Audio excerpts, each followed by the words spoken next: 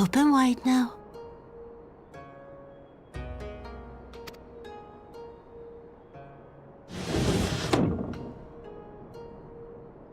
pleased to you. I'm not so frail that I cannot feed myself. I grow weary of the taste of gruel. You don't like it? Can I fetch you something else? Aye, wine! Or if that is not wholesome enough, I don't know. A sweet persimmon from Namai? I enjoyed them in my youth. A persimmon? Nay, pay me no mind. I am full. Besides, we have guests.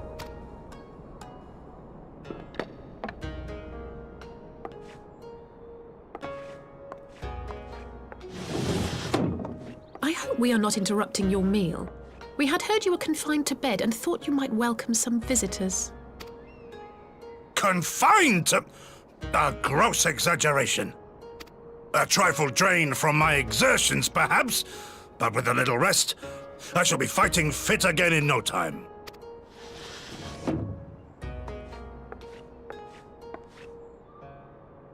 Take off your clothes. Gosetsu, is this how you've been spending your time? My lady, I assure you this is not...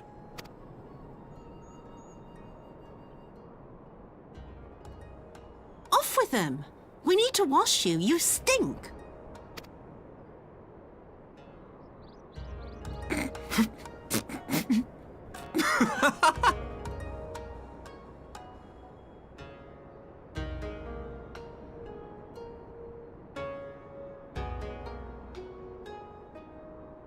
What are all these scars?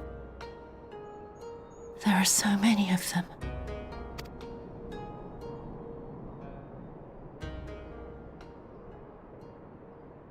A life of battle will leave its mark upon a man.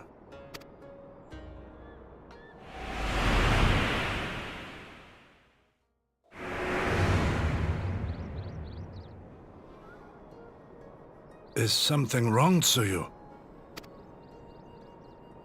It's nothing. I'm fine.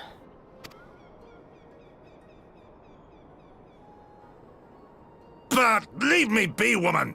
I will not be fussed over like some newborn babe.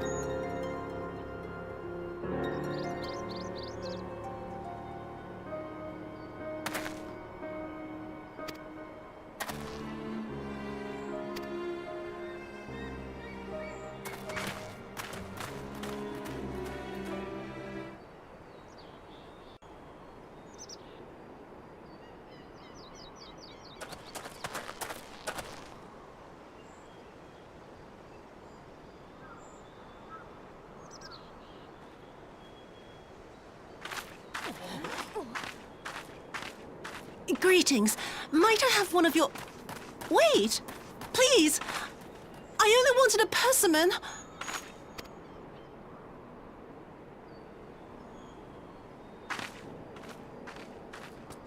Kami, save us! Her spirit has returned! She's back from the dead to seek her revenge!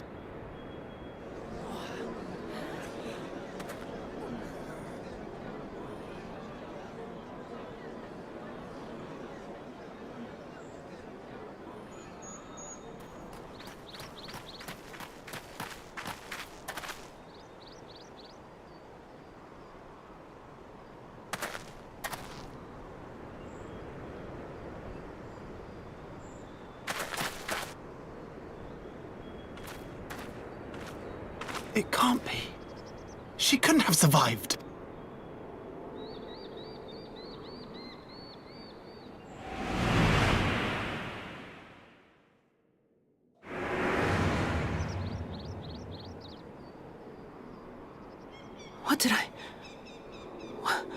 What did I do? As if you don't know! Good people of Namai, be at ease, I pray you. You have naught to fear.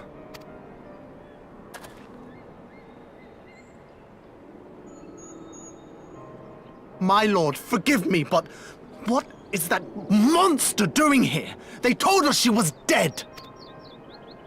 I too was surprised to learn of her survival. More even than you, I would hazard.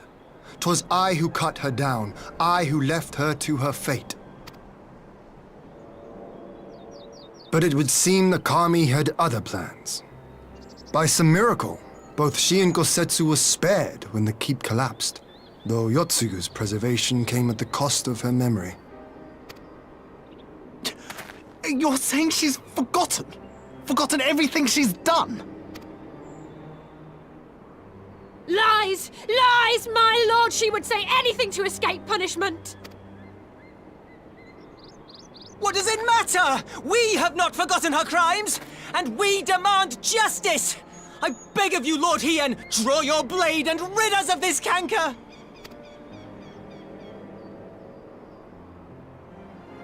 What I saw then, it's all true.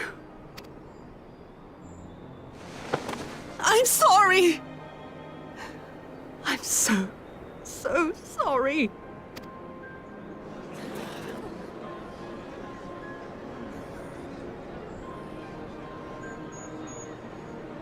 You're sorry?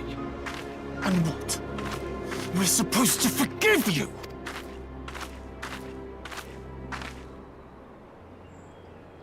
Here, there's no need to cry.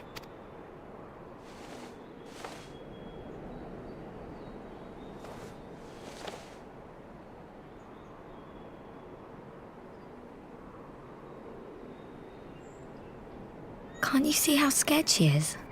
How can you be scared of her? She's not the same.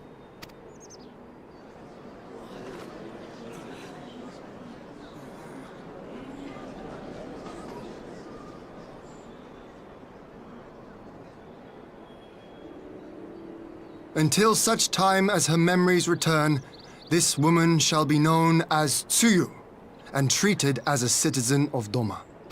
I will, however, see that she is watched at all times.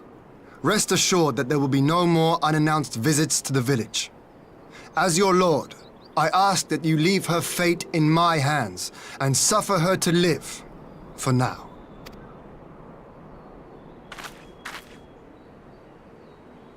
Please, Issei.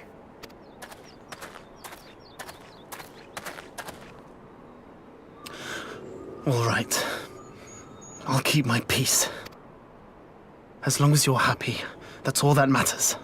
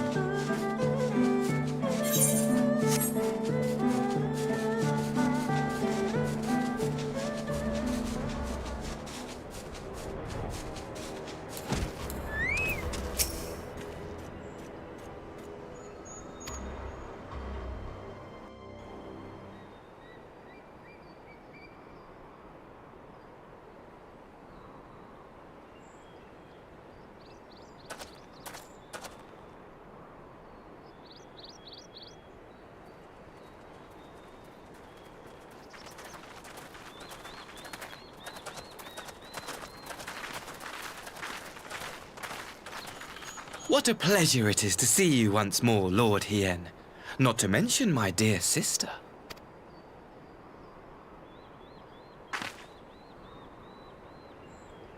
A pleasure to see you too, Ambassador. Forgive us our late arrival. You have our people aboard the airship? Exactly as agreed. We would leave you in no doubt as to the purity of our intentions. I dare say it was the selfsame spirit of cooperation which prompted you to bring Yotsuyu here today. Indeed. Before excluding her from the exchange, I thought it only fair that you see her condition for yourself. Physically, she is in fine health, but her mind is unchanged. So I see. But all need not necessarily be lost. In anticipation of this tragic turn of events, I took the liberty of inviting some special guests.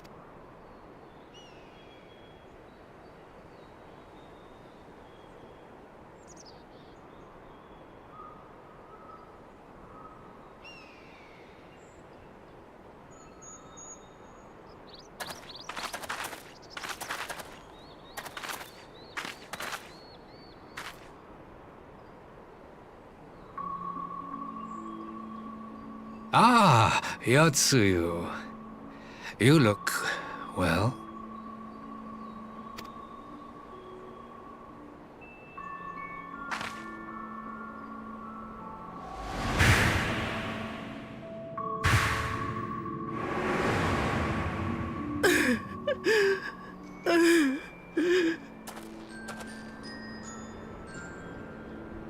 Of all the people.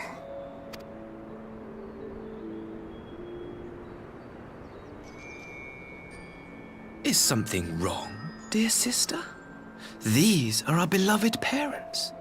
Does not the sight of them bring back sweet childhood memories?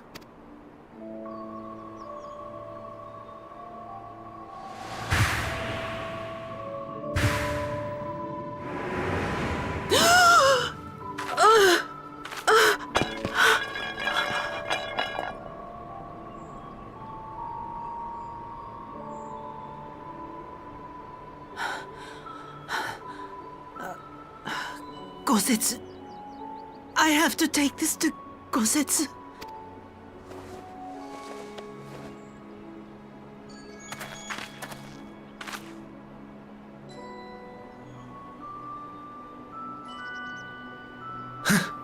It would seem my little surprise was not sufficient.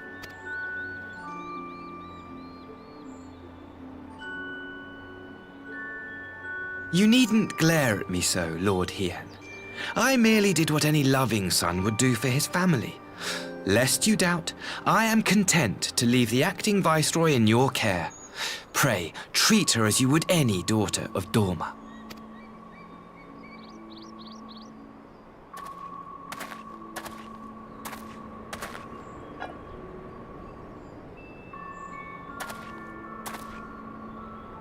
Do not grow too fond of this place, dear sister. You will come back to us ere long.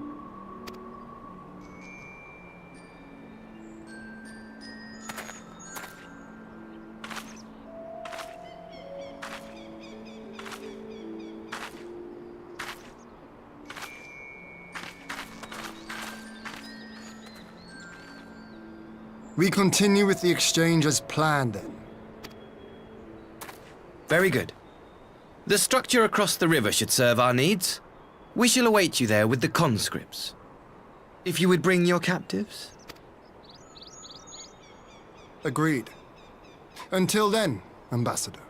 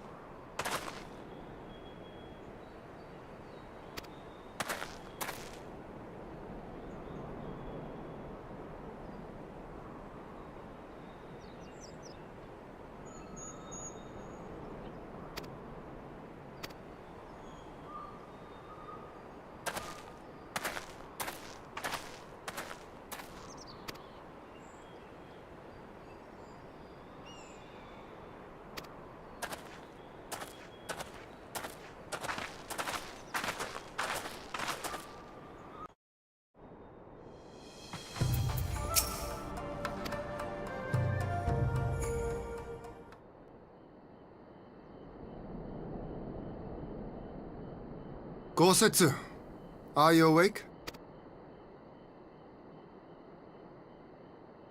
My lord, come in, come in.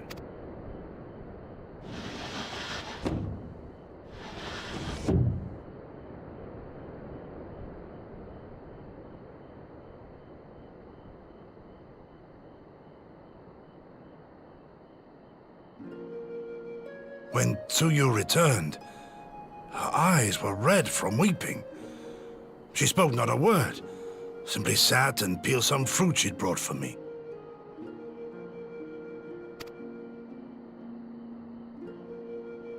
She then claimed weariness and retired to her chamber. Tell me, what happened to upset her so? The ambassador arranged a surprise reunion with her foster parents. A misguided attempt to restore Yotsuyu to her senses. It was plain their presence caused her great distress, but she seemed otherwise unaffected. Yotsuyu was mistreated as a child, was she not? It was a cruel trick to use her tormentors like that, knowing the pain it could cause.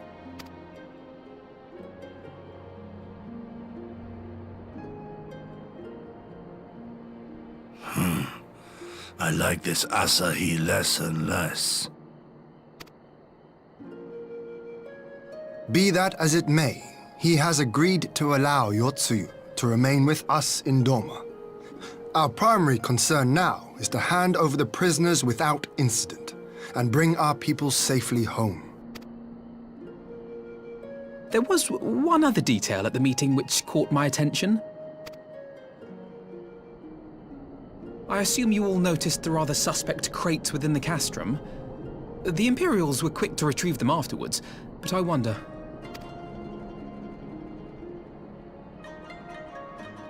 Out with it, brother. You fear they might contain bombs or war machines? If the ambassador wanted me dead, he has had ample opportunity. No, assassination is not his intent, but we should be on our guard for other acts of treachery.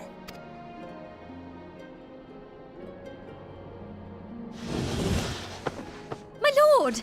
Forgive me, but the Lady Yotsuyu, she's gone! Gone?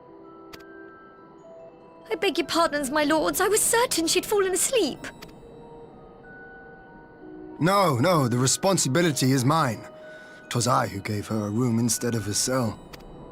She may simply have wandered outside. We will organize search parties. Might I call upon your assistance?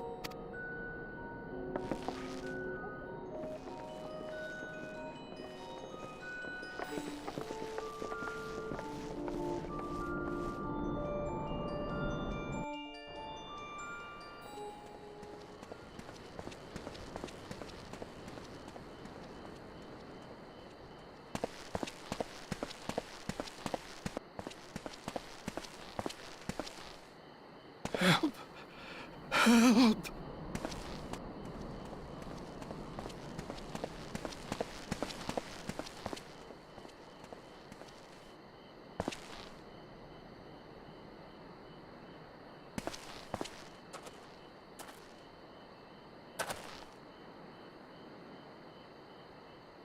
Help! Help me!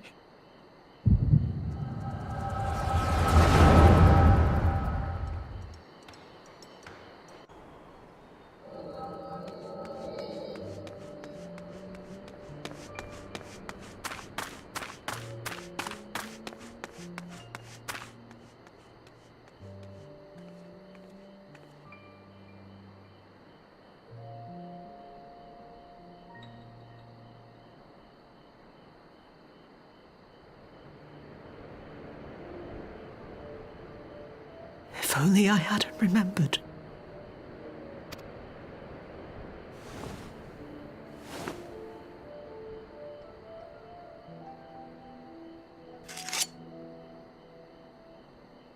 He should hate me.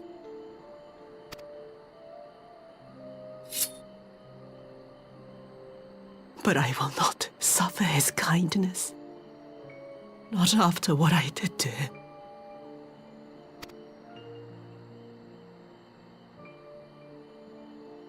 Who's there?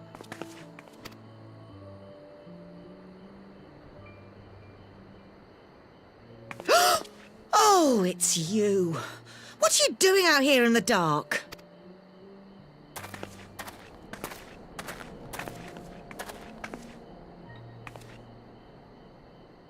This is the Enclave, is it?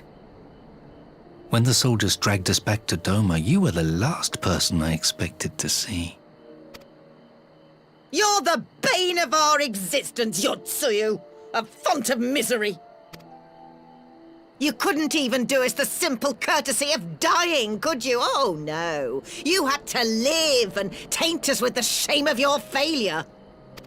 We had a perfect life in the capital, and now they're making us wallow in this muddy ruin like common swine. I don't deserve this. Now, dear, that'll do. There seems little point in berating the girl when she scarcely remembers her own name. Our time would be better spent contemplating how we're to survive this unhappy predicament.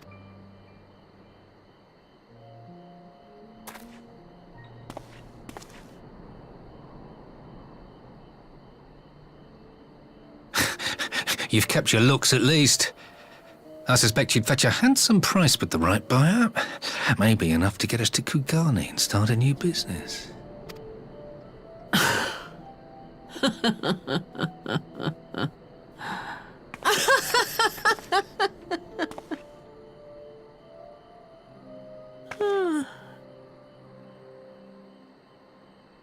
Ah, my beloved parents. No sooner do I wake from gentle slumber than the world returns in all its cruelty.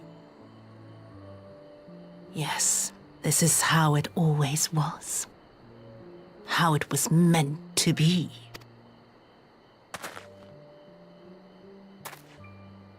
Very well. If I cannot escape my nature, then I shall embrace it. To the very depths I have sunk, my soul steeped in spite and rotten to the core. The self-righteous hide behind justice, but I need no such mask. Father, Mother, was it not you who made me into this monster?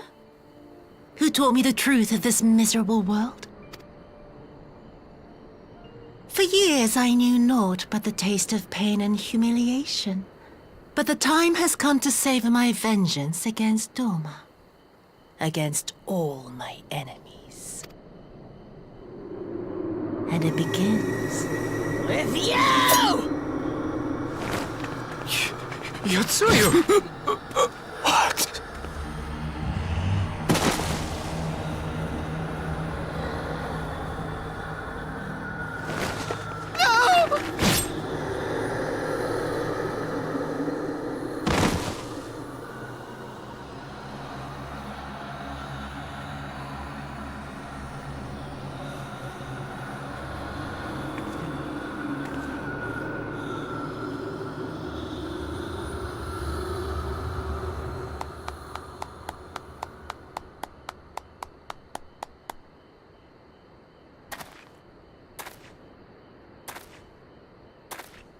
Well done, dear sister.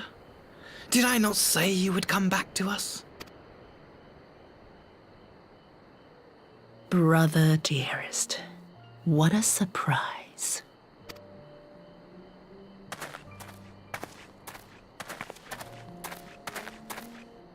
You always were a cold-blooded little worm. I doubt you thought twice about sending our parents to their deaths. Your dagger yet drips with their blood, and you presume to judge me? To be frank, I didn't think you had the strength to slay them so cleanly. A single thrust each. I'm impressed. But surely you can't be satisfied with murdering a pair of doddering elders. You yearn for a deeper vengeance, and the power to see it through.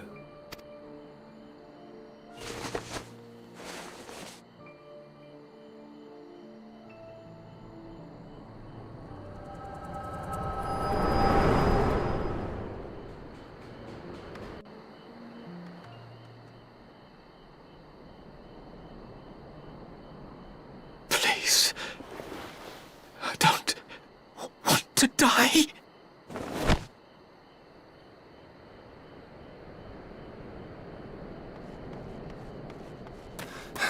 Any sign of her? What happened here?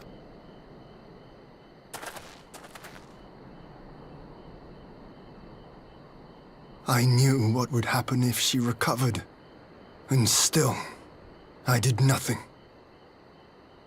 You say she left with her brother? Whatever he wants with her, he was willing to pay for it with his parents' lives. But this is neither the time nor the place. We must gather the others.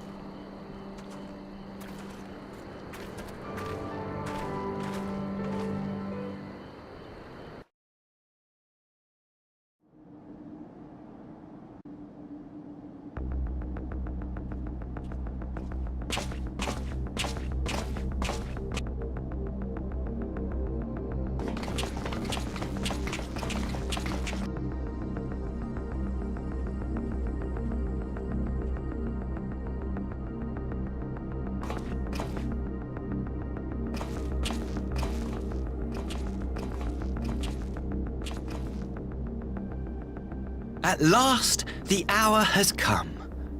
The conclusion to these negotiations will mark a new beginning for Dorma and the Empire.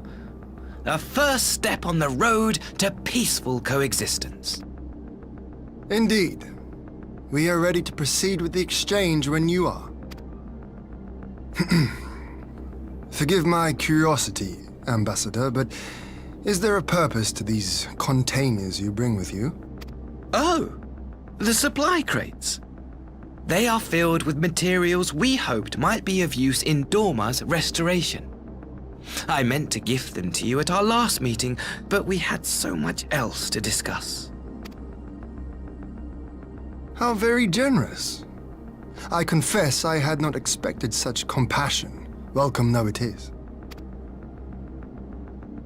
But then I was also surprised by the news that one of our captives had delivered herself into your custody ahead of time. A minor discrepancy I shall overlook in the spirit of the occasion. Are you perhaps referring to me, Lord Hien?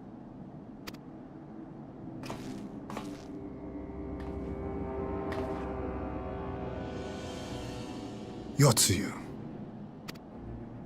orphan of the Nairi, widow of Sashihai, and acting Viceroy of Doma. You and your people are mine to govern, mine to punish! Well, well. It would seem your shattered mind is mended. As per our agreement with the ambassador, you are free to return with him to the Empire. Your authority as acting Viceroy, however, is no longer recognized here.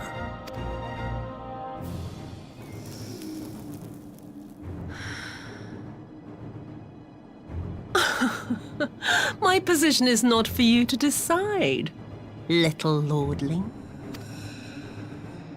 All who resist the rule of the Empire must be purged.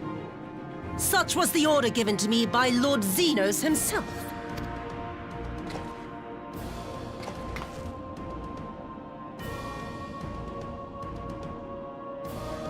I will reign here in this putrid, pestilent swamp until the last of you has been broken.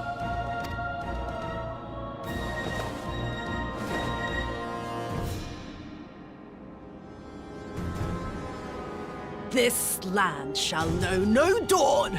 I will spew forth darkness and drown all in eternal night. And high above you I shall shine, uncaring, cold and distant as the moon!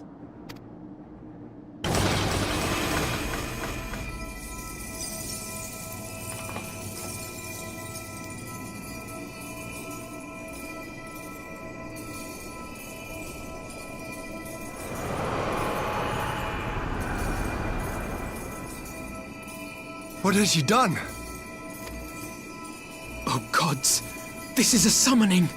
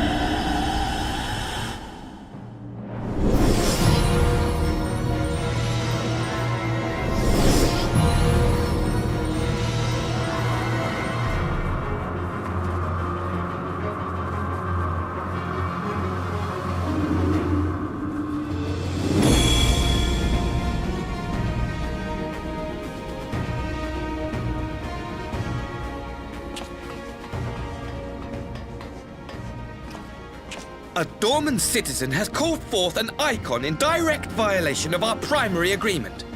The negotiations have failed. Abandon the captives and make preparations to withdraw. But Ambassador! Disobey me, Pilus, and you disobey the Emperor. Make preparations to withdraw! Now!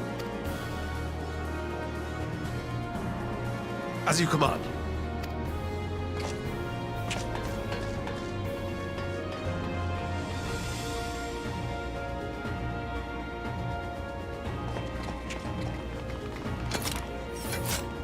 My lord, you must fall back!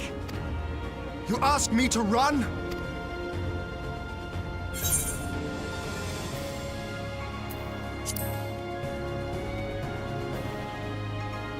Spare my pride, would you? I know this foe is beyond me. The field is yours. We will withdraw, but not without our countrymen. I want every soul accounted for. Every soul! My lord.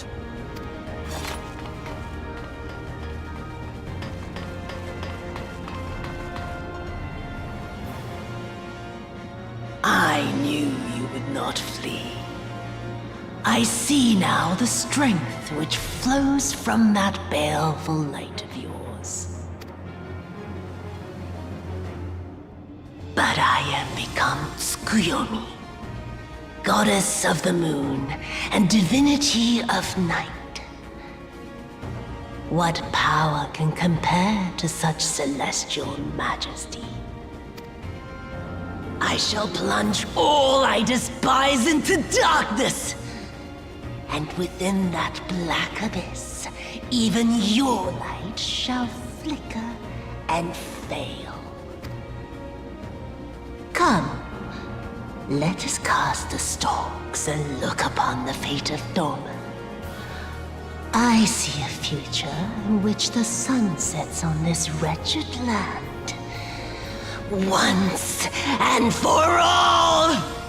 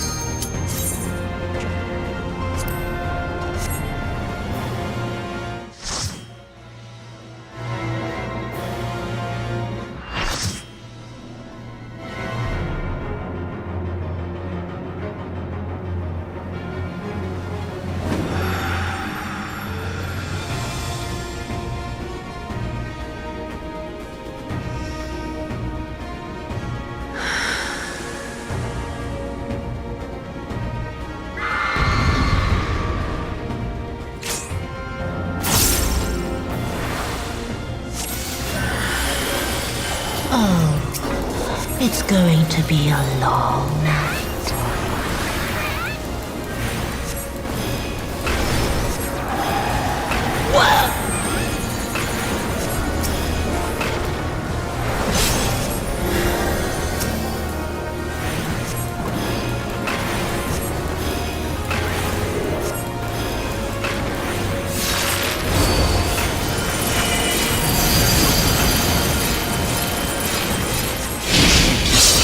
Your end is near.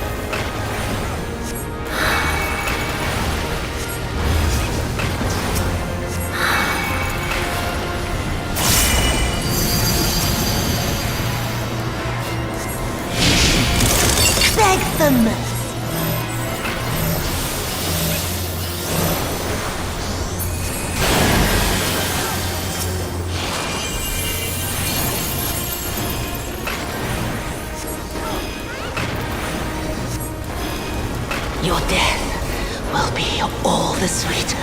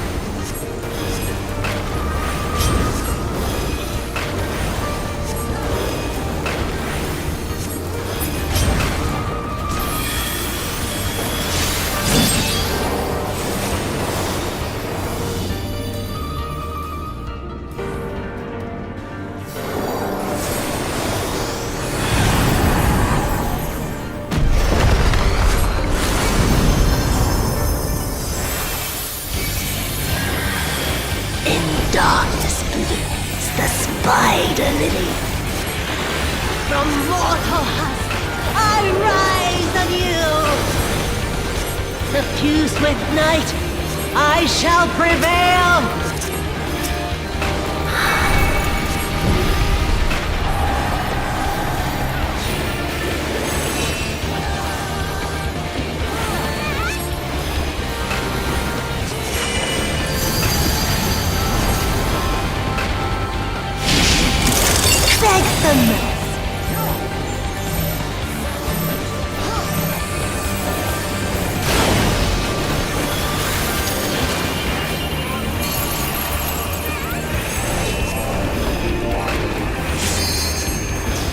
In moonlight's chill shine petals pale.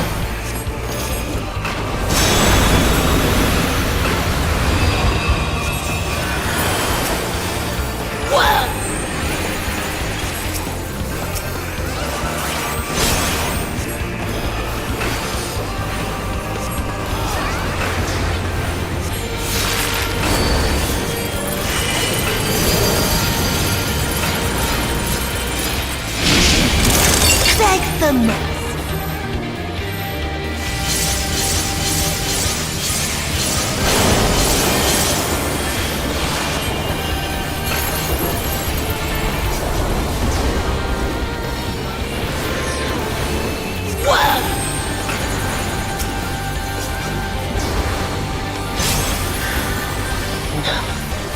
No. Not yet. Not yet. I'll grind you under my heel!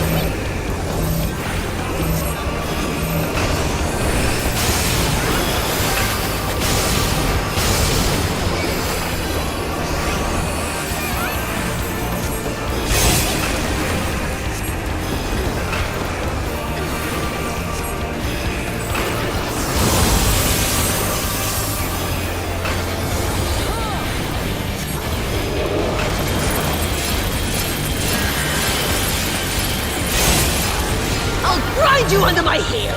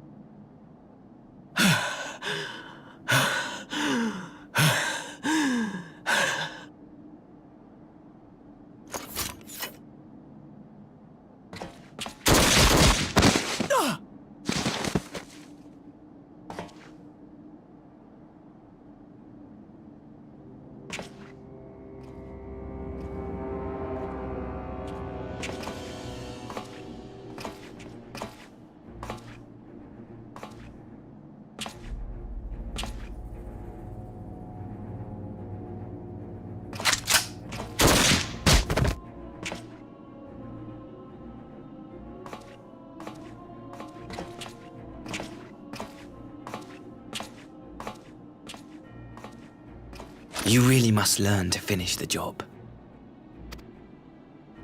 'Tis true that a gaudy mirror and a handful of crystals make for a feeble summoning. But even the weakest icon is a god of souls. A threat that must be put down.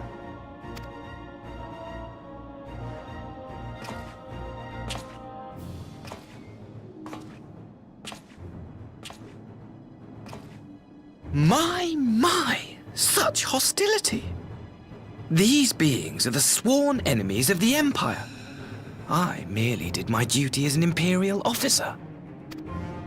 Will you surrender to anger, then? Slay an anointed emissary to avenge a fallen foe? Ha! You cannot, of course! To do so would burn the bridges we have labored so hard to build. But I'm forgetting. They're already ash. This Doorman woman has seen to that. The Empire cannot ally itself with any nation that refuses to renounce summoning. I believe I was most clear on that point.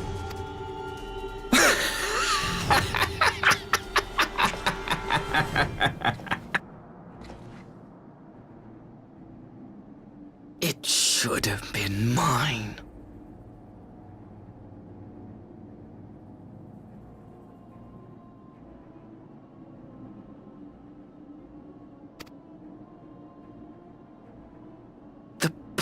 he bestowed upon her.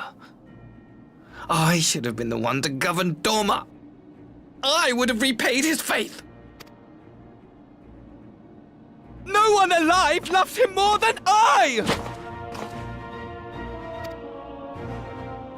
Instead, this harlot betrayed his trust.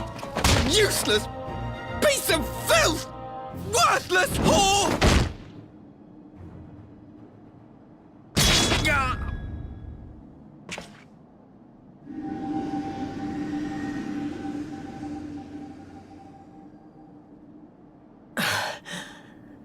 Thank you, dear brother, for this precious gift. Vengeance.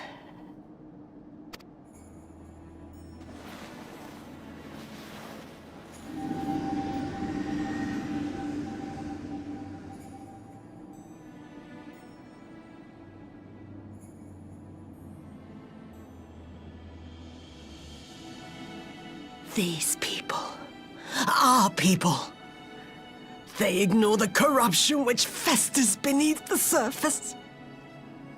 Cast aside that which is dirty and broken. Speak not of things which would disrupt their dreary little lives.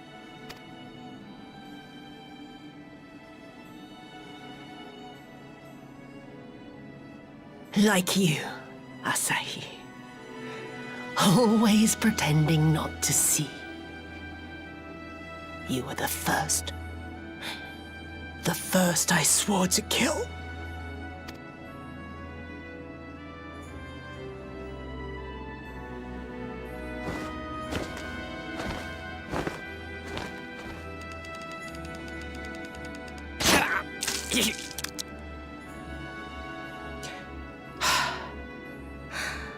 Such bliss. I had thought my hunger insatiable. But now I am satisfied.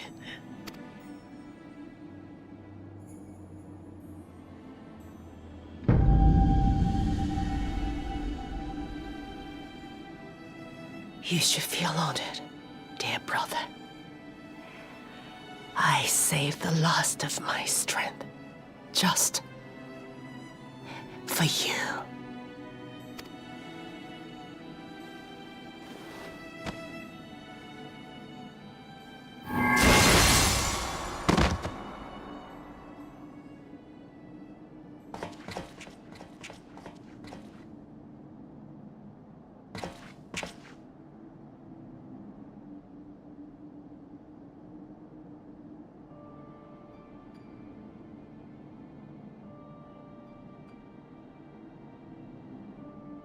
What's the matter?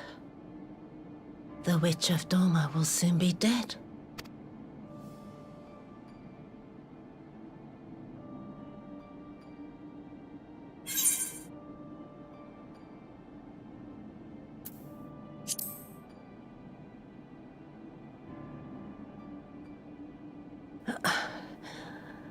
Her happiness was never to be.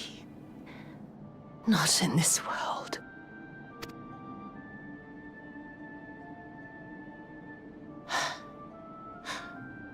I wonder, was the fruit as sweet as he remembered?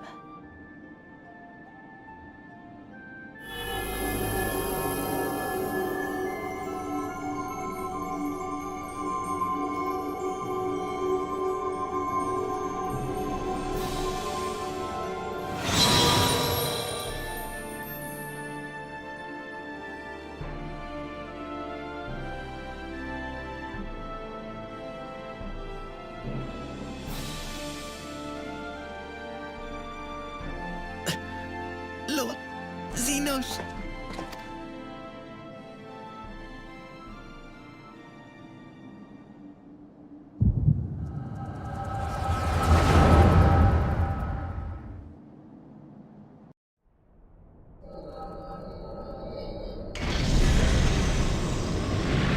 Lord Xenos.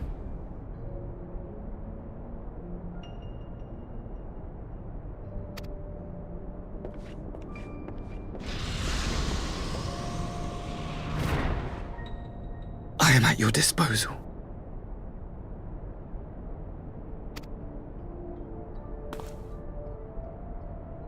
Asai, you were born of Doma, yes? Yes, my lord. I am honored that you would remember me. How may I serve? You are hereby appointed Ambassador Plenipotentiary, and empowered to speak with the voice of the Emperor. Return to your native land of Doma, and announce your intention to sue for peace. For peace? Once negotiations are underway, you are to locate the acting Viceroy. She lives? That is to say, I will, my lord. When you have found her, you will initiate a ritual to call forth an icon.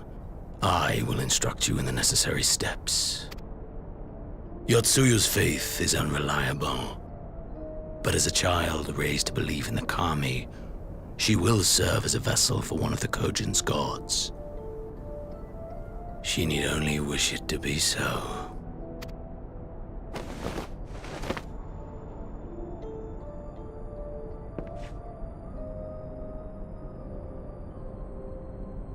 The power will seem a gift, but the icon's essence will consume her.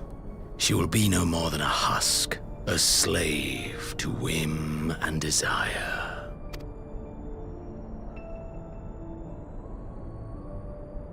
My lord, ever since the day you saw fit to save my miserable life, I have dreamed of repaying your benevolence. Upon my honor, I swear to devote myself wholly to your service. All that you command will be done, no matter the cost. But I fear the subtleties of your plan yet elude me.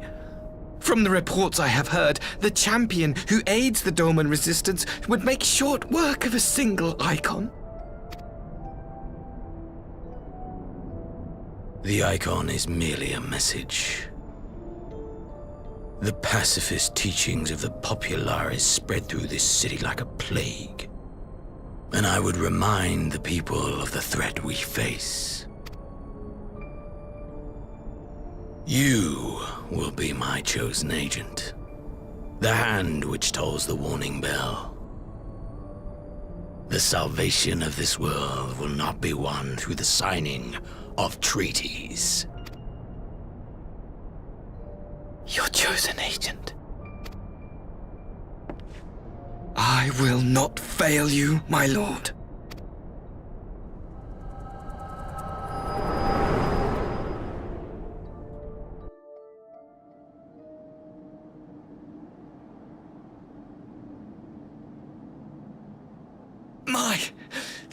My master, Lord Xenos. He will come for you.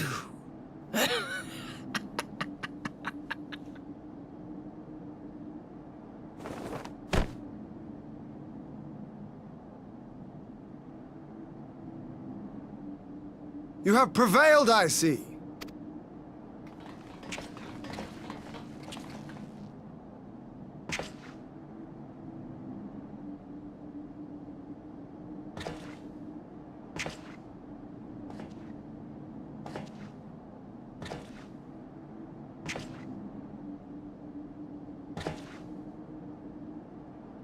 She is gone. Wherefore did the Kami spare us, only to inflict this pain?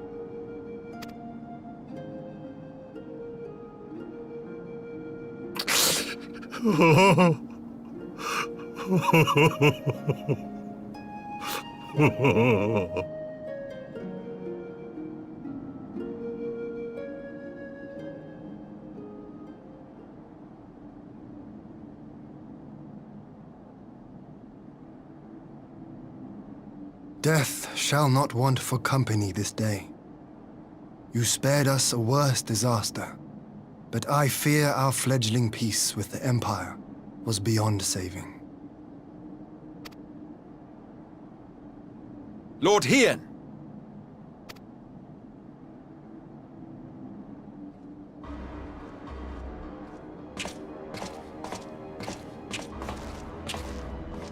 Maximo, is it not? I assumed you long fled. I entertain thoughts of escape even now. But our negotiations have yet to reach a satisfying conclusion. The ambassador insisted that the summoning spelled an end to our mission here. But it seemed to me there was more to the tale.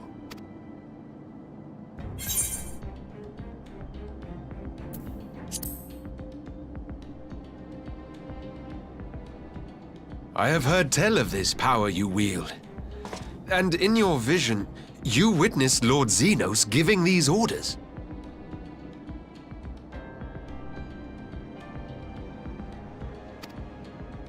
And how can that be? Xenos is dead. He took his own life after the battle in Alamigo.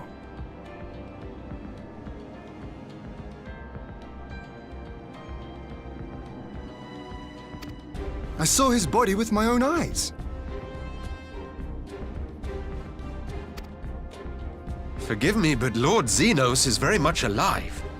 He granted our party an audience prior to our departure. That he was gravely wounded is certain, but his recovery appeared to be proceeding apace. I'm afraid I share Lord Hien's confusion. The man's death was confirmed and his remains interred. These are matters of public record.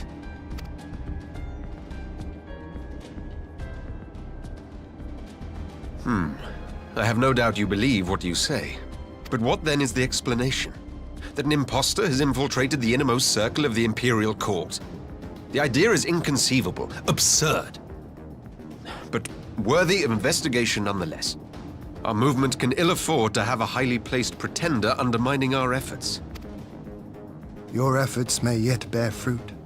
Tell me, what is to become of our prisoner exchange? Though we have already taken custody of our conscripts, we have yet to release your Imperial comrades. Do you still intend to collect them? Yes. As the late Ambassador's second-in-command, it falls to me to speak on the Empire's behalf. And I'm happy to confirm our intent to proceed according to the original agreement.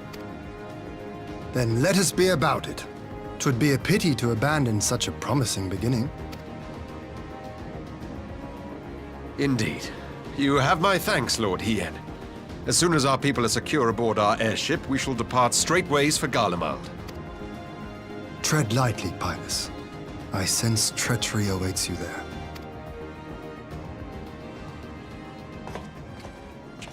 Might I accompany you to the capital? Alphino, have you gone mad? Impostor or no, if Xenos was instructing Asahi on the finer points of ritual summoning, then experience tells us there is an Ascian waiting in the wings. Without our knowledge and expertise, our new friends will be hard-pressed to contend with a foe for whom death is but a minor inconvenience. They need our help. Were you indeed willing to share your knowledge of this enemy, we would not shun your counsel. You truly mean to do this? In full knowledge of the danger? I have seen the Warrior of Light risk his life on countless occasions. Next to him, I'm scarce more than a distraction on the battlefield.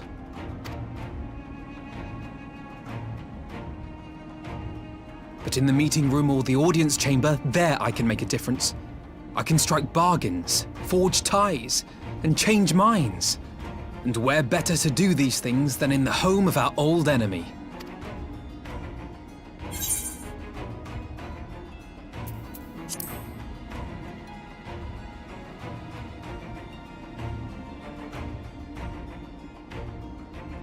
Tis not for me to stop you.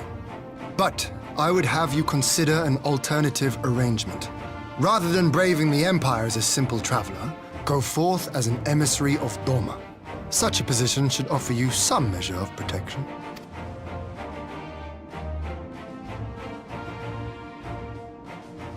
Go then. You've obviously made up your mind. Just try not to do anything reckless, all right?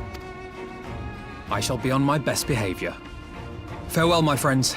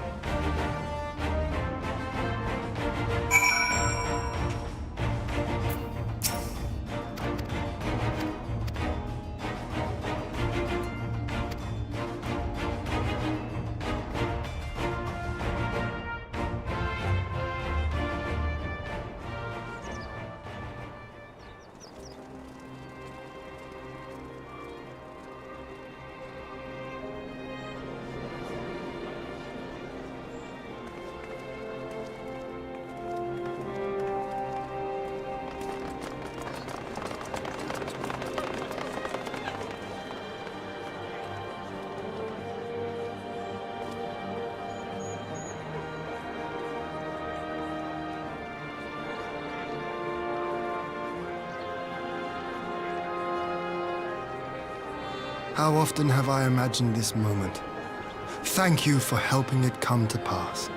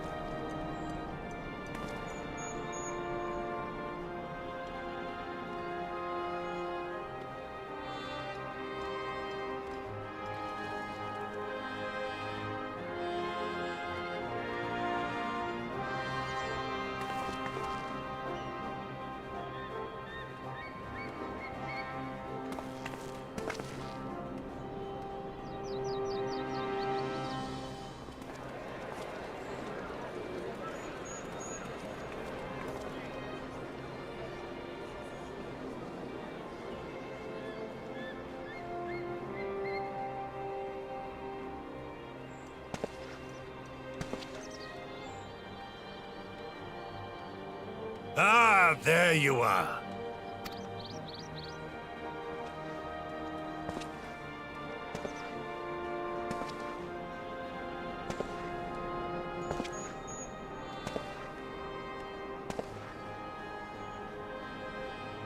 Gosetsu, your hair.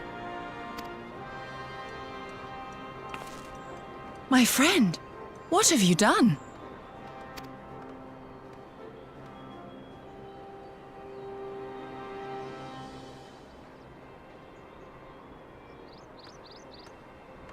An old man who cannot raise his blade has no place in the service of a young lord. Thus did I decide to devote my remaining days to pilgrimage. I will walk this land, offering prayers of repose for all the souls who left this life in suffering.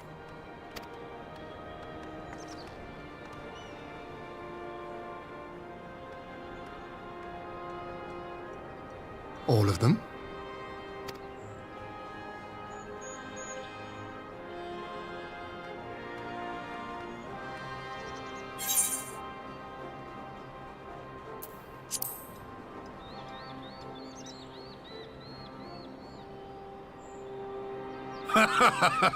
A fulsome farewell makes for an enjoyable journey. Scarcely have we said our goodbyes to Alphino, and you leave us too. But 'tis well that my companions find their own way forward. I must endeavor to do the same. I have faith that you will find the best path for Doma without me, my lord. Pray forgive me this last act of selfishness, and grant me your blessing. You have earned it 1,000 times over. Go in peace, my friend. I shall make of Doma a land where children laugh and none need live in fear. There is no better way to honor those who went before.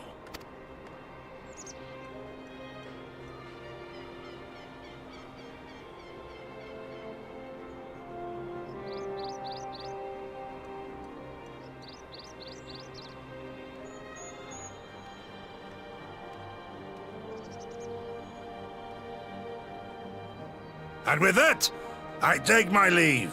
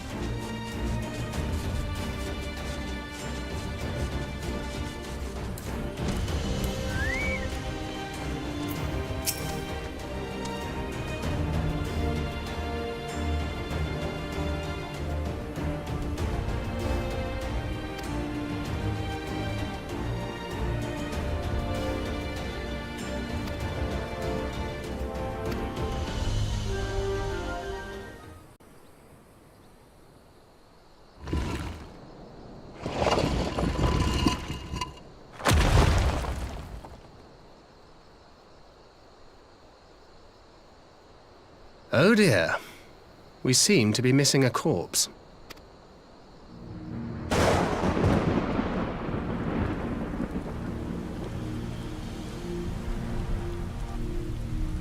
Well, it must be somewhere. I only hope it isn't walking around.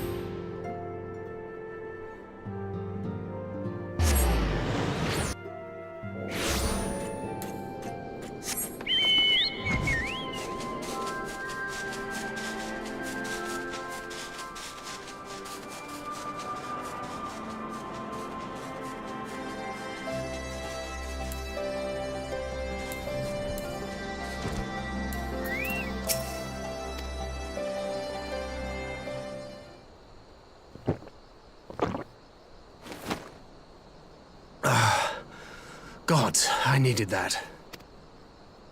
I won't bother telling you to catch your breath. Whatever brought you galloping back to us, I assume it's urgent. Quite. Without further ado, then. After the successful uprisings in Doma and Alamigo, rebels in several other provinces were inspired to follow suit. Unfortunately, they did not fare quite so well. The Dalmascans paid the heaviest price. For their defiance, the Emperor made a show of razing their capital to the ground, prompting many of their neighbors to abandon thoughts of resistance.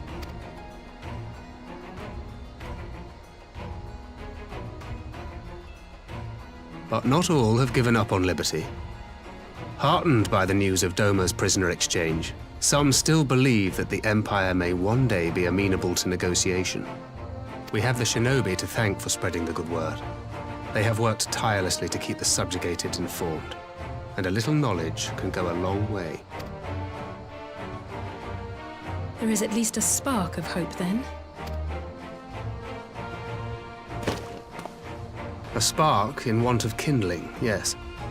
The Alliance has already begun supplying materiel to resistance movements abroad, many of whom would otherwise struggle to continue the fight. The support effort has been led by the Sultana and the Elder Seedseer, who have both seen enough Alamegan refugees to know the consequences of oppression. And for their troubles, they have quickly earned a reputation as folk heroes in certain corners of the Empire. That is all for the provinces. As for the Garlean motherland itself, our friends the Populares have suffered something of a setback, I regret to say. Talk is rife that Doma has summoned a primal, and the Empire's more liberal voices are being drowned out in the fearful clamor for retribution. And who do they think orchestrated this summoning? Oh, any but those truly responsible. Xenos has seen to that. Speaking of whom, the Crown Prince is recovering remarkably well.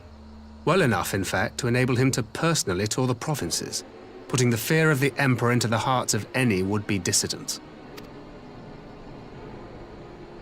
He walks in plain sight, and none suspect him. Then it's as we feared. Yes. An Ascian wears his skin.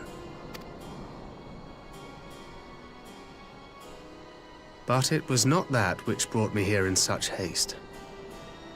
During my time in the provinces, I learned many things.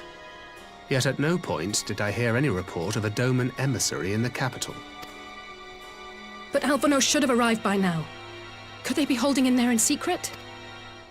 The possibility did cross my mind, but I have reason to believe he never reached his destination.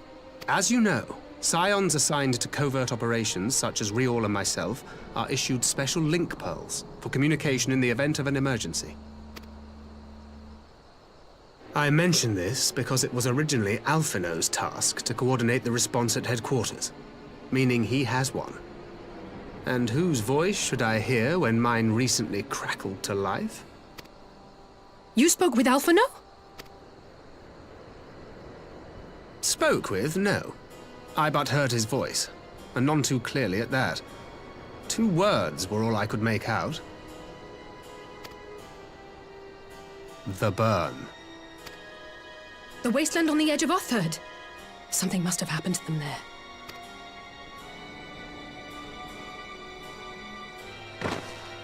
There's no time to waste.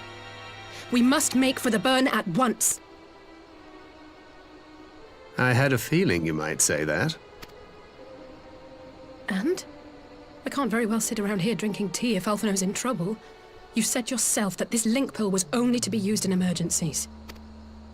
So I'm going, and that's the end of it.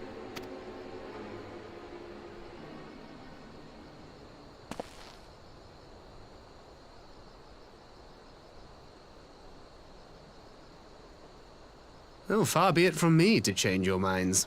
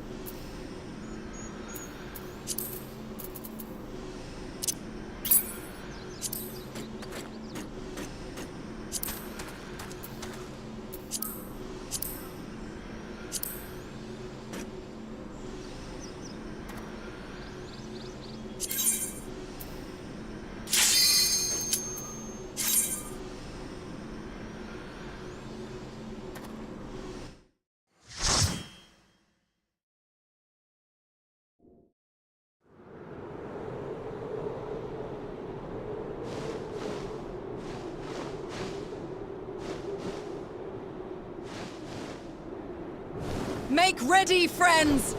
We are come to the burn!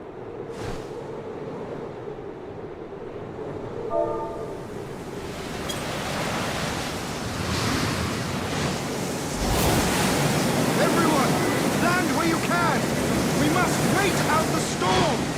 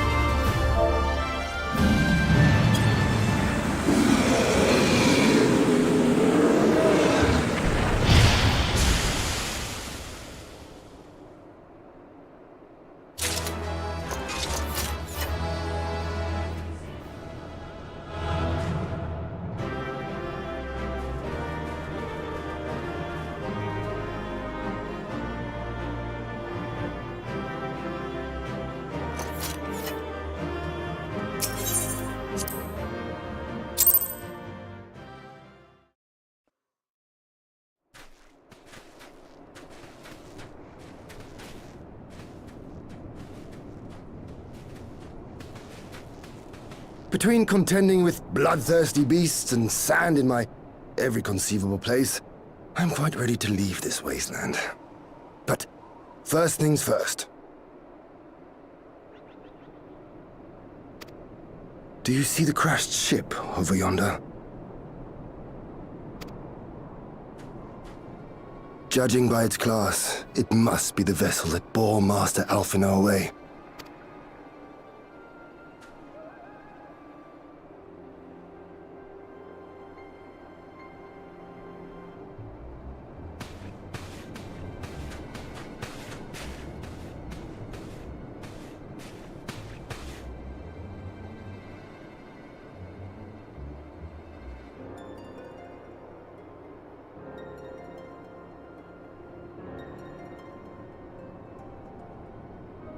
War Machina. It would seem they were involved in a struggle.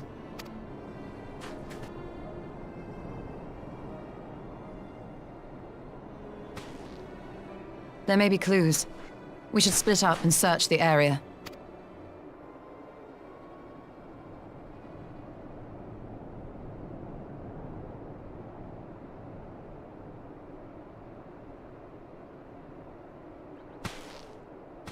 There's no sign of Alphino, nor of Maxima and his people.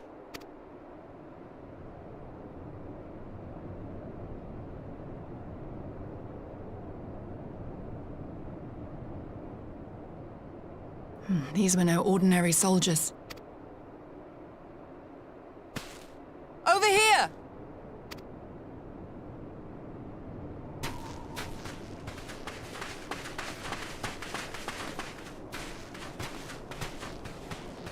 The insignia on this man's uniform identifies him as one of the Emperor's personal guard.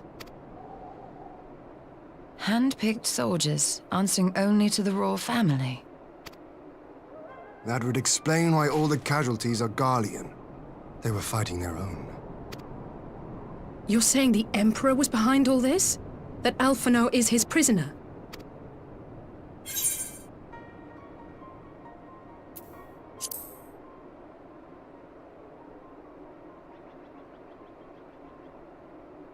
Aye, we must not jump to conclusions.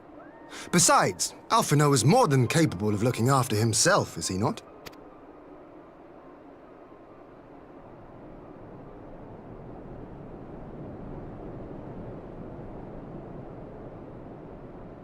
I suggest we return to Doma to consider our options. Whatever happened here, Master Alphino is long gone, and any subsequent search may safely be left in the hands of the shinobi.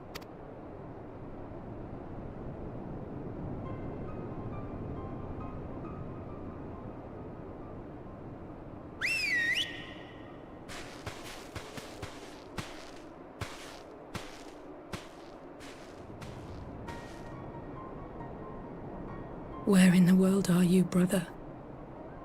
If you die on me, I will never let you hear the end of it.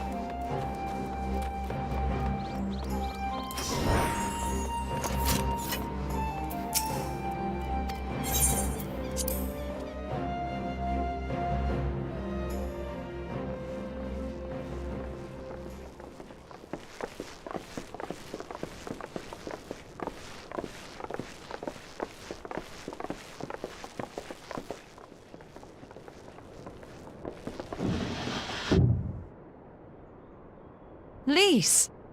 What brings you here? Oh, Alliance business. We have a request for Doma. Well, Hien. But that can wait. They told me you were out searching for Alphino. Did you manage to pick up his trail?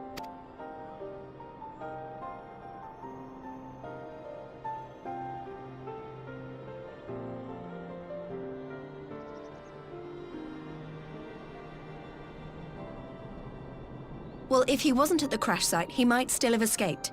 We have to keep searching. And we will. Alphino embarked on this journey as an emissary of Doma, and I hold myself responsible for his safe return. I will have our shinobi in the provinces search for him as a matter of urgency. Chin up, Alize. You'll get to admonish your brother for his recklessness yet. Well, someone has to do it. I'm sure he's going to be fine. There is one thing I'm not sure about, though.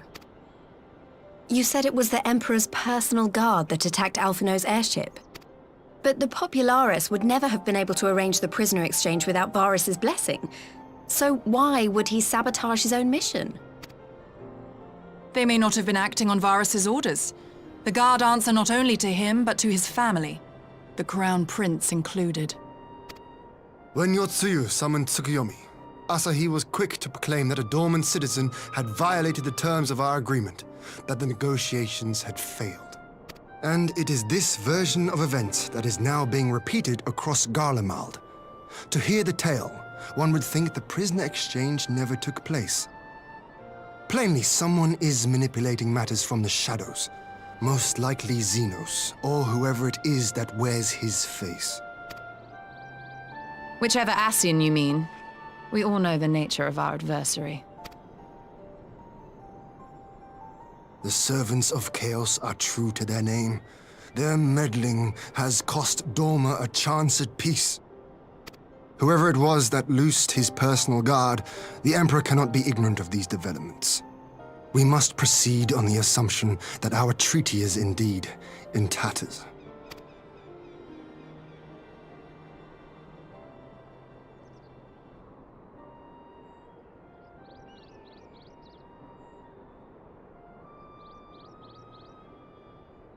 But come, Lise. You have journeyed far.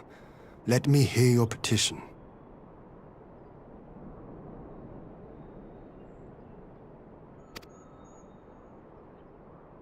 Right. So the big news is that Alamigo has agreed to join the Eorzean Alliance.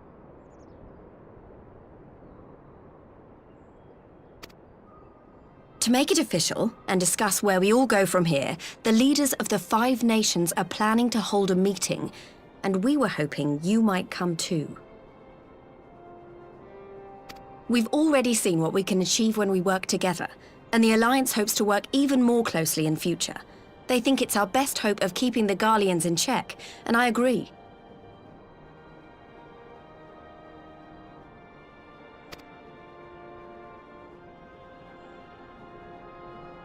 As do I. By coordinating our efforts in the east and west, we may be able to discourage them from committing their forces to a single front. I accept your invitation. I must, however, ask for time to attend to some pressing matters here.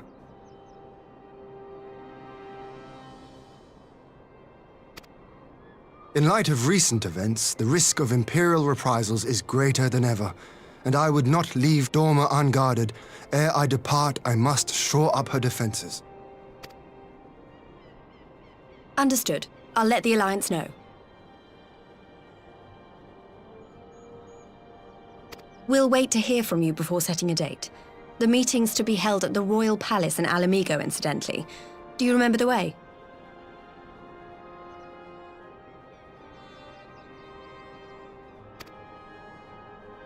Well enough. Please assure my hosts that I will not keep them waiting any longer than I have to.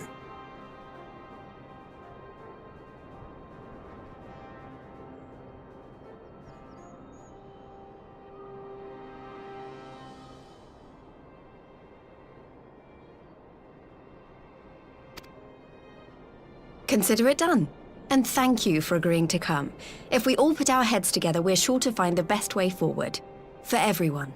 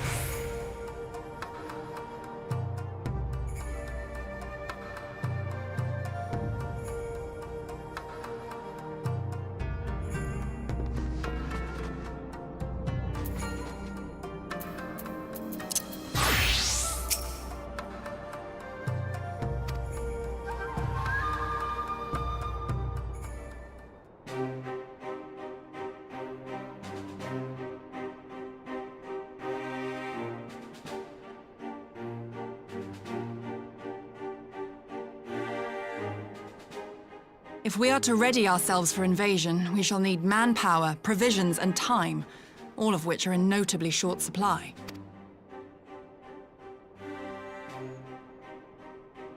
Candid as ever, Yugiri, and correct, I concede. Fortunately, I have an idea.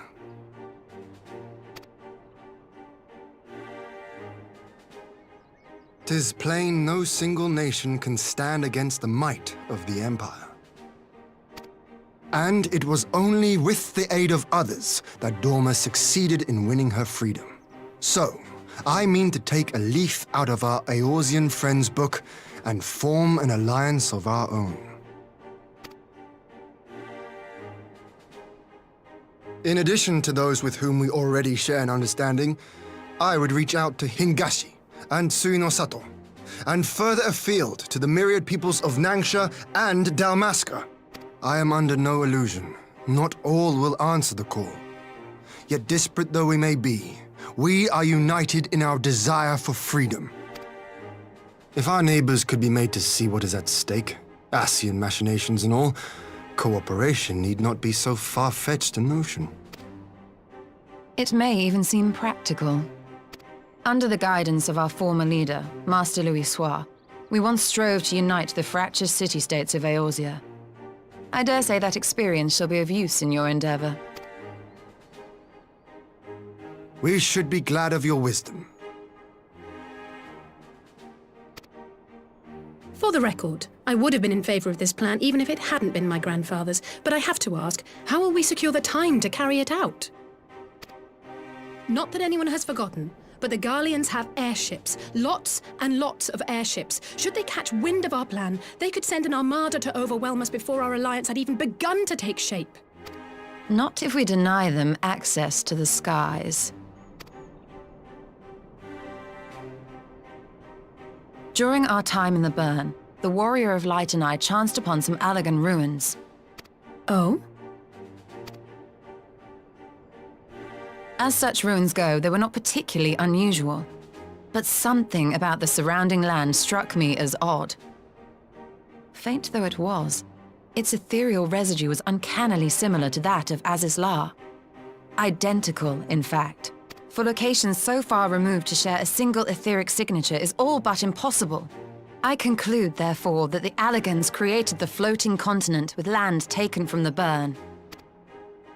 While that is a most intriguing theory, I fail to see what relevance it has to Dorma's defense. Azizlar was enclosed in a powerful energy barrier, impenetrable even to an Agrias-class battleship. It occurred to me that those ruins may have enjoyed similar protection. I have no proof, but the Warrior of Light did report seeing a structure resembling other known Allagan field generators.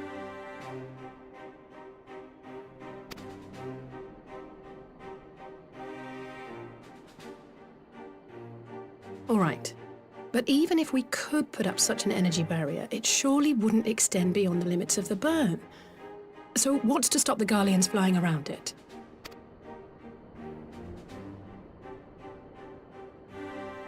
Fuel. The Dalmascan capital, Rabanasta, was a key Imperial refueling point in the east.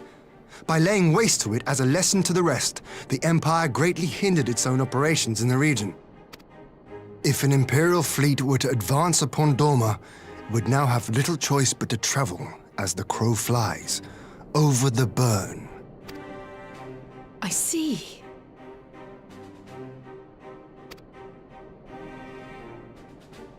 A word of caution. Even assuming the generator still functions, raising a barrier of such a scale will require a prodigious amount of energy. And few places are so bereft of suitable crystals as the burn.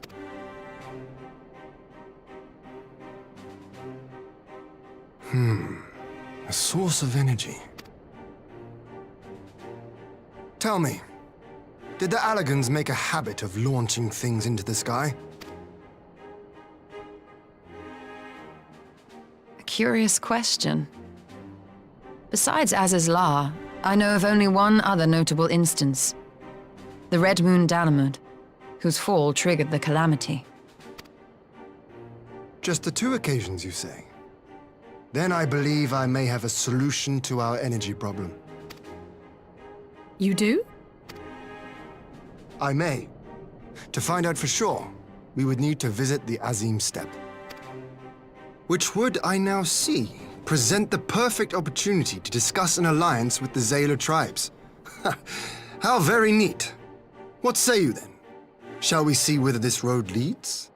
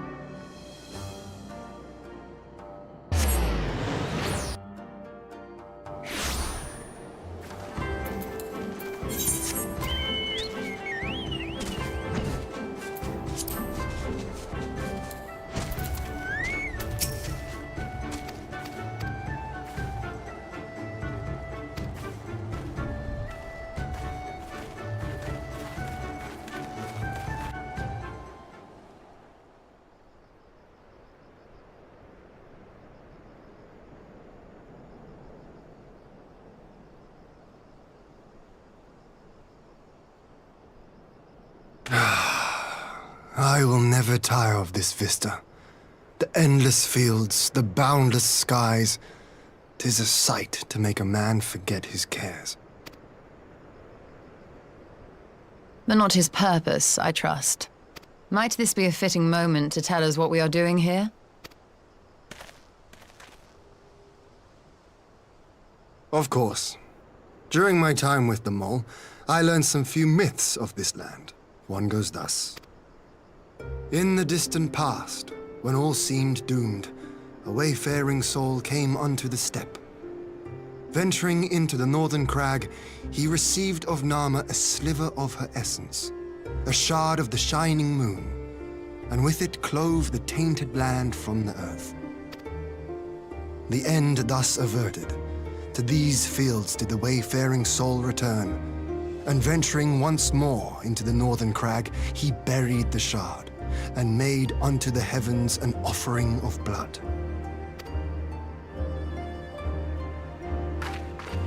A tainted land cloven from the earth and an offering of blood to the heavens.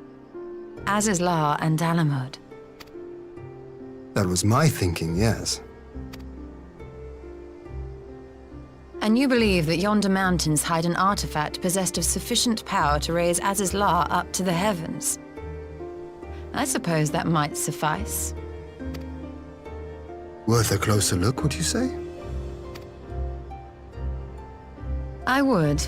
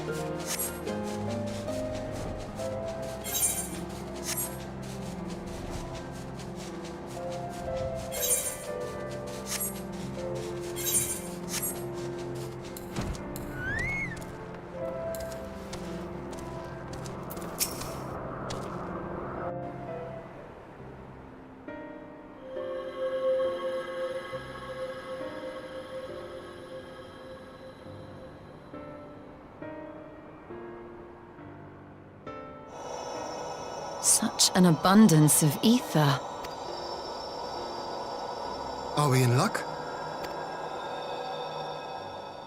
We are. This is an Allegan artifact, most likely built to regulate the flow of ether. I strongly suspect the ancients used it to stem the flow from here to the burn. That would explain how they were able to untether what became Aziz's La from its surroundings. But were we to throw open the floodgates, the resultant deluge would surely be sufficient to raise our wall. And in restoring the flow, we may also restore life to the wasteland.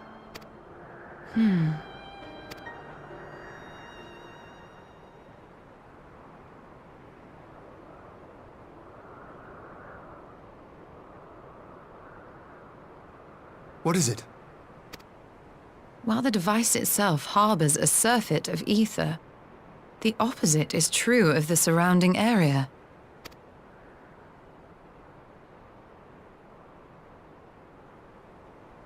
An effect of regulation, perhaps. A similar phenomenon seemed to be occurring in Doma.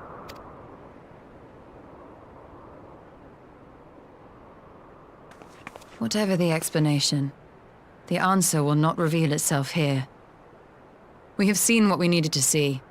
Let us return to Mol Ilo.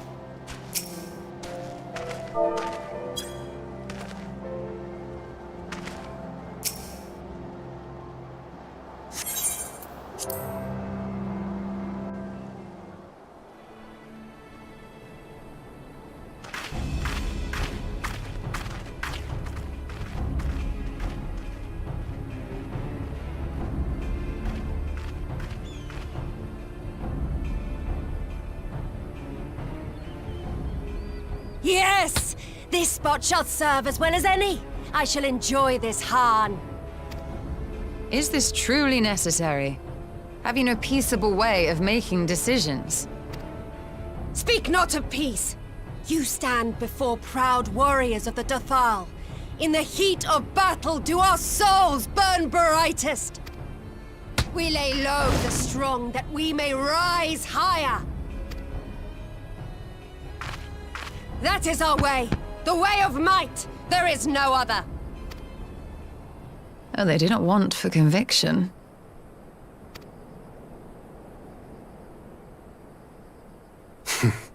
Indeed.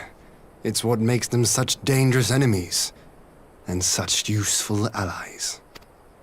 Enough talk! It is time to fight!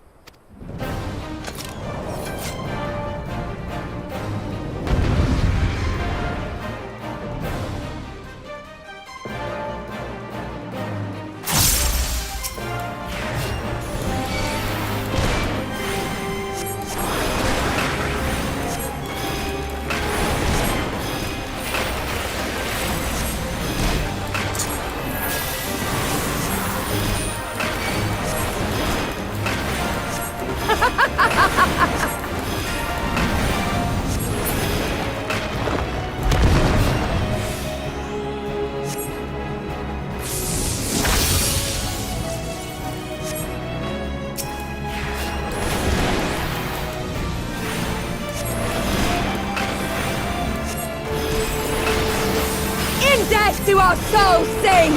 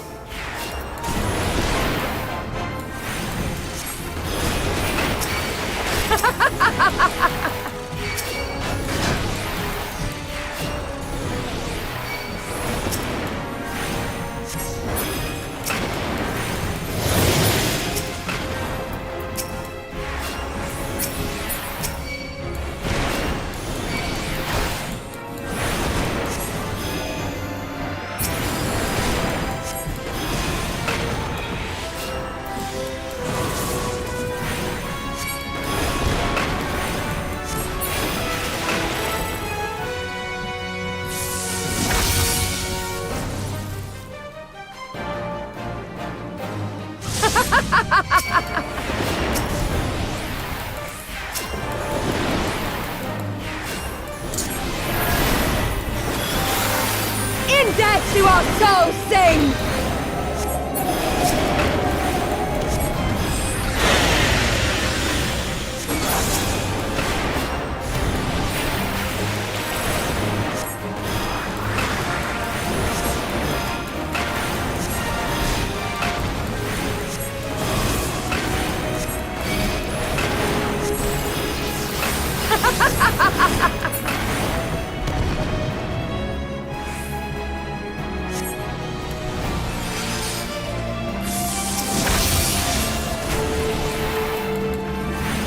How it burns!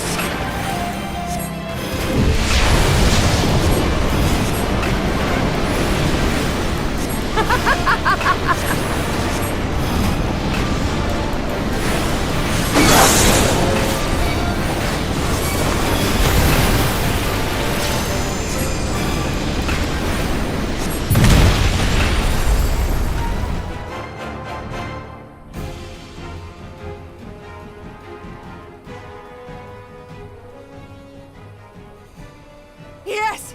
Yes! Not since the Nardum has my soul burned so!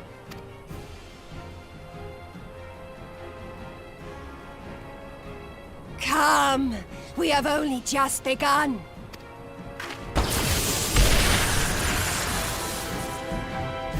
Enough! You were not granted leave to set the steppe ablaze. Well, well, the sun has come out to play. Be gone, Moonstruck Oranir! I am busy! fool of a Dothal! Have you forgotten the face of your master already? The sun will never set! From his seat on high, he reigns over all, now and forever.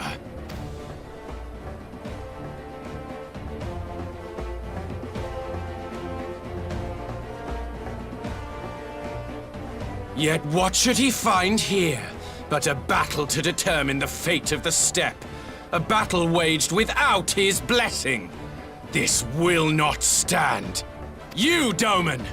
You who come to petition the warriors of this land, forget that all Nama's children are wards of the Orinir. As first among my brothers, your petition is mine alone to judge.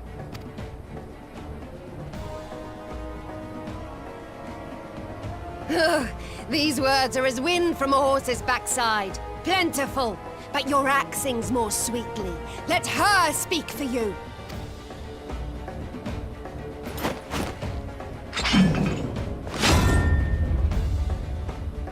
Insolent child. You will learn your place!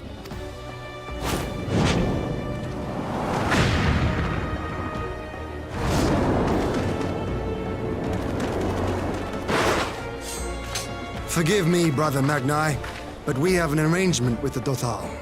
We will not abide any interruptions. So be it. The sun will pass judgment on all. Didakul, join me.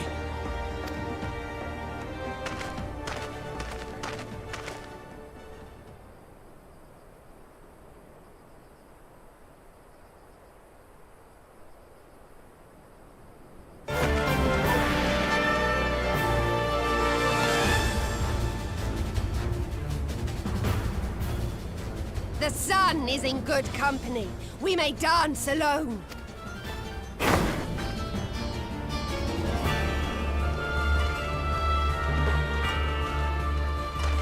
Beg not for mercy, for you will have none. Bear witness to the power and the glory of Azim!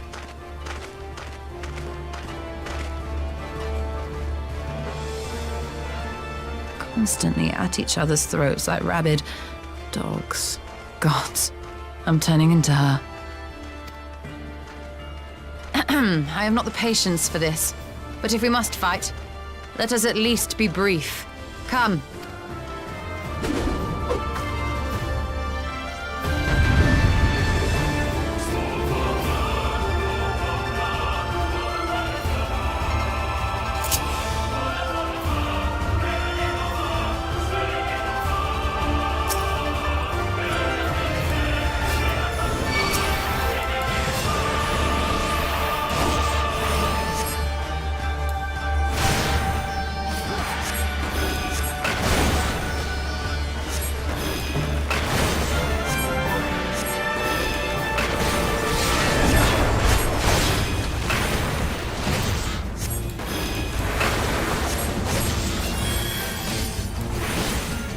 Kneel or die!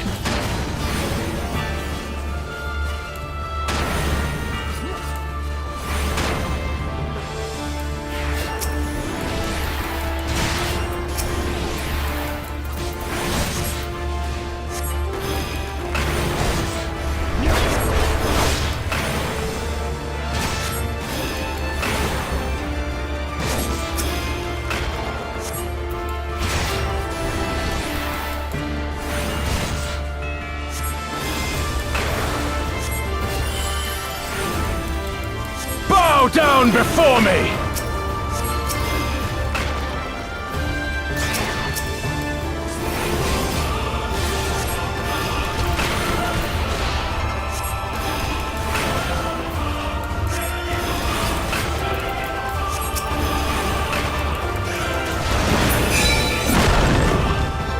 Kneel or die!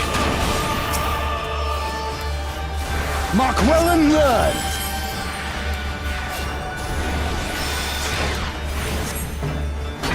Concentrate!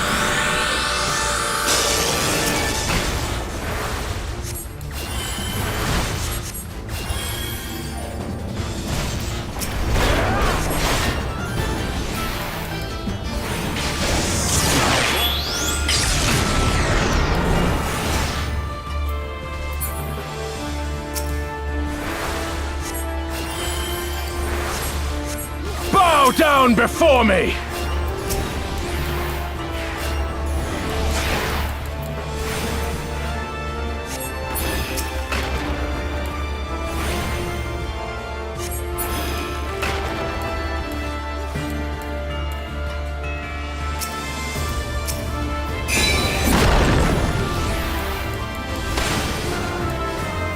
Kneel or die!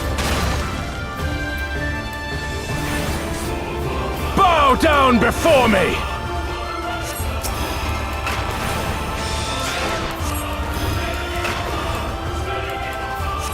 Tremble before the sun!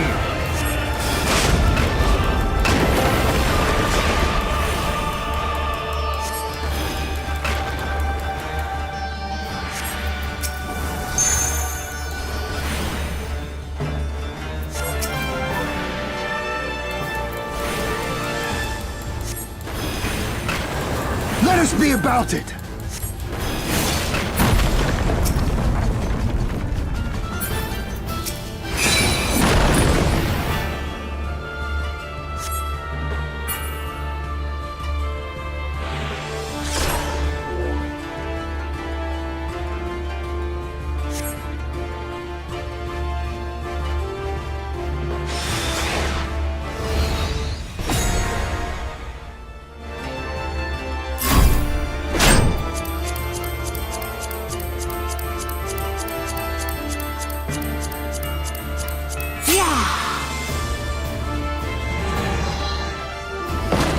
Ether, to me!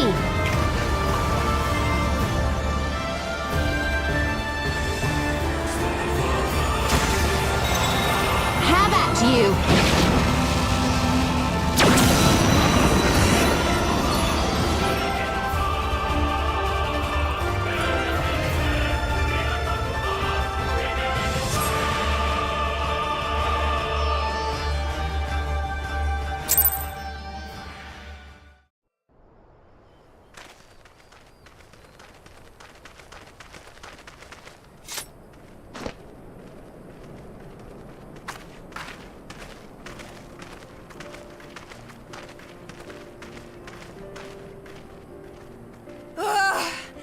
Never have I felt such bliss in defeat. 'Twas a battle to burn soul and flesh to ash. We Dothal will lend you our strength as promised. Narma's power is yours to wield.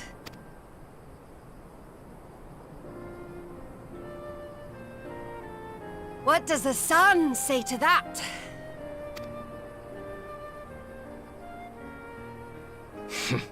The sun is not driven by base motives such as yours.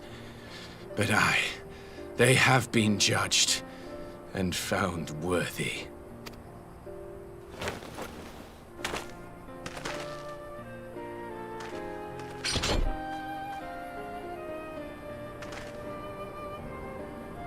It is the way of the Oranir to accord recognition and respect to the strong. You have made sufficient proof of your strength. The sun shall answer your call. You have our thanks. We are glad to call you allies.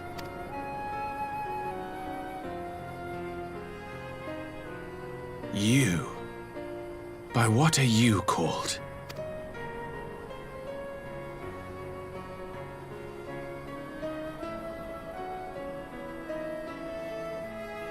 Y'shtola, why?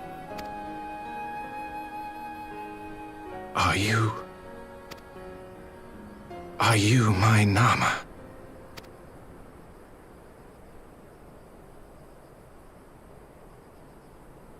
I beg your pardon? In battle, you shone with all the majesty of the full moon's light. Your healing touch, the embodiment of the Dusk Mother's love.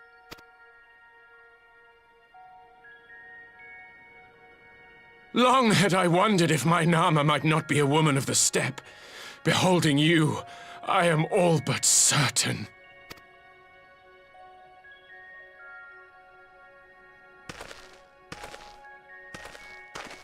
Now, look into my eyes. Could it be could you be?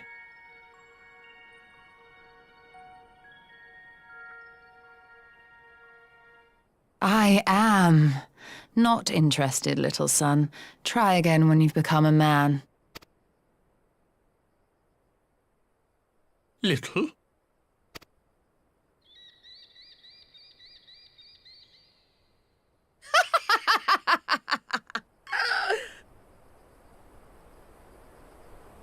Little son! Little son!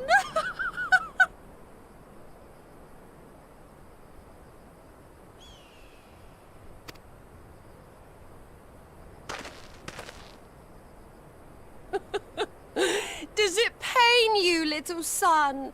Crave you salve to soothe the ache? Fire to sear the wound in your heart?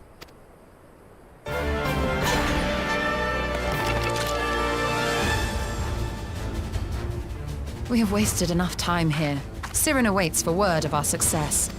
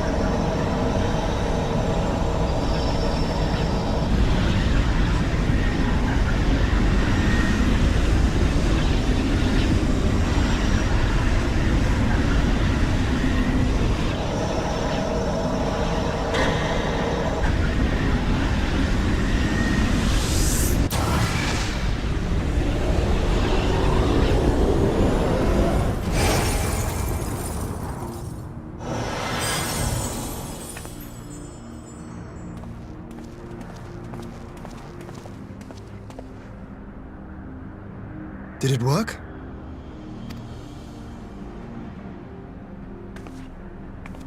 It did. Ether may flow freely to the burn once more.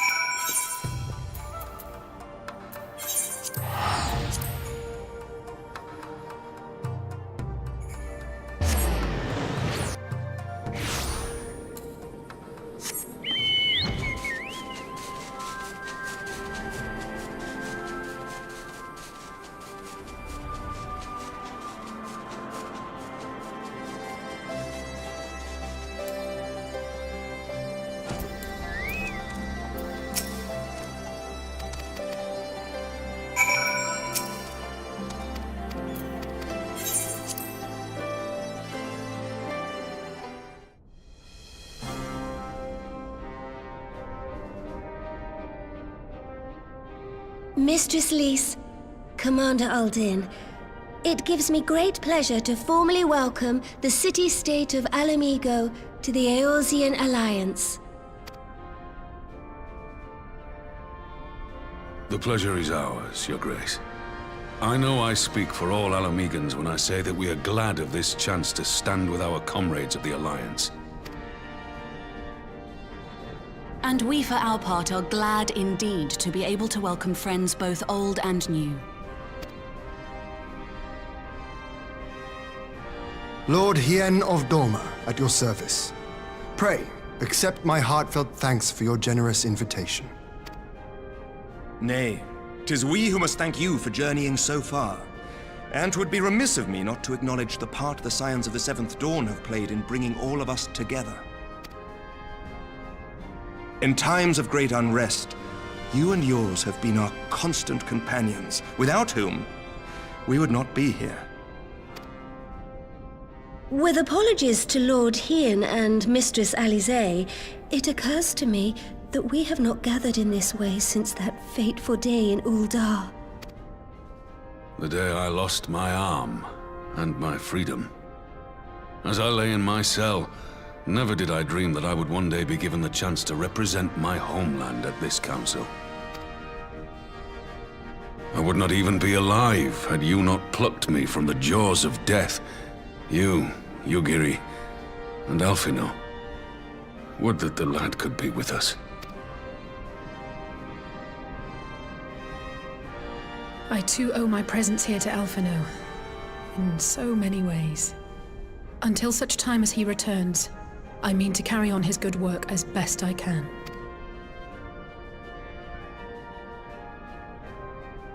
Come, friends. Let us leave the past in the past and turn our eyes to the future. My Lord Hien, pray, tell us how things stand in the east.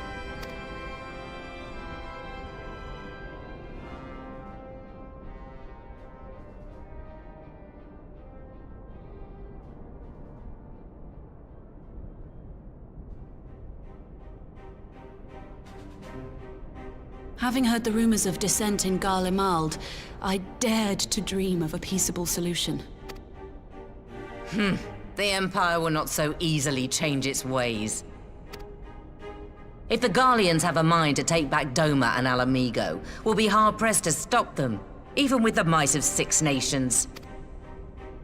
But while we lack the strength to fight the tide, a course may yet present itself, if we read the winds aright. The winds suggest but one course to me. One which leads from the sea unto the river and thence to the source of all our woes.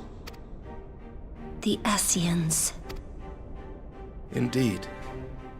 All here have felt their blighted touch. It was the bringers of chaos who nurtured the Archbishop's tyrannical ambitions. They who bestowed upon him the secrets of summoning, as they have so many others before and since. And while they remain, we shall know no peace. Our objective is clear. The question is how to achieve it. That our enemy parades about in Xenos' skin poses problems in itself, but ere we get to them, how are we to infiltrate the Empire and get close enough to strike?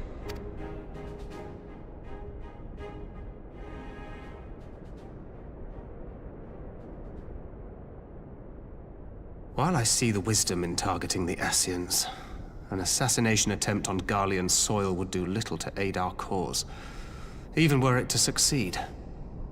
It's time we used our enemy's preferred tactic: subterfuge. You have an idea? Speak your mind, Master Thancred. None here know the enemy better than the Scions, and you mayhap best of all. Whatever it is you propose, we will give it fair hearing. On that you have my word. Very well, Admiral. My proposal is thus. We dispatch the shinobi to Imperial territory. There, they sow the rumor that the Crown Prince perished in the battle for Alamigo, and that the man parading around is in fact a corpse inhabited by a servant of darkness.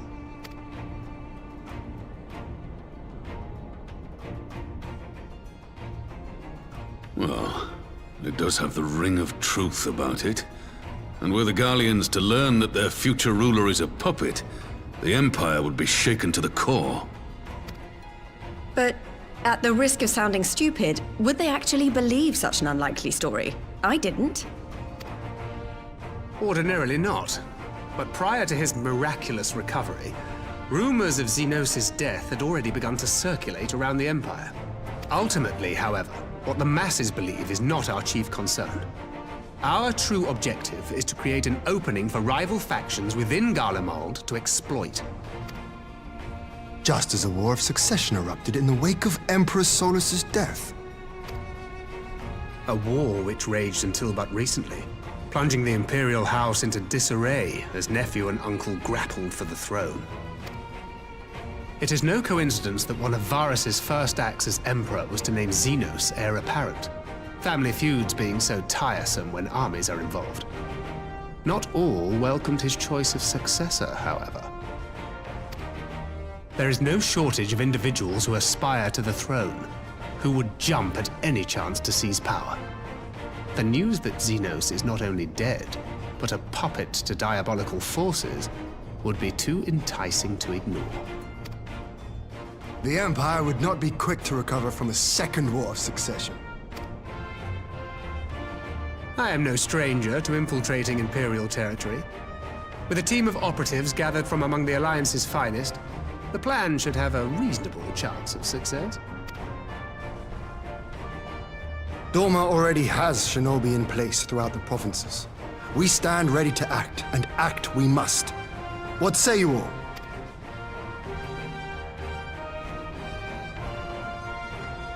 I'm for Master Thancred's proposal.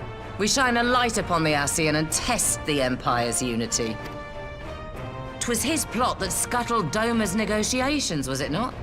Why then, if we can eliminate him, there may yet be a chance for peace. Let us wage this war of subterfuge, that we may one day lay down our arms.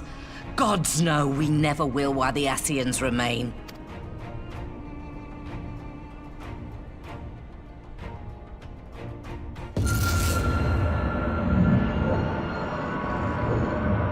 That way. Sorrow.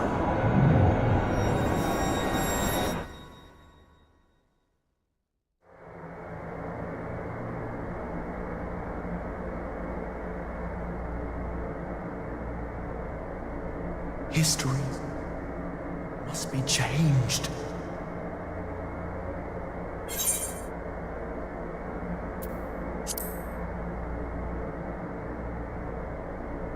Ahead looms a calamity.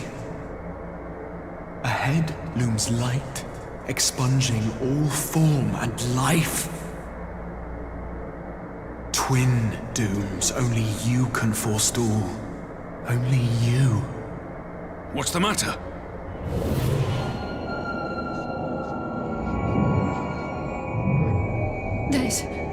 There's a voice! Spies in our midst? Nay, I sense no such presence.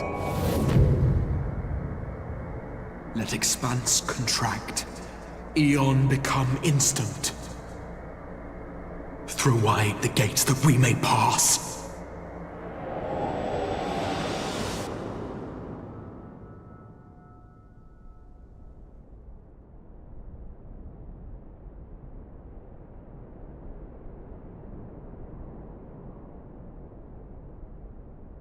Is it over?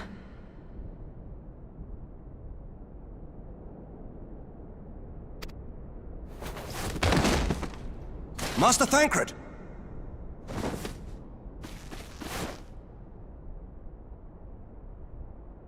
12 for Fend. Bear him to a private chamber. Have every healer make ready. Swiftly!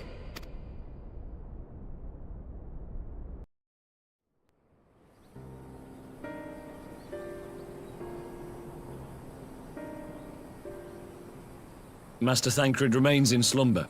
Though his vital signs appear stable, he's unresponsive. What could have done this? And why just him and not the others? I'm afraid we could not identify the cause, my lady. Our examinations revealed no wounds, nor the presence of any poisonous substances. Gods, that only makes it worse. You're to let us know the moment there's any change, all right?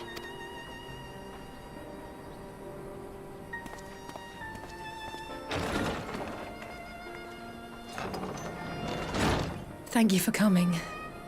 Knowing Thancred, he would apologize for being otherwise engaged at so crucial a juncture.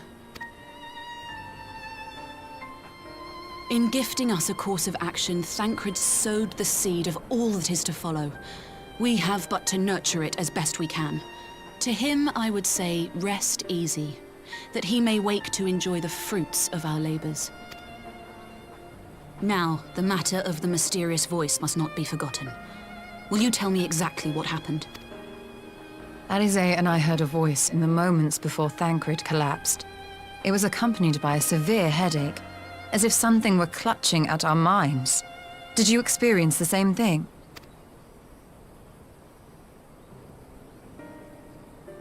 So, in between the voice and the pain, you felt as if you were somewhere else entirely?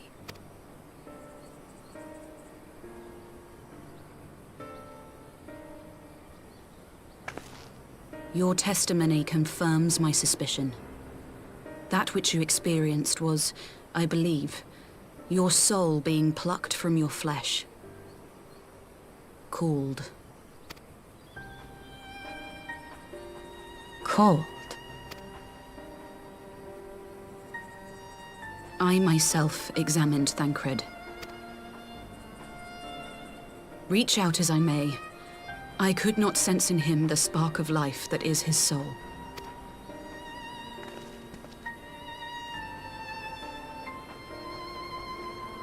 That Thancred alone was stricken so is likely due to his heightened sensitivity to the effects of ether, a consequence of his prior possession by the Ascian La Hebrea. The owner of the voice, whoever it may be, reached out to you, called your souls, and in so doing, caused you and yours such pain. But if that's true, where exactly are we being called to? I know not. Yet one thing is plain.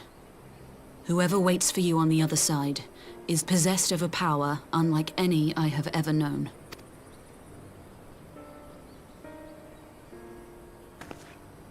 Forgive us, Lys, but may we leave Thancred in your care for a time? As if you had to ask. I may not be a scion anymore, but I'm no less a friend. Don't worry. I'll see to it that Thancred's well looked after. Just focus on solving this mystery, all right?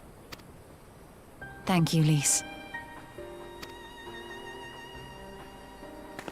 As the Elder Seedseer says, 'tis no ordinary individual we are dealing with. Nor can we discount the possibility of Ascian involvement.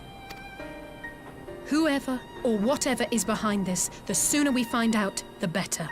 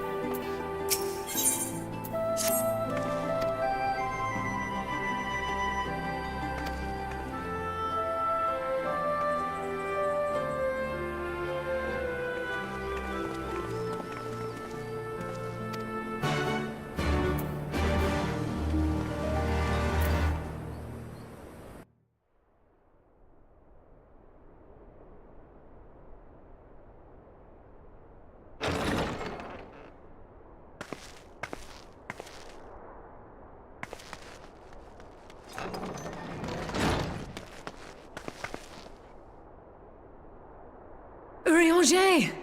Gods, it's good to see you. Would that our meeting were under happier circumstances. I judged the voice sufficient cause for concern even before you sent word of its effect on our comrade.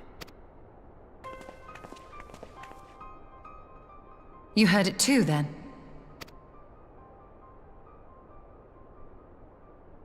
Aye. And all but certainly at the selfsame instant. Alas, pained as I was, I could make little sense of what few words did then reach mine ears.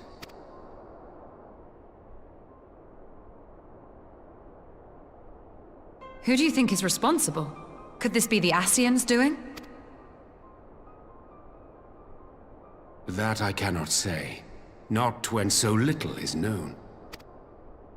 Ere I indulge in speculation, I would examine Thancred with mine own eyes. To Alamigo, then, without further delay. One other thing.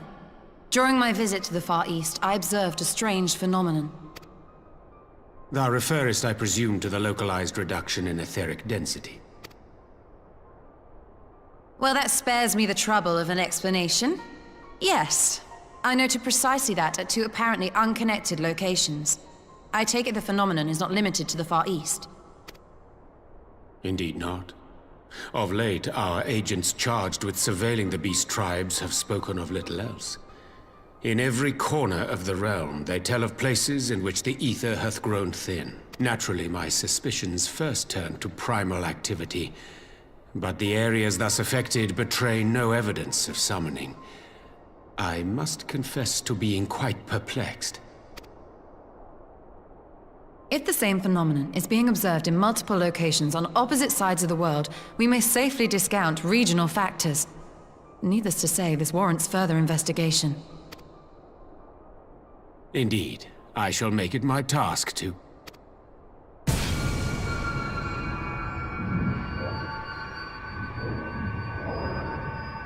The voice.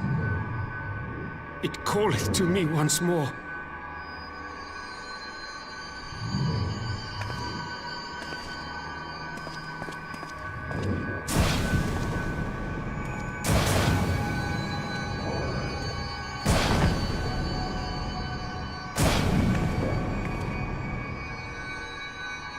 I hear it too.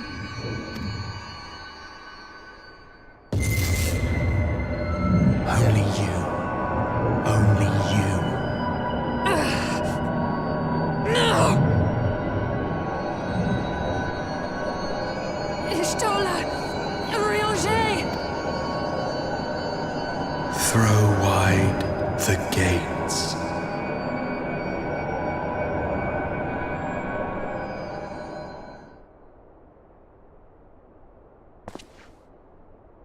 No.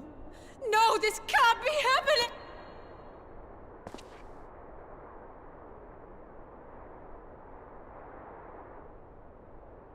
Y'shtola! Urianger!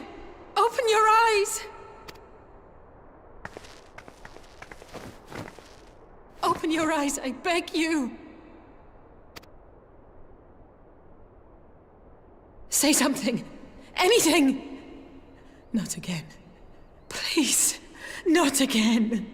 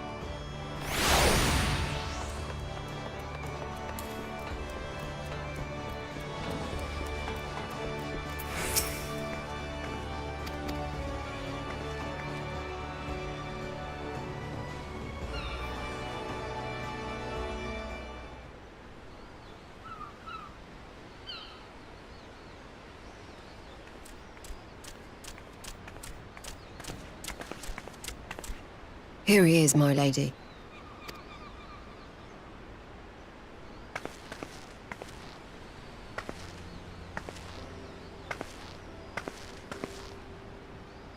Gabu, it's been too long.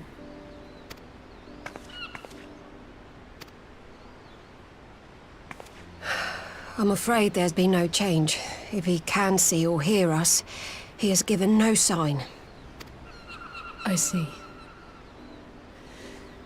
You're still fighting. I'm proud of you.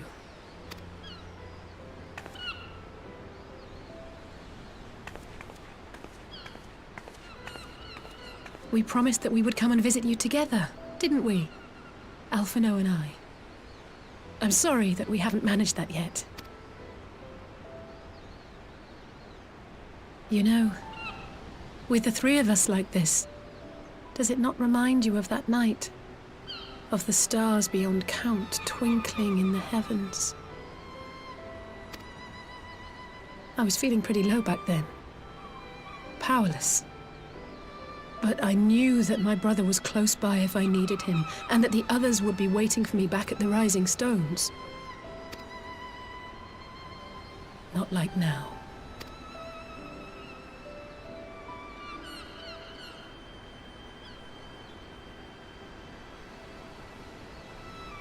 I've seen my share of trouble since coming to Eorzea. Been reminded again and again of my limitations, of how little I can change about this world. And I've come to know the sorrow of parting all too well. But to have the people I hold dear struck down before my eyes, and be powerless to help them, that I cannot bear.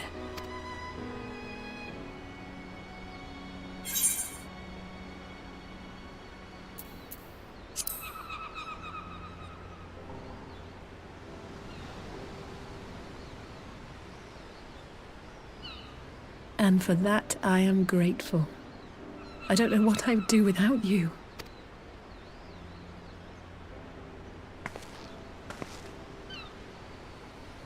Well, that's more than enough brooding for one day. Come on. We have friends to save.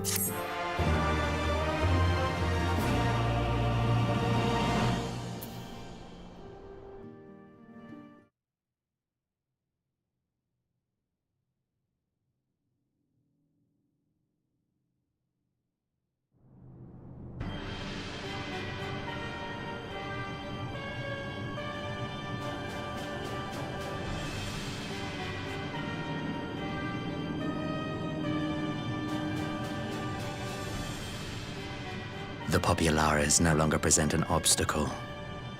Now is the time to bring the Empire's might to bear. A word from your Radiance is all it takes. But one word, and the Imperial army will fall upon Alamigo as a pack of bloodthirsty wolves and tear that feeble nation apart.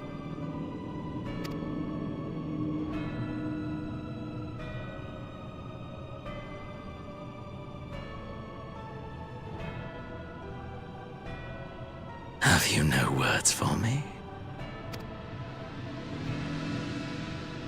Despite the lengths I go to, an emissary playing the part of a fool? When first I took this face, I swore to use all of my knowledge, all of my power, to further the cause of the Empire. My deeds stand testament to my commitment. And with this adamant flesh at my disposal, I could destroy the Icon Slayer as easily as one might swat a fly. Why do you hesitate?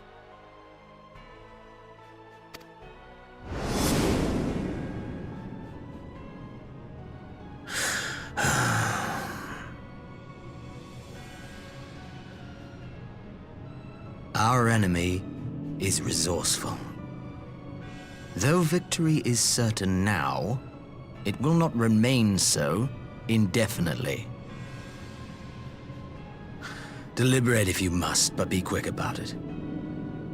We'll speak again when you have unburdened yourself of doubt.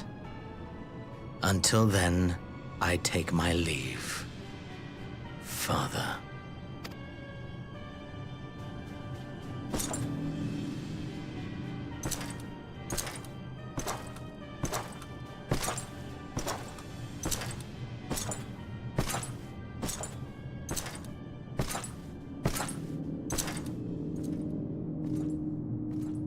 I should be the one to sigh.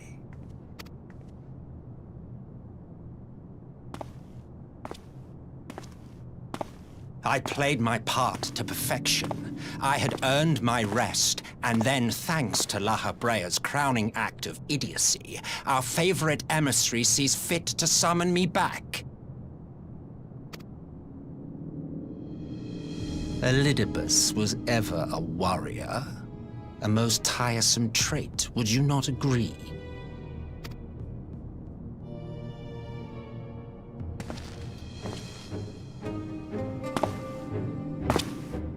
What? Have you no words for me either? No matter.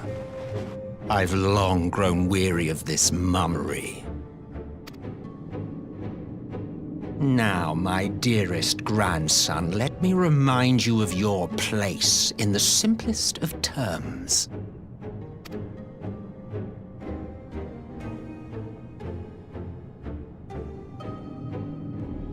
You do not make judgments, you administer them.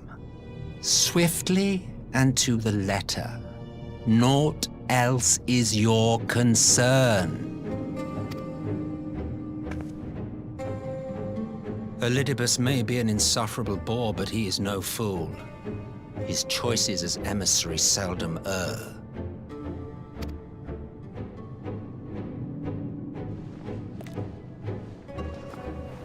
If aught threatens the balance twixt light and dark, it falls to you to remove it.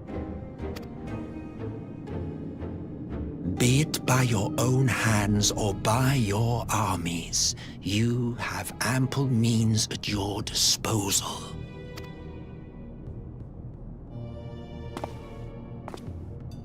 That is why this empire exists, why I built it. Oh dear, have I touched a nerve? You always were an easy one to read. I pity you, I do.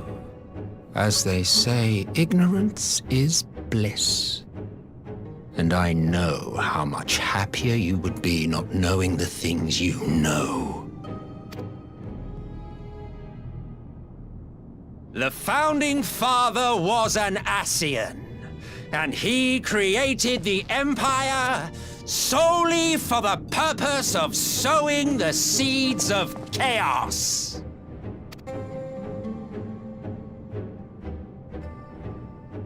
Don't take it personally.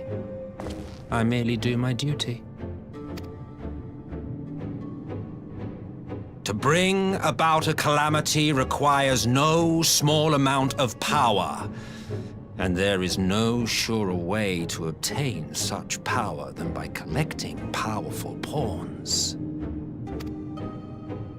To that end, I have labored long and hard, and I must say I am quite pleased with my handiwork, paltry though it seems in comparison to Alag.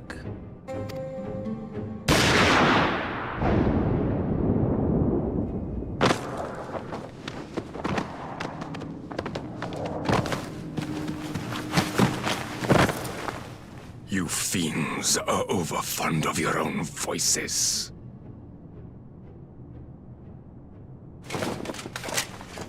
Mark me, Ascian. Man is the master of his own destiny.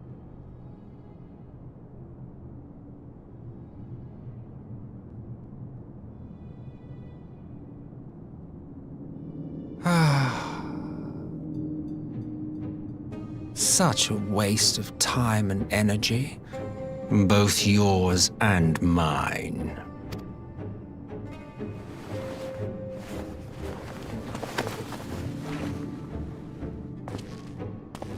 Lest you forget you are Emperor now. If you wish to spout drivel about man's destiny, save it for the masses. It will serve to give them a sense of purpose, and you, pliant pieces for the game.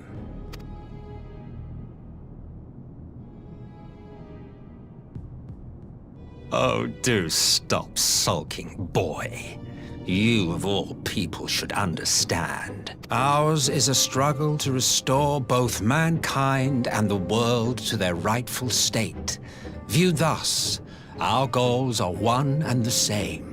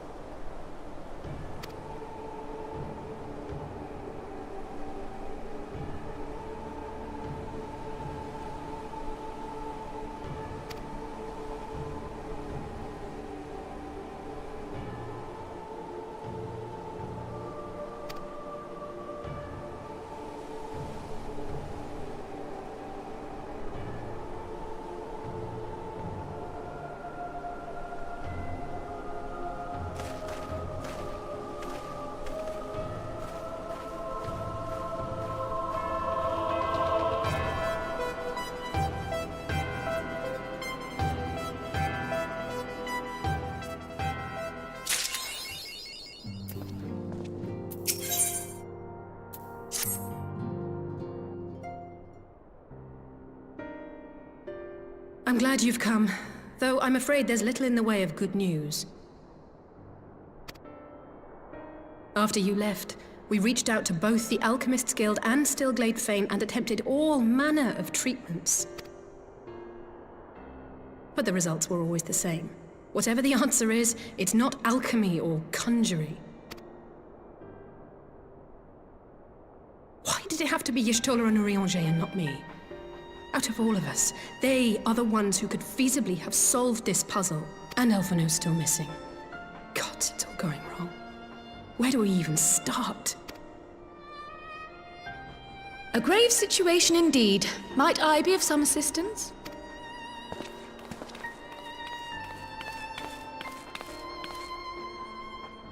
Kryle! I did not think you well enough to travel.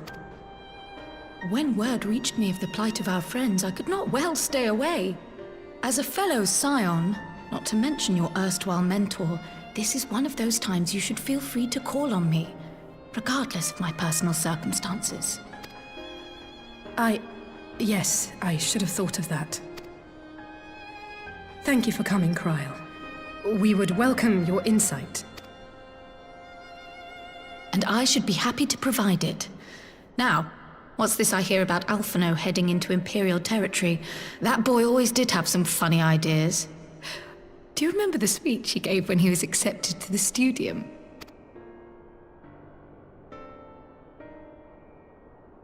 My life's goal is naught less than the salvation of this star.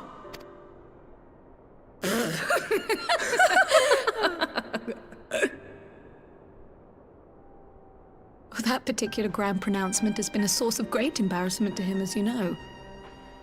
But the fact of the matter is, he meant every word and has lived his life accordingly. Yes, he remains altruistic to a fault. But I'm worried he was too fixated on his goals to see the dangers, as has happened before. You needn't be so concerned. Though his values remain the same, Alphino is not the blinkered boy he once was. Slowly but surely his eyes have been opened, thanks to a certain someone. A certain someone whom he'd be mortified to learn had heard about his little speech. Mum's the word, eh?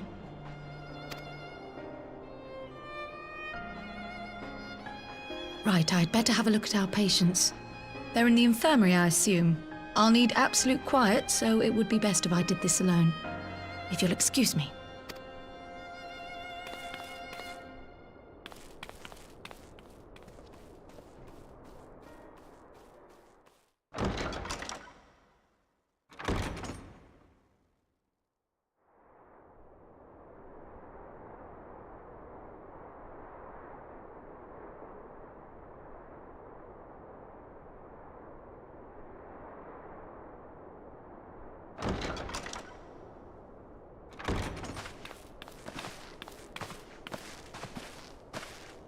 All three are in fine physical health.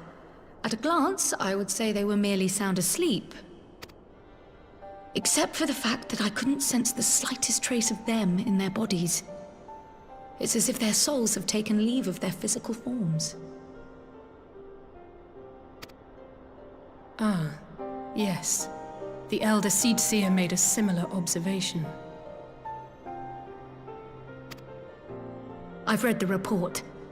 When you heard this mysterious voice, you described feeling as if you were somewhere else, yes?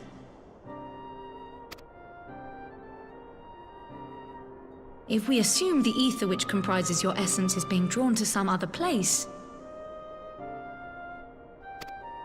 then it may be possible to follow the trail it leaves behind, just as we did in our search for Thancred.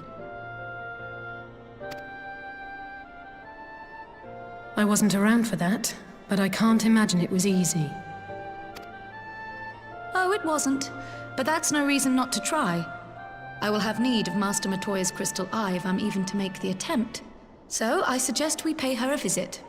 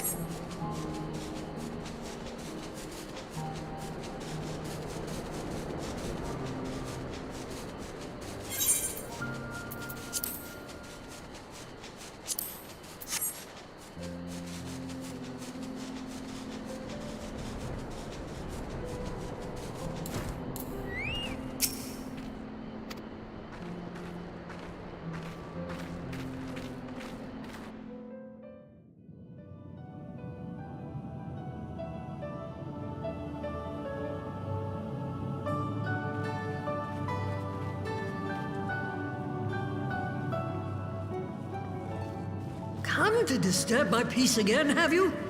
I hide myself away in a cave, and still you people insist on pestering me with your problems.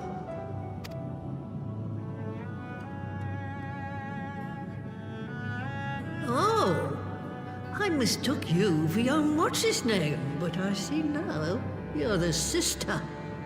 Weren't you supposed to be the lively one? I've seen happier faces at a rain-sodden burial. Well, I'm sorry to dash your expectations, but the situation isn't exactly conducive to gaiety. Ha! That's more like it. Stoller used to spit and hiss like a wildcat too. Better for a young thing like you to be filled with fire and leave the doom and gloom to your elders. Now, what exactly does this tragic situation of yours have to do with me? If I may, Master Matoya, we have need of your crystal eye once more.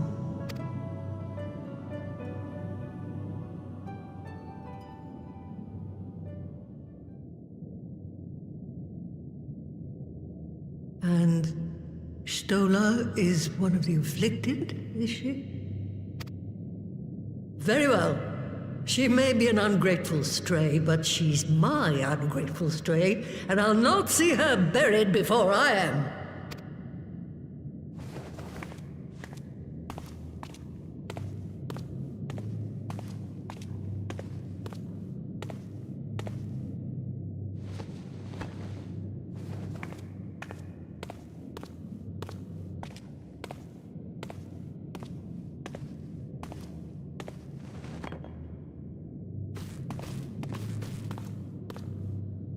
Right. Let us see what we can see. I'll begin from where our friends first fell, and cast my senses out from there.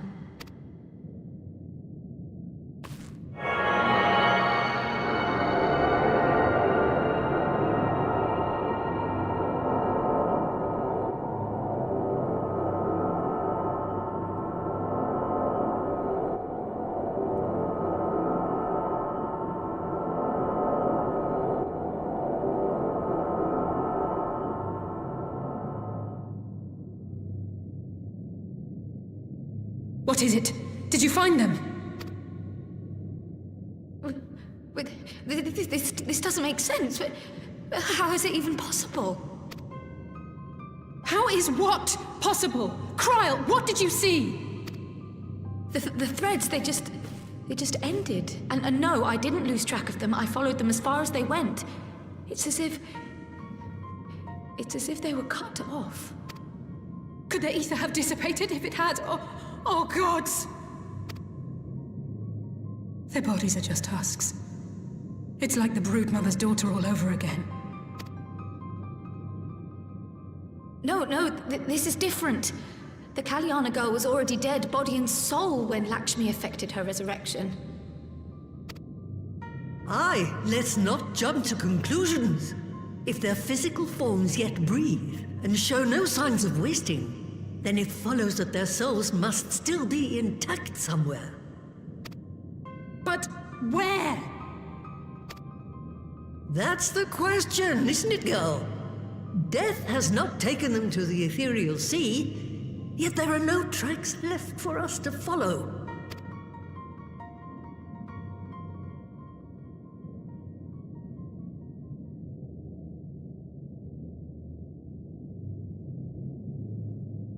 We're no closer to an answer than when we started.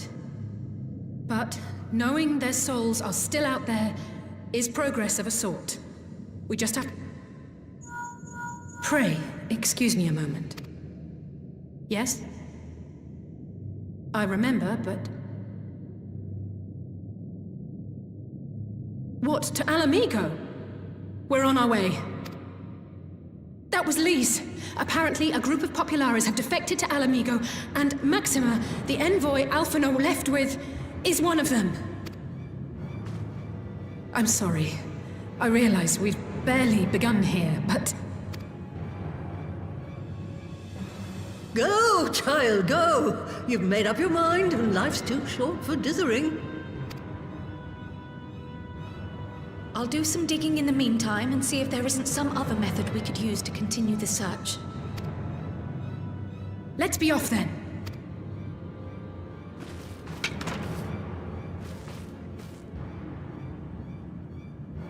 Oh, not again. The enchantment barely seems to take these days. I chalk it up to old age, but I rather doubt it's that simple.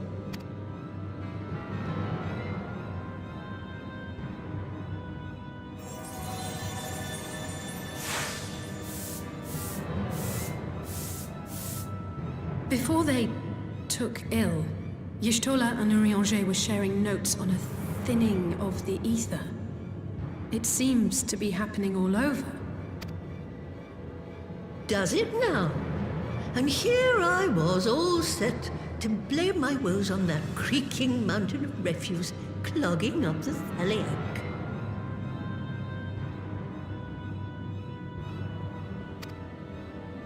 I fear something has gone awry. Still, there's naught to be gained from starting in shadows. You can only do what can be done, and that but one thing at a time.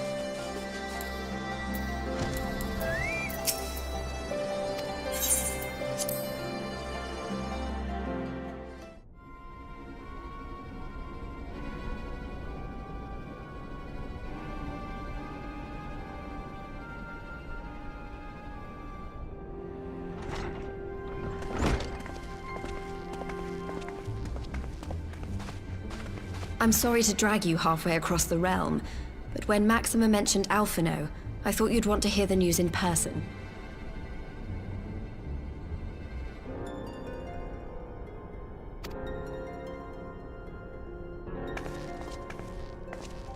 Ah, we meet again. Though I was hoping our reunion would be under more auspicious circumstances. What happened to my brother? Where is Alphino? Never fear, my lady. Your brother was in fine health when I took my leave of him. and I have no reason to assume that has changed. You assume? If you will allow me, I shall endeavor to explain events. Our troubles began not long after we departed Doma. While crossing the burn, we were fired upon by the Emperor's personal guard and forced to make an emergency landing. As we stumbled from the wreckage, our attackers fell upon us again, and we would have perished there and then were it not for the intercession of a third party, a band of mercenaries whose leader claimed to pursue a vendetta against the Ascians. This Shadow Hunter, as he styled himself, then escorted us out of the wastes to relative safety. Upon arriving back in civilization, I gathered my Populares colleagues and prepared to flee the Empire. Master Alphino, however, declined the invitation to join us, preferring to continue his investigation into the Ascian threat. Well, at least he's not lying in a heap in the burn. Tell us more about these Ascian hunters. Who are they? And is Alphino still with them? He is. As to who they are, I'm afraid I have nothing to tell you.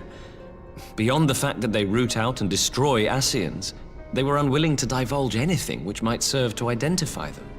They would not even reveal their next destination. But Master Alphino asked to accompany them all the same. Since parting company with your brother, we've been engaged in a game of cat and mouse with the Emperor's guard. We made our way through province after province, finding the army busy restoring order wherever we went, until we finally arrived here in Alamigo. I cannot thank Commander Aldin enough for giving us such an unexpectedly warm welcome. I'm not inclined to turn away refugees, no matter which land they call home. And if they can tell me how things lie in Garlemald, all the better. On that subject, there is much I would tell you. During the course of our journey, we heard tales that an entire rebel army had been slaughtered in the space of a single night. It would seem my former comrades grew tired of putting down uprisings in the conventional manner, and chose instead to bring a formidable new weapon to bear.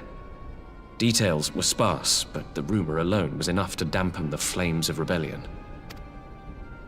I have also heard reports that several companies have withdrawn from their designated provinces and begun marching westward. It is my assessment that the Empire's forces are mobilizing for a large-scale military engagement. Westward? You mean they're getting ready to invade Alamigo? We knew this was coming, but not that it would be so soon. We've barely even begun to shore up our defenses. They won't stop an invading army. No, they won't. Dispatch messengers to the Alliance leadership requesting reinforcements, and send word to our officers in the field to hasten completion of those border fortifications. Prepare to meet the Imperials head on! No matter how quickly we act, we still want for time. When the enemy comes into view, our best recourse will be to open negotiations with their commander, and see that the ensuing proceedings take as long as possible. Would you and Alize head to Doma and let Lord Hien know about this? I'm sure he'll want to hear about Alphino too. Consider it done. We'll send word when...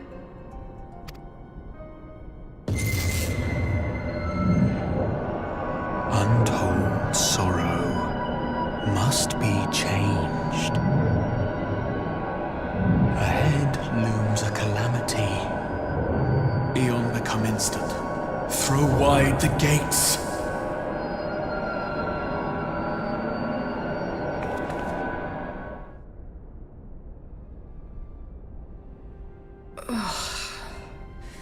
You heard it too. Well, at least we're both still standing. Oh, thank the gods. I thought we'd lost you for a moment there. Why does this keep happening? I wish I knew. Nothing we've tried has brought us any closer to an answer. We'll keep working on it. But first, we need to go and see Lord Hien.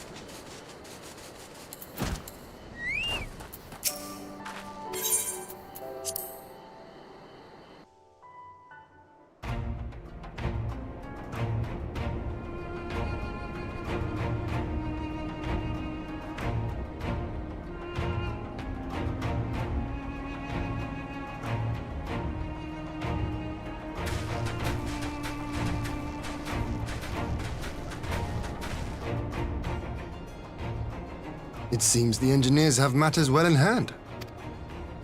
Should the barrier work as we intend, Doma will be free to reinforce her allies in Alamigo without fear of weakening her own borders. Honored friends, the time has come to put your hard work to the test. Start the generator.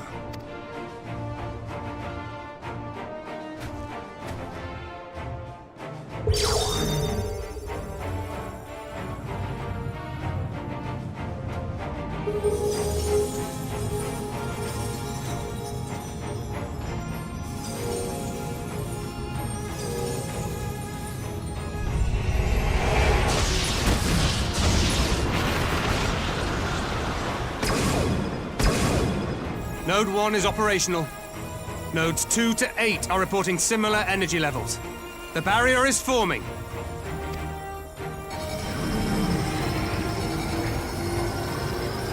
$1,000 yards. 2,000. 3,000. Expansion remains smooth. No fluctuations detected.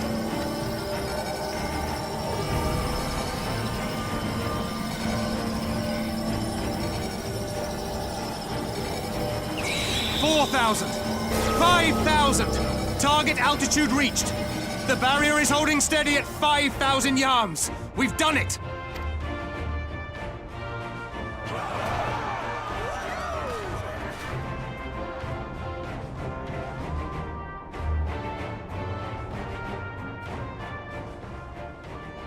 Is that an Imperial airship? Of all the rotten timing. But this is a gift, Mistress Alize. They can test our new wall for us.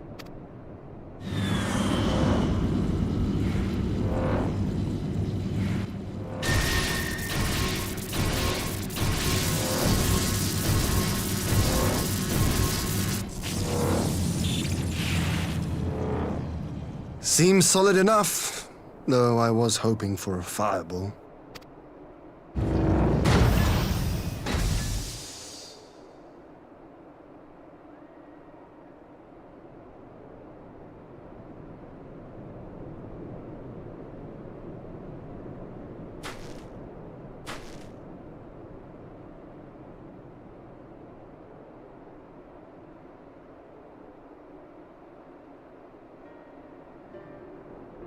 By the gods, it's Alphino. What are you? Let me go! He has my brother! Lower the barrier!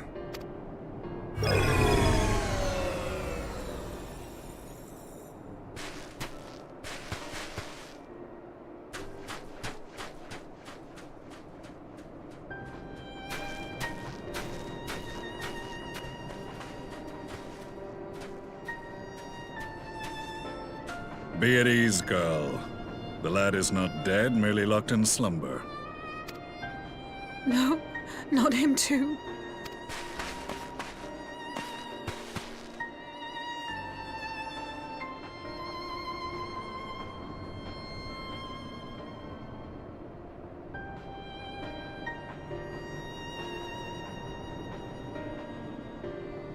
We could identify no cause and found no remedy. Thus I sought to return him to Doma, and into the arms of Lord Hien himself, it would seem. It is a day for fated reunions. Would you not agree, adventurer? Or should I address you as the Warrior of Light?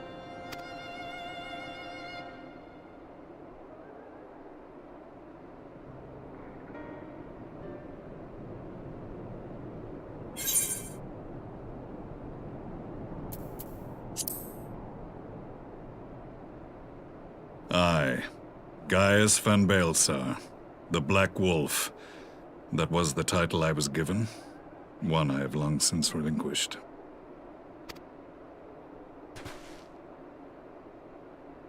Stand down. The legatus of the 14th Imperial Legion died in Castrum Meridianum. I am no more than Gaius Baelsar, a man without rank or allegiance. Impossible! There's no way you could have survived! Do you remember how it unfolded?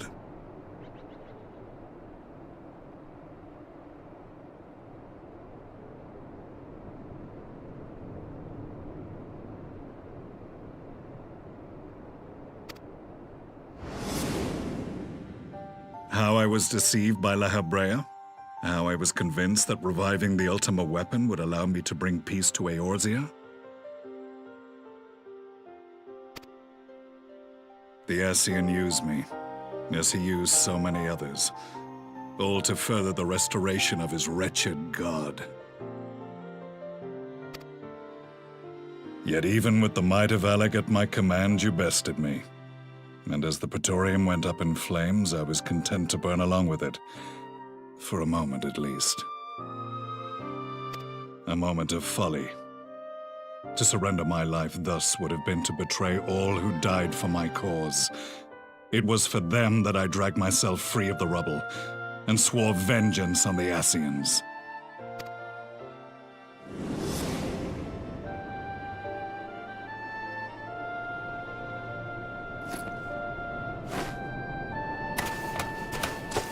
The Black Wolf has shed his pelt, never to return to Garlemald or her legions. I live now only to exact revenge.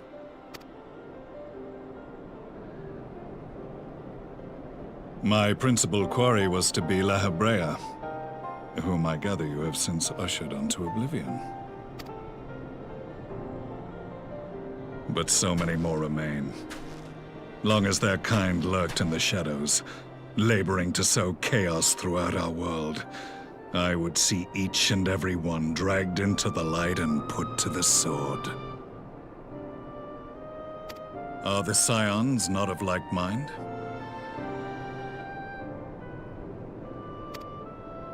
In this single respect, perhaps.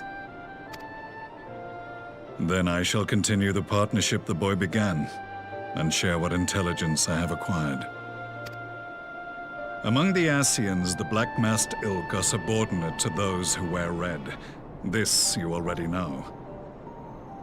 Yet among the Red there exists a hierarchy. Those set adrift with the shards clearly stand below those still joined to the source.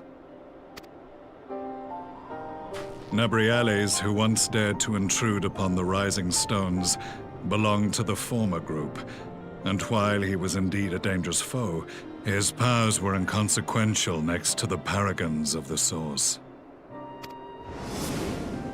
The first was La Habrea, who plagues us no more.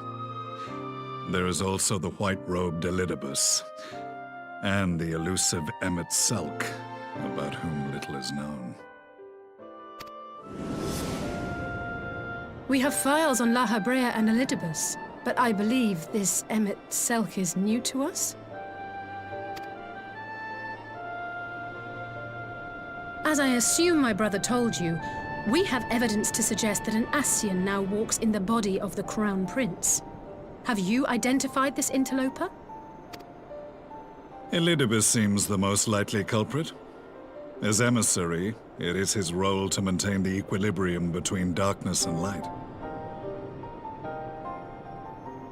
Your many deeds in Hydaelyn's name have upset the balance, and I believe he seeks to restore it by throwing his considerable power behind the Empire. As a leader of the Ascians, he is one of our primary targets. It was on the trail of this very prey that the boy and I came across the scene of a failed uprising. In the absence of a single Garlean casualty, we inspected the bodies of the rebels, and the lack of any external injury drew my immediate attention.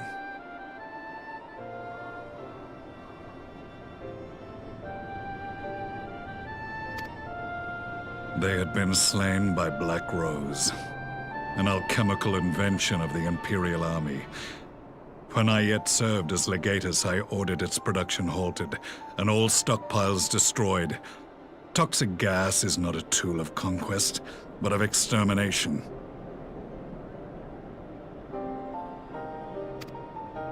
Toxic gas? This must be the new weapon Maxima warned us about. Something deadly enough to sweep away all resistance in a matter of hours. Gods. You don't think they're planning to use this in Alamigo, do you? Put your fears to rest. We infiltrated the production facility and destroyed all existing stores of the chemical along with the plant itself. Even should they rebuild the operation, They will not soon manufacture another batch. Regardless, I would draw your attention to a directive we discovered in the plant's records. The document was marked with a recent date and authorized with the signature of one Zeno Galvus.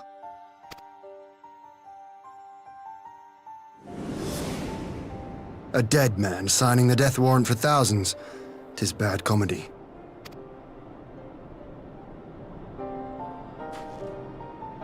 But the tale does not end there. Within that same facility was a chamber filled with devices of elegant design. Cloning technology, we realized.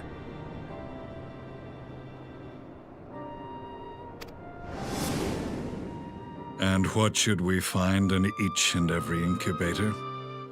But a young Emperor Solus.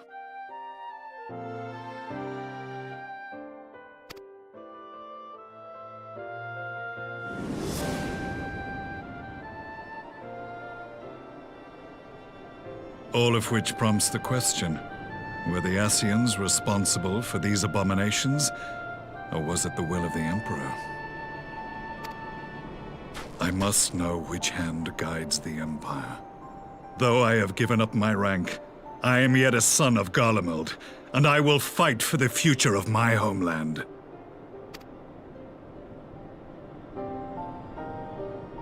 It is time I return to the hunting of shadows. We should focus on our common foe. To reopen old quarrels now would serve no purpose. You saved my brother's life, so I'm willing to let sleeping dogs lie. But in truth, it's not my decision to make.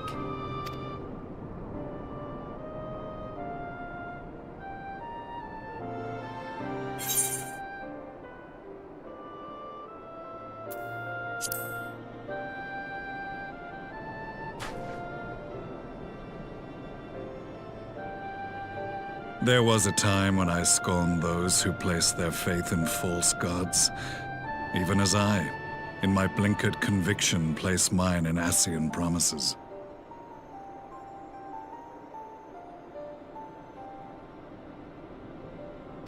Unlike yours, my strength of will and my restraint was found wanting.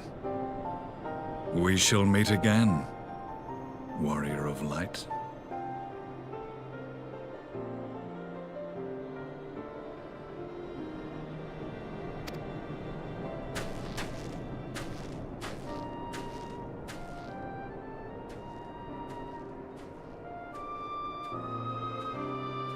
So that was the infamous Black Wolf. An unexpected ally, to say the least.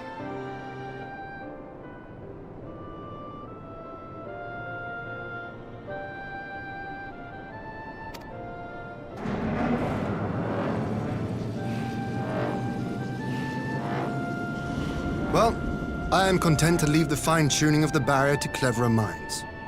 Let us bid our friends from the Ironworks farewell, and see what can be done for Alphino back in Doma.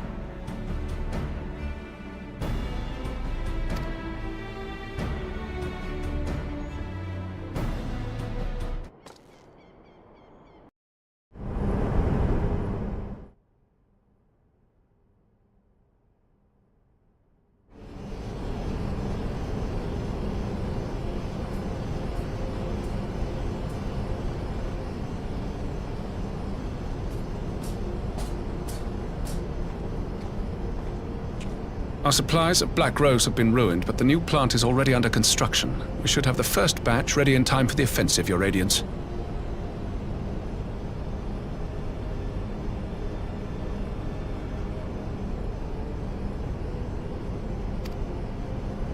See that you do.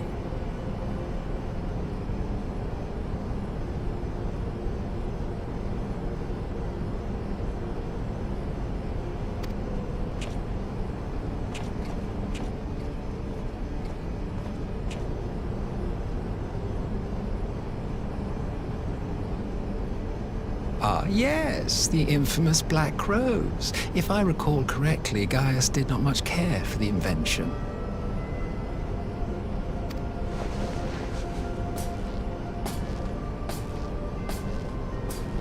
A ruthless and indiscriminate weapon indeed, this airborne poison.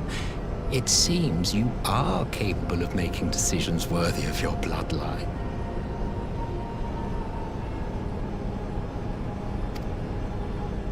With no gift for sorcery, we Garleans must look to Magitech to even the odds. If it spares the needless deaths of our soldiers and serves the cause of this empire, there is no method I would not employ.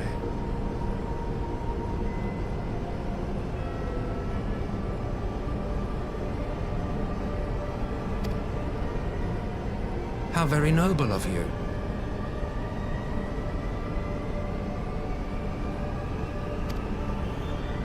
Truly, though, I must commend you for embracing your role as Emperor. You play the part of the determined ruler well. Sometimes even I catch myself believing.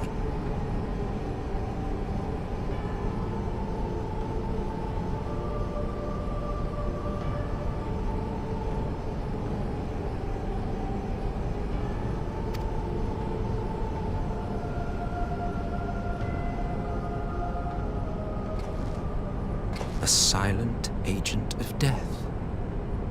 Now that I think on it, Black Rose may well possess the perfect aspect.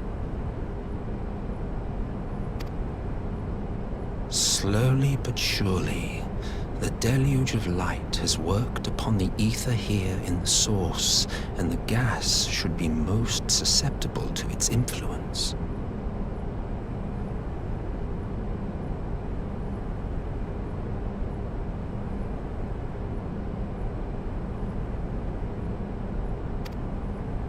Well, I shall leave you to your own devices. Go forth and bloody the land with your grand and glorious war.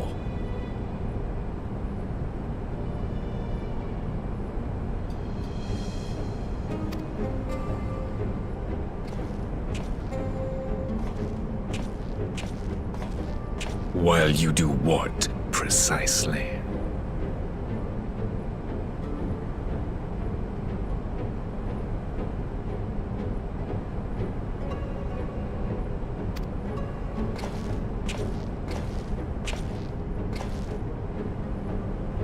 Need you ask?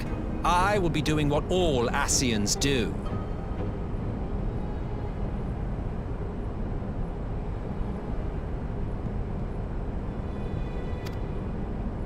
I am well aware that your kind exists only to usher in the next calamity.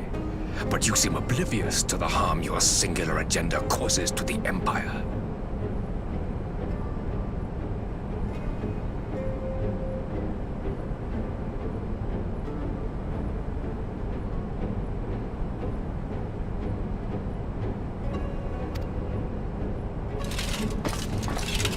You cannot have forgotten the events which followed your mortal demise.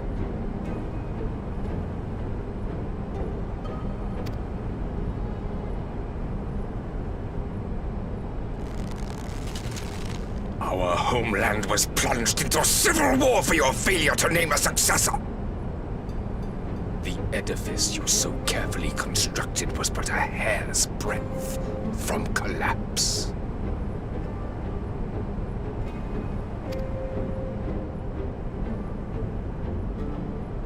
Are you truly so naive? You thought me oblivious to the consequences of a departure so painstakingly timed? It was by design? Well, of course it was. Though I will admit the resulting panic exceeded even my wildest expectations. But how can you be surprised? Throwing the world into disarray was the very purpose for which this nation was, as you say, so carefully constructed.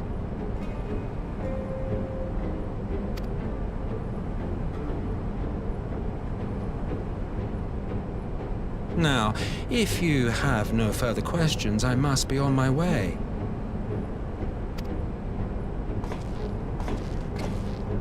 Since we may not meet again in this lifetime, it would be remiss of me not to offer a word or two of gratitude.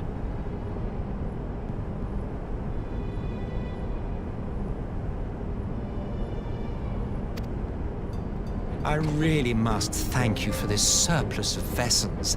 I can mold any host into my own image, but having bodies tailor-made for me in this fashion is so much less tiresome.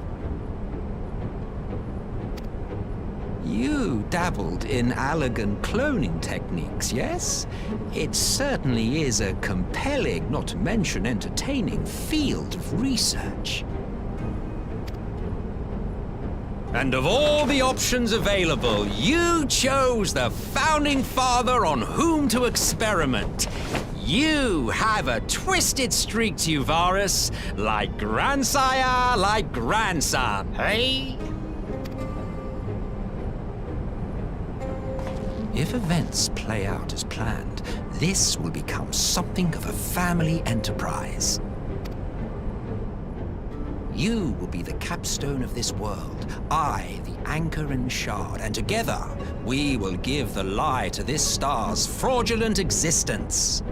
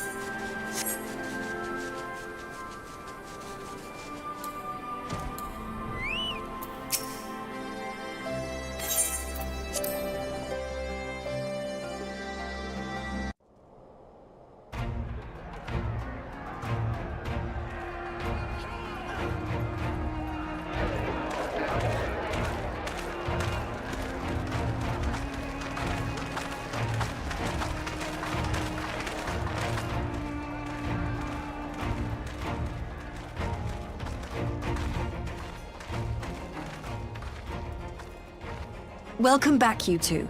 Greetings, Lord Hien. Glad you could join us.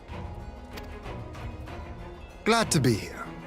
I would have come sooner, were our own defense is not in question, but I am pleased to report that our soldiers are assembling for deployment to Alamigo as we speak. We're grateful for your support. Thanks to the efforts of our allies, it won't be long before we've established defensive positions on this front as well.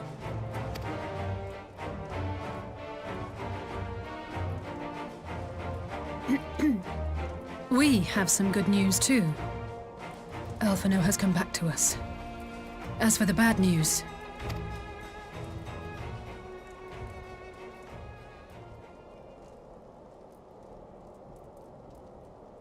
So, Alphino won't wake up, Gaius van Baelsar is alive and hunting Ascians, and the Empire is planning to poison us all with toxic gas.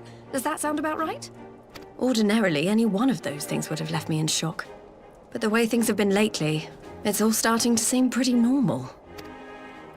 Getting back to your report, are we sure this Black Rose is the weapon Maxima was talking about? It fits the description. And it seems we have Alphino to thank for sparing us an early demonstration of its effectiveness. I have a feeling this won't be the last time his bravery in the Empire will serve us here in Eorzea. The threat of an unknown weapon has had us all on edge. But now that we know what we're dealing with, we can take steps to defend against it.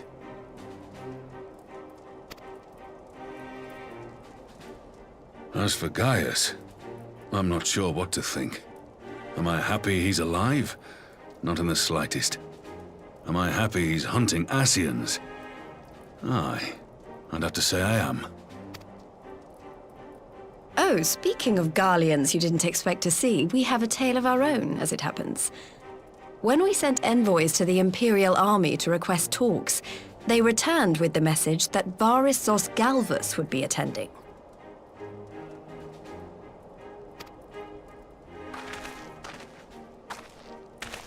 The Emperor himself. Well, Varys did sanction the Popularis peace mission. But knowing that an Ascian walks in his son's skin, I do not see how we can trust him or anyone from that nest of vipers. The Alliance would proceed with negotiations regardless, if only to give ourselves more time to prepare. We do, however, require your cooperation. Right. Yes. So, as a condition for the talks to go forward, the Empire has requested that a member of the Scions be present. There'll be a representative from each Alliance nation, of course, but I'm afraid we have to ask that you come along too.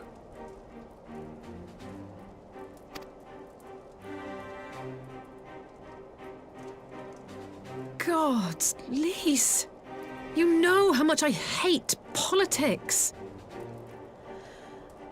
But there... Very well. I shall attend as the Scion's representative.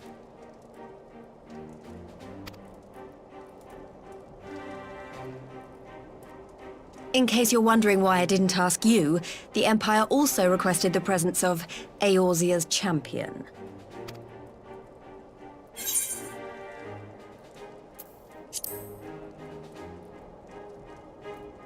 Oh, you're not, are you?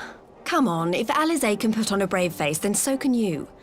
Now, we don't know what Varys means to bring to the table, or why he wants you there, but having you close at hand should make all the difference. The meeting will take place on the border. Anticipating an early assault, we mean to position the bulk of our forces nearby. The Alliance leaders should already be on their way. Once you're ready, we can head out and join them.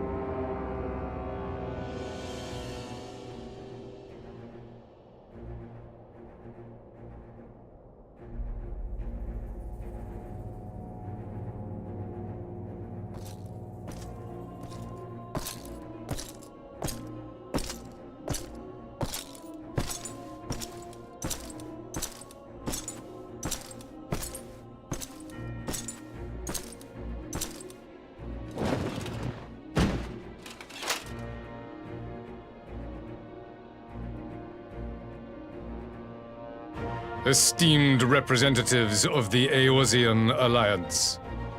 On behalf of the Garlean Empire, I thank you for inviting me here today. As this parley was convened at your request, I invite you to speak first. Very well, Your Radiance. I, Nanimo Ulnamo, 17th in the line of Ul, should be pleased to oblige you. As recent events in Alamigo and Doma have made plain, the subjugation and exploitation of neighboring nations is not a sustainable policy. Should this day end in war, you may very well defeat us. but you will never extinguish the people's desire for freedom. Though it may not be in our lifetime, there will be another revolution, another war, and the cycle will continue.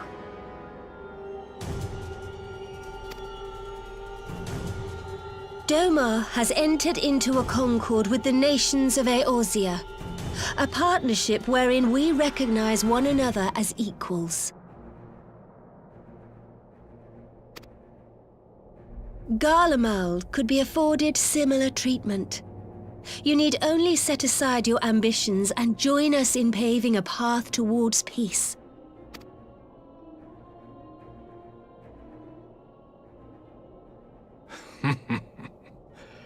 You will not win me over with sophistry, Your Grace.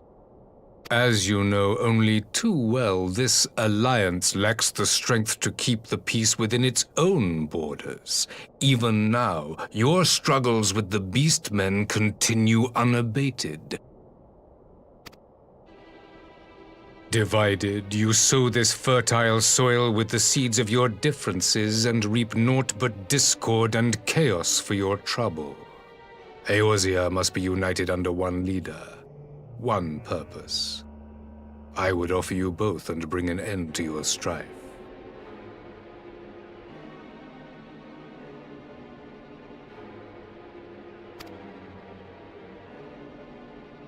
With all due respect, Your Radiance, the only thing that you offered the people of Alamigo was fear and hopelessness.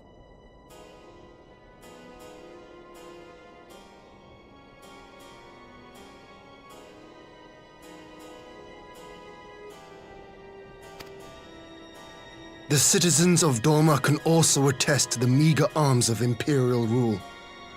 There is no purpose to be found in a life of oppression, each day more uncertain than the last.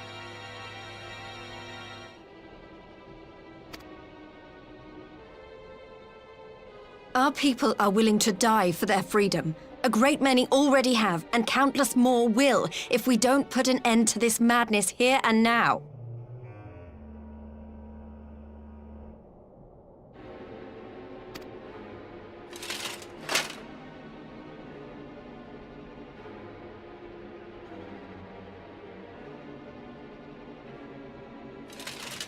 We brought order and stability to your lives. This madness and bloodshed is of your own making. You broke the peace, not Garlemald. Peace. Order. You kill our peoples, despoil our lands, take everything that is ours. And what? You expect us to lick the boot that grinds our faces into the dirt?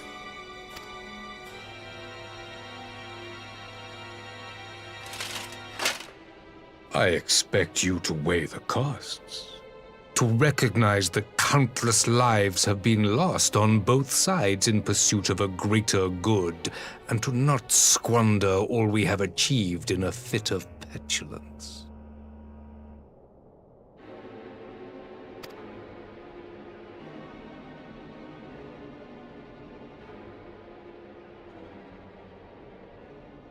Your Radiance. I fear I can personally attest to the dangers of pursuing one's vision with such righteous fervor.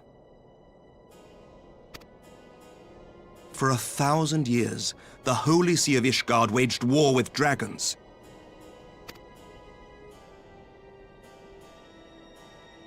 A 1,000 years of sacrifice, of sorrow and hate, in which we bathed in the blood of friend and foe alike. Had it gone on any longer, we may well have drowned. Yet we have chosen to raise ourselves out of this bloody spiral, and have since made peace with our former enemy. So I understand. No doubt the dragons were more receptive to your overtures in the wake of their leader's demise.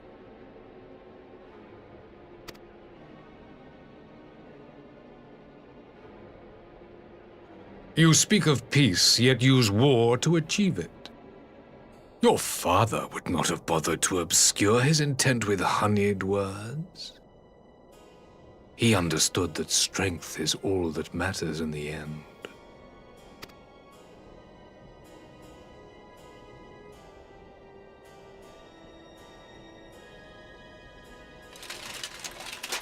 Without his clarity of vision, I can but wonder what will become of Ishgard and her people.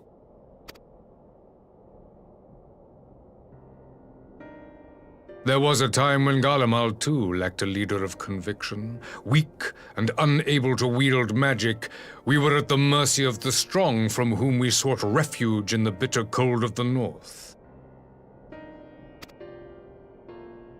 Were it not for the discovery of ceruleum and the subsequent development of magitech, we might never have gained the power to take back that which was rightfully ours.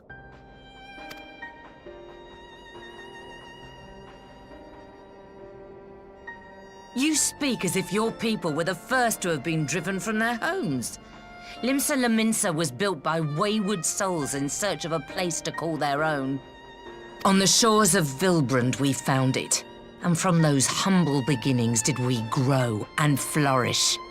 And all without robbing our neighbors of their liberty.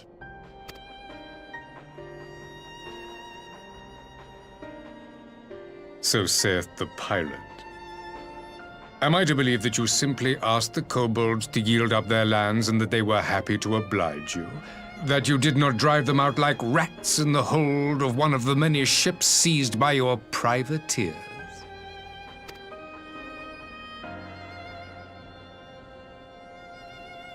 I will concede that after centuries of exile, reclamation may be mistaken for invasion. Nevertheless, it is not. And those who till stolen soil have no right to object when cast out in turn.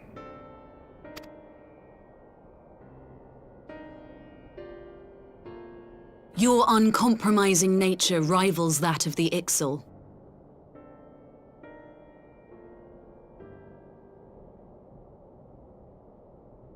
They too lament circumstances which they themselves perpetuate.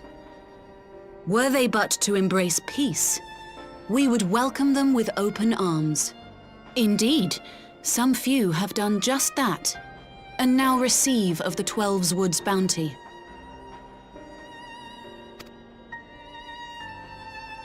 Would that your people might learn from their example.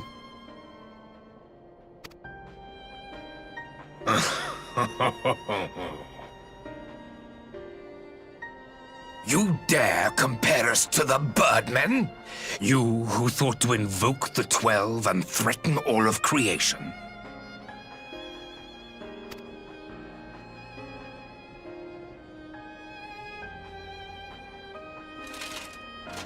I came here in the hope of finding some speck of common ground, but I see now these discussions will accomplish nothing. Despite what you people may believe, I am not wont to choose the sword over the olive branch. 'Tis but a pity men are loath to accept one without first being shown the other.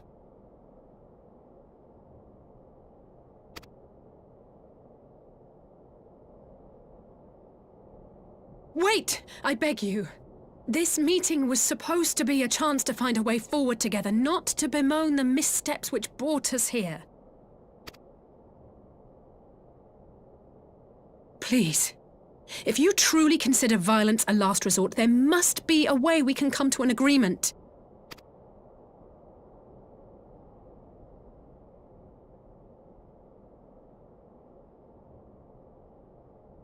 As Mistress Alisaie says, we did not come here to bicker over the past, but to discuss how we might strive towards a brighter future.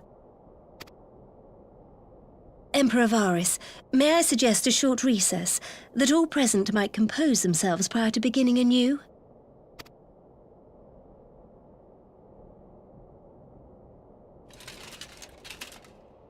Very well.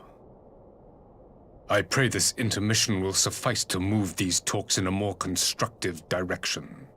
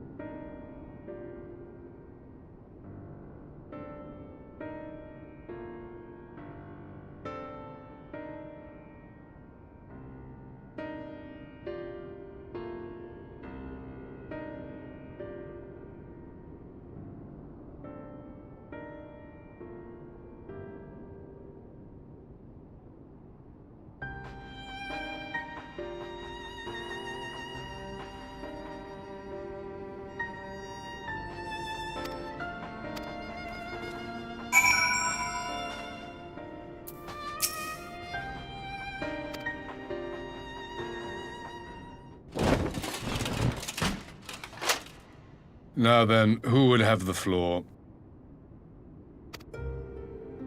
Before we resume, I wish to offer you an apology. After you graciously accepted our invitation to discuss an armistice, we have done naught but rebuke you at every opportunity. I believe I speak for all of us when I say we are deeply sorry for our discourtesy.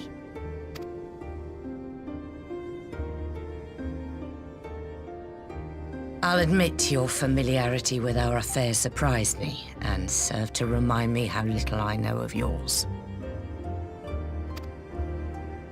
I think all here can understand the desire to reclaim one's homeland. But why expand further? That is my question. If I may, the answer can be found in the Imperial doctrine they took great pains to impart to my people. Recognizing the threat Icons pose to the world, Solus Zos Galvus decreed that they were to be eradicated.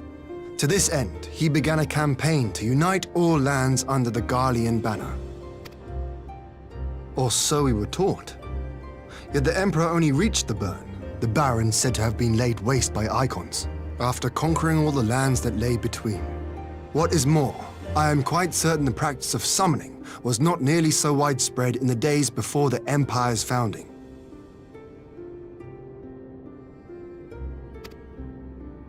When you put it like that, it all starts to sound like an excuse, doesn't it? But to distract from what? Why are you really waging this war?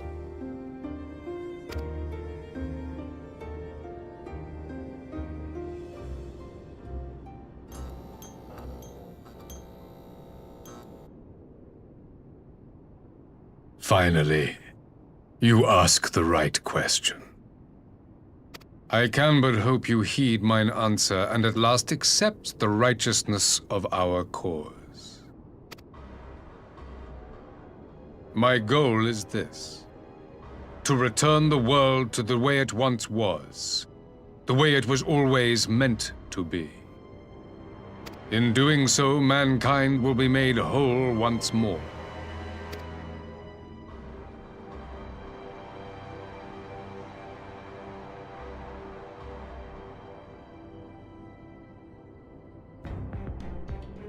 No longer will we suffer from the dissension born of our differences.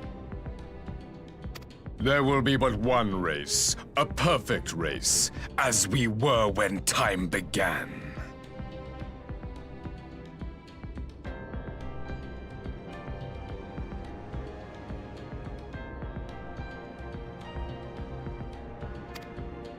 What in Rorga's name are you talking about?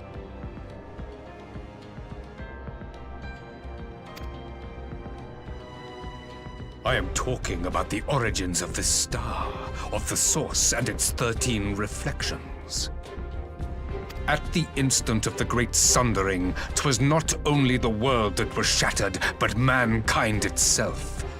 Thus were we divided into myriad races, each with its own unique imperfections.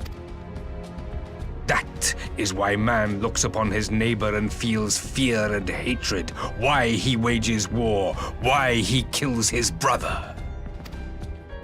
You all in your own way have proven as much today. The peace you seek is but a fleeting solution to a fundamental problem. One which calls for more drastic measures. To bring about everlasting peace, our worlds must be rejoined. That is the goal the Empire would see realized. The glorious future unto which we shall one day shepherd mankind.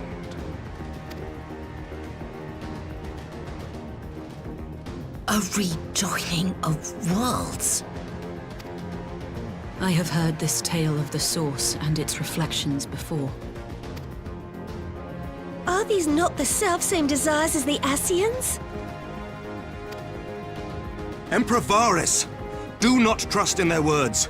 They will lead you to your doom. My father thought to use them, but in the end he succumbed to their temptations. He embraced summoning like so many other pawns before him. Do not tell us you mean to do the same.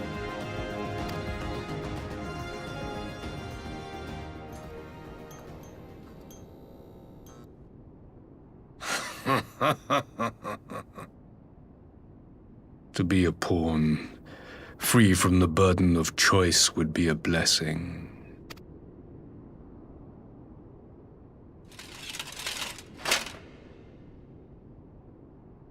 But I forswore that privilege the day I learned that the Garlean Empire was built by the hand of an Ascian. What?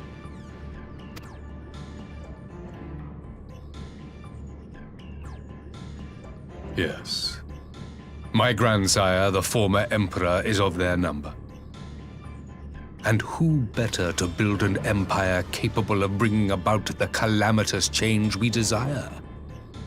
Would you condemn me for this alliance? For bowing to the will of these shadowy masters, when the prize is true and lasting peace?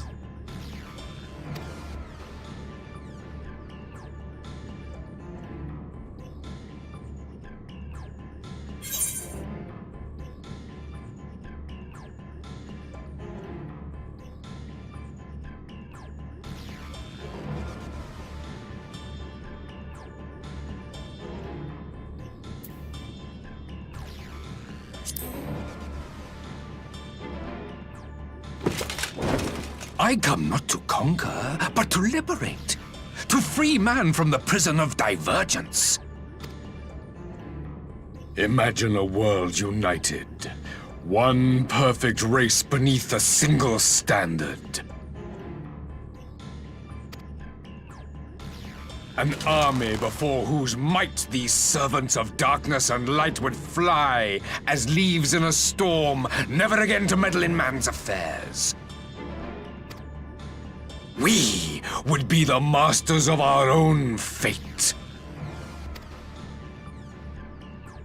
I bid you join me, not as subjects of Garlemald, but of a new nation. And together we shall win freedom for ourselves and generations yet unborn. You want to trigger another half-dozen calamities? You can't be serious!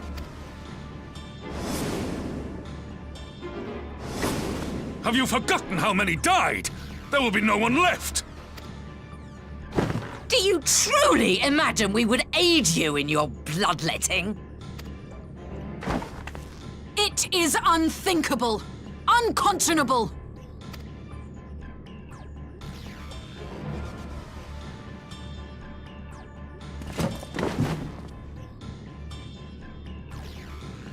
And what is the alternative? To be as cattle waiting for slaughter? I would have us work together, that we might take fate into our own hands! Into your hands, perhaps. But what of the other worlds, your radiance? With every calamity, you obliterate a star and every soul that dwells on it. To the Ascians, we are all but tiny, momentary specks within an indifferent universe. We cannot hope to oppose them until we have been made whole once more.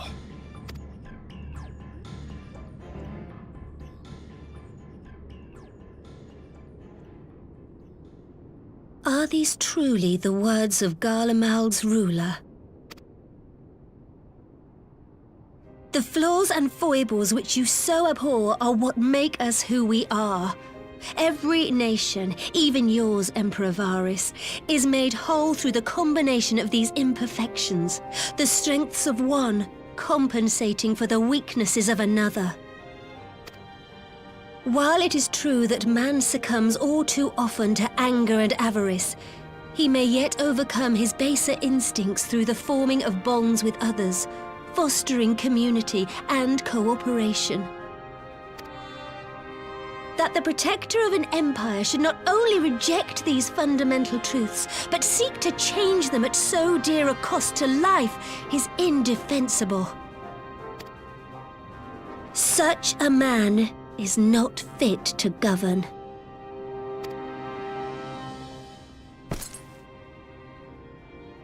And you, warrior of light, would you refuse me as well?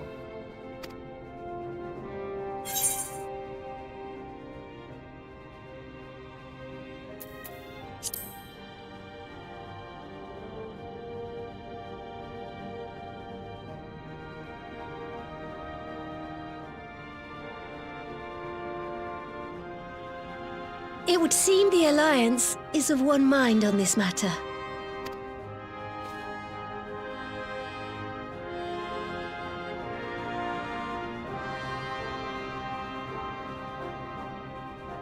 You Eorzeans never cease to disappoint me.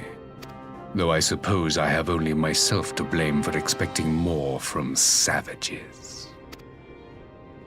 This discussion is at an end. I bid you make ready for our next meeting. It will not be at the negotiating table.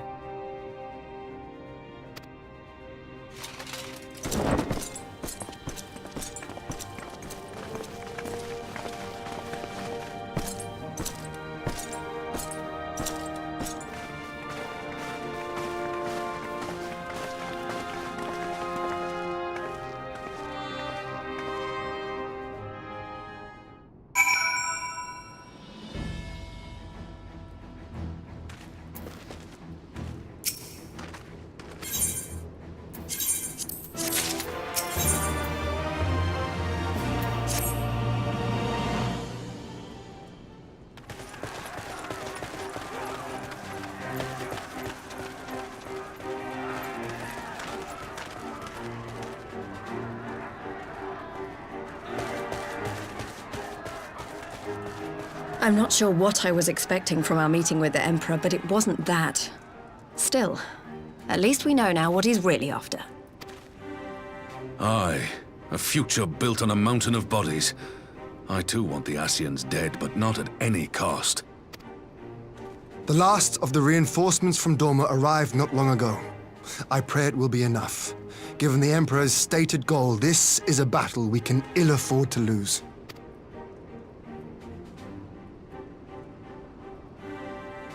If the Garleans come in force, we may not have much say in the matter, even with our combined strength. We knew from the first that the odds would be against us. But if there is even the slightest chance of victory, we must do everything in our power to seize it.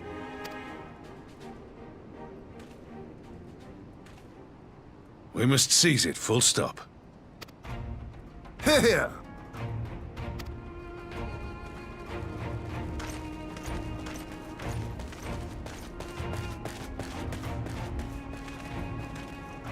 The two of you are to join an irregular unit and support the main host. I won't bother asking if you're minded to fight.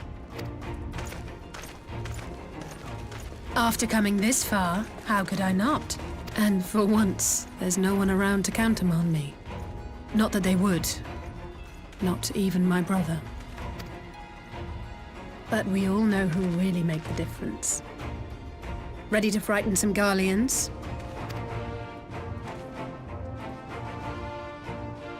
I wouldn't want to be on their side. Might I ask you to accompany the Dorman contingent? They are strangers here, and your presence would do much to raise their spirits.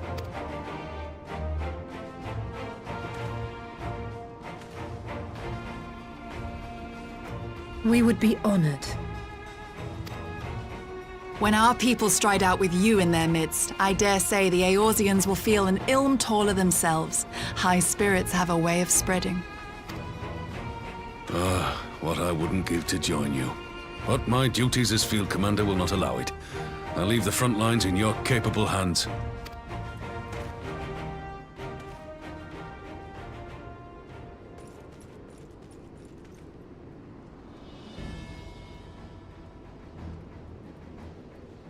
Comrades, ready your arms.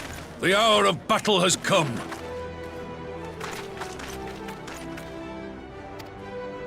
May the crystal guide us to victory!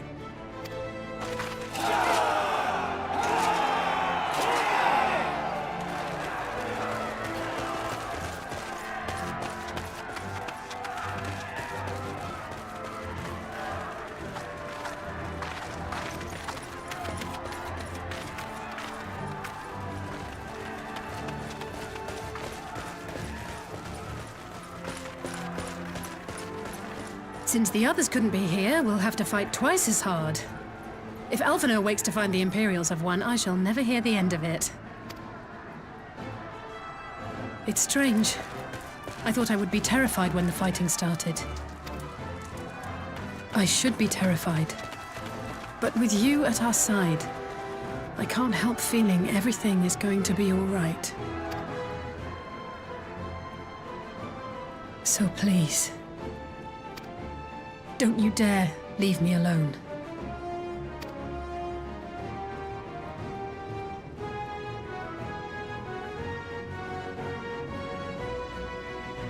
No matter what happens, we have to survive together.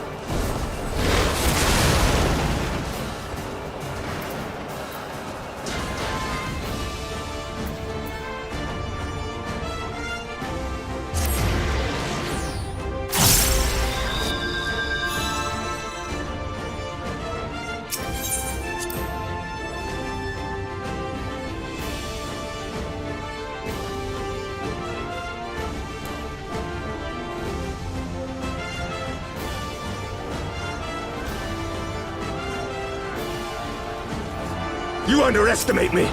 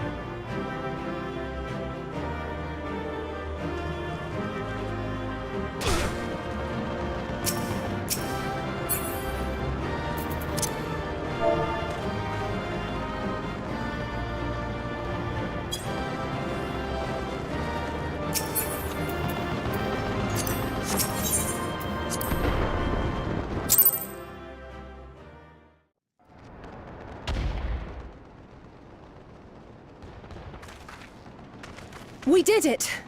I dare say they'll be reeling from this. You were truly inspiring in battle, my friend. I'm determined not to be outdone, but there seems to be no one left to fight. A tactical withdrawal, perhaps? We should give chase. Finish them off while we have the chance. Imagine the other surprise when they wake to find the war already won.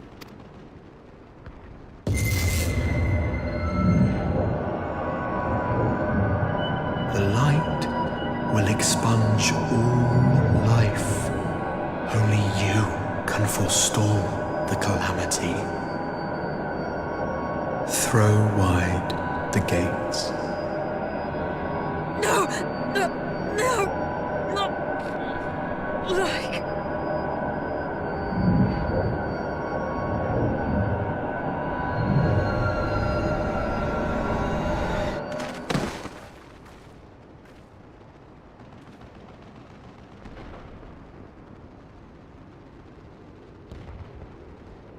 Oh no. Don't tell me. Are you all right?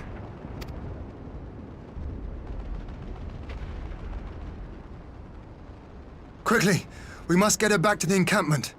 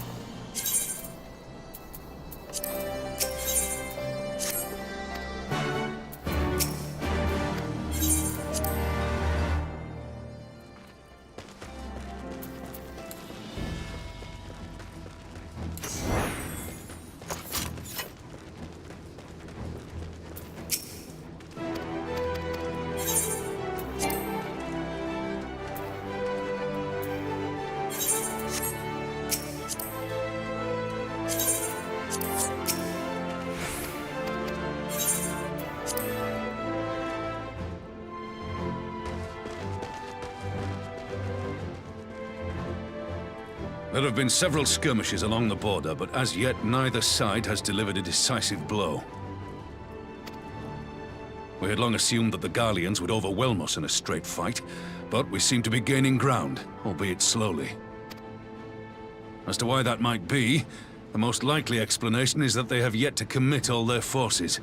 Still, we're winning, and our latest intelligence suggests the Emperor has retreated back to Garlemald. In light of this, we're considering launching an offensive with the aim of pushing the front line forward and giving ourselves some room to breathe. Commander! The Imperials! They've broken through our defenses to the east! What? Our scouts say their forces are being led by Lord Xenos. Lord Hien and Commander Hext have taken their troops to provide support, but we don't know how long they can hold out. So, they've been biding their time, waiting for his arrival, have they? Very well. Send word to our allies, requesting reinforcements for the front line.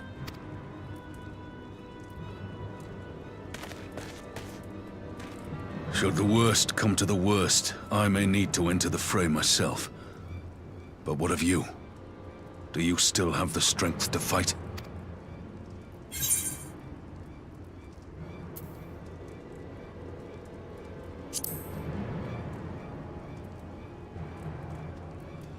He may not die as such, but to see Lord Xenos fall on the battlefield would deal a heavy blow to Imperial morale.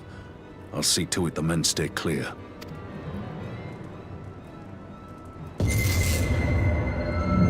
Why won't they open?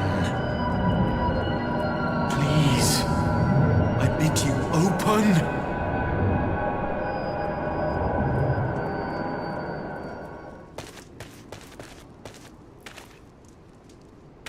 What's wrong? Is it the voice again? Are you sure you're in a fit state to do this?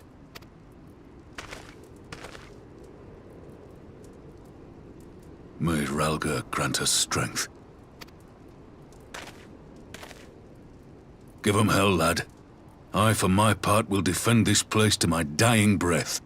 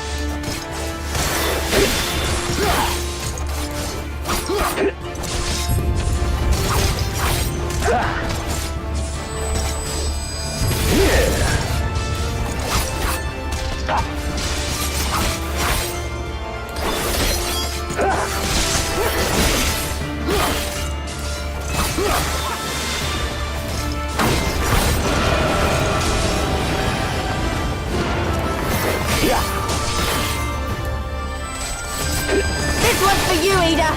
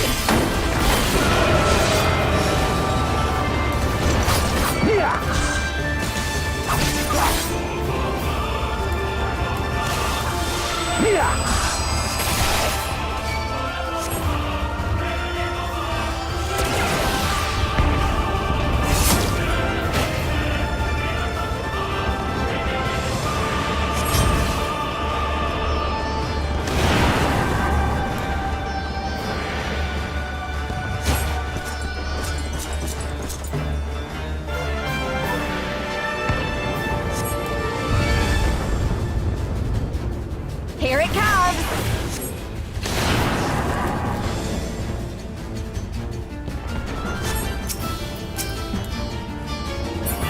The weave of a shinobi's power.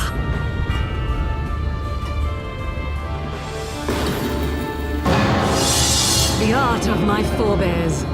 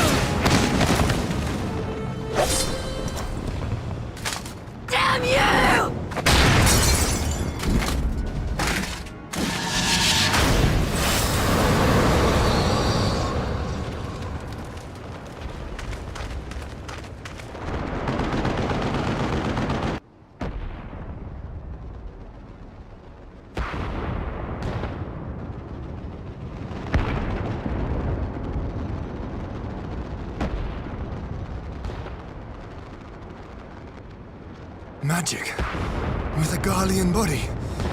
That's hardly fair.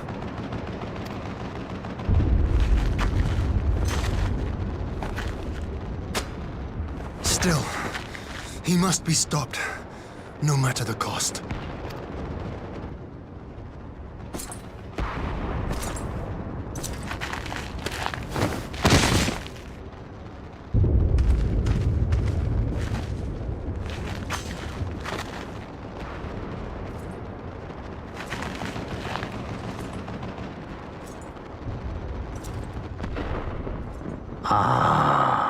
Bringer of light. It has been too long.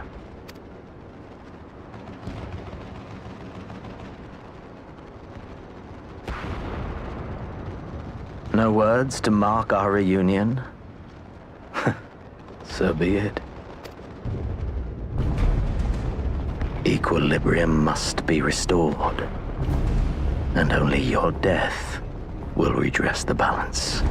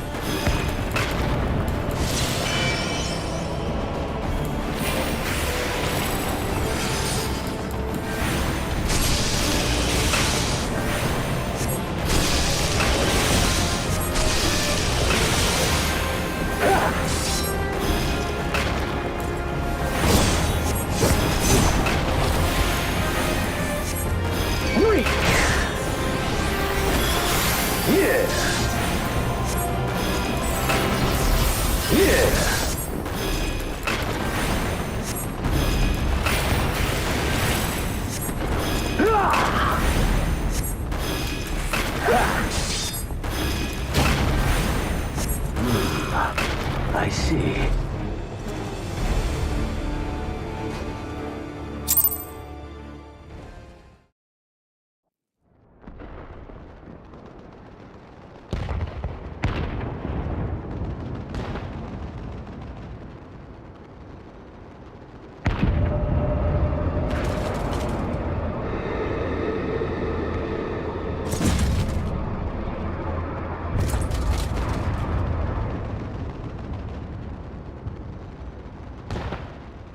Your mother chose her champion well. Yet, for all your strength, you will still fail.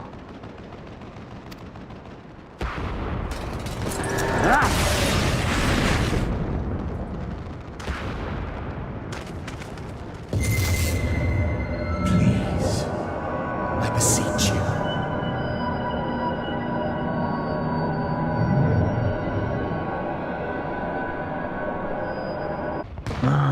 Someone calls to you. Too late, alas.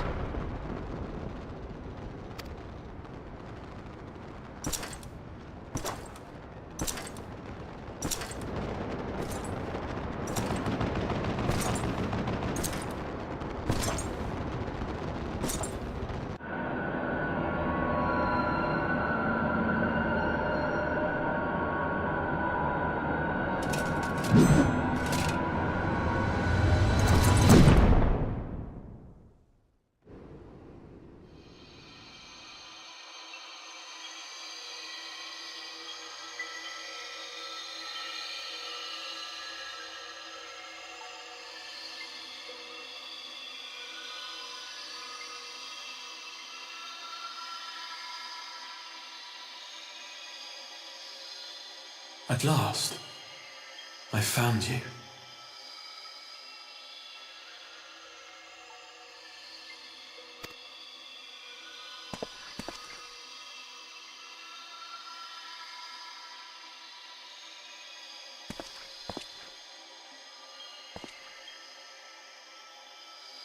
Please. There's no cause for alarm.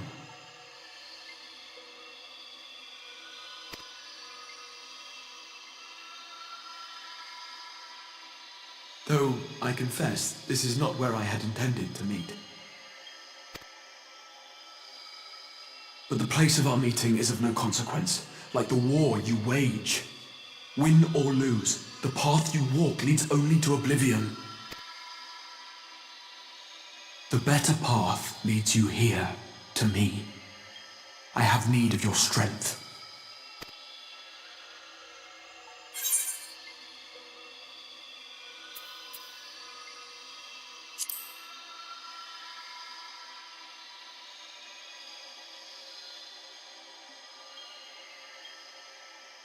I'm afraid such questions will have to wait. We have precious little time, and your work is not yet done.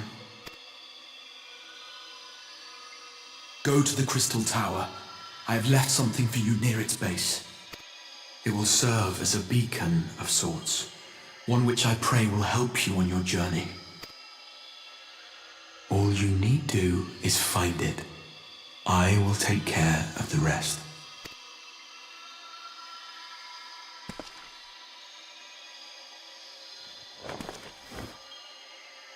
Soon, we will throw wide the gates, and the path to the first will be yours to walk at last.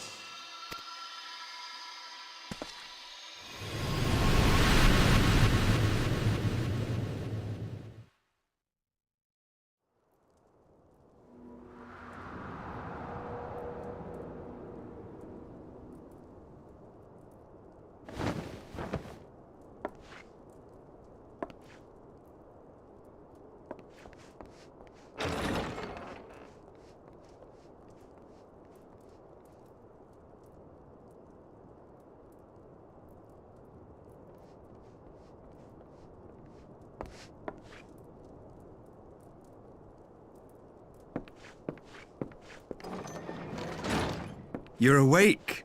Thank heavens.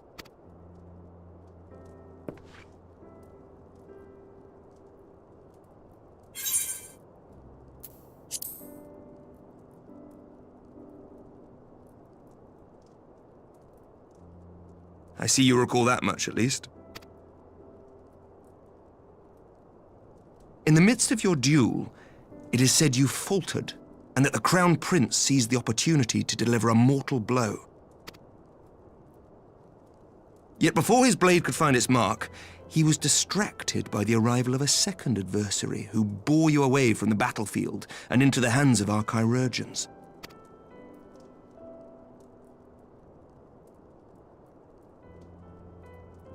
Lest you wonder, he left before you awoke. As is his wont.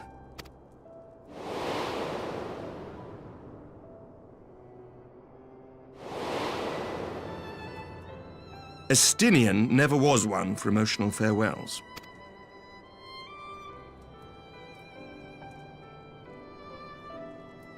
Though Xenos bested all before him, the battle clearly took its toll, for he retreated shortly after your rescue. Seeing this, the remaining Imperial forces decided discretion was the better part of valor and pulled back, allowing us to re-establish our position. We have since received word of renewed unrest in the provinces, doubtless inspired by the efforts of the Eorzean Alliance and our Far Eastern allies. Nor does the good news end there. We have also come into possession of intelligence suggesting unrest within the Imperial Court. This would certainly explain why both the Emperor and Lord Xenos appear to have abandoned the fight. A long-awaited ray of hope in these dark times.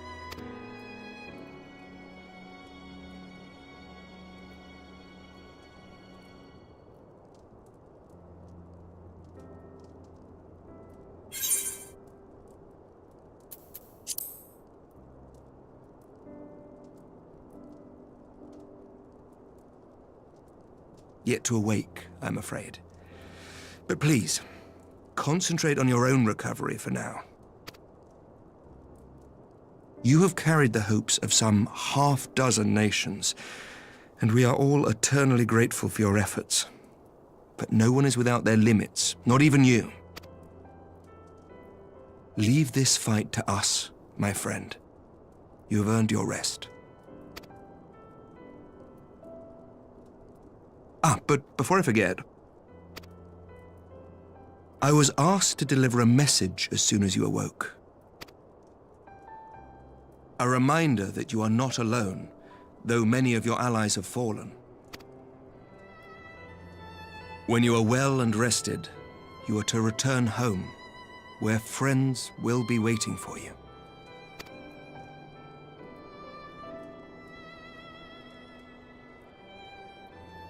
Now, if you will excuse me, I must return to the front. May we meet again soon, under happier circumstances.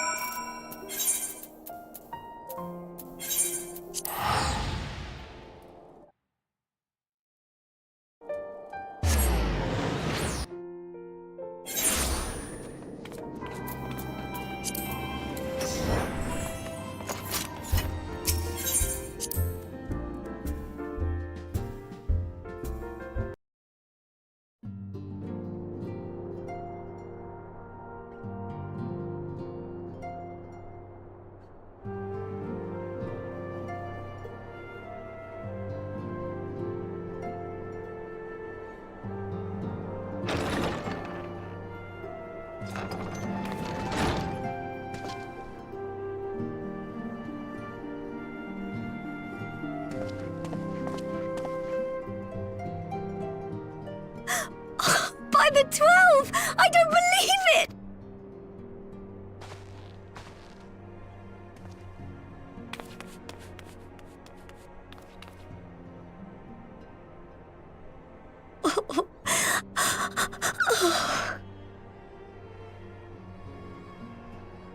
I rushed back as soon as I could. I swear, my heart nearly stopped when I heard you'd collapsed like the others. What in heaven's name is going on?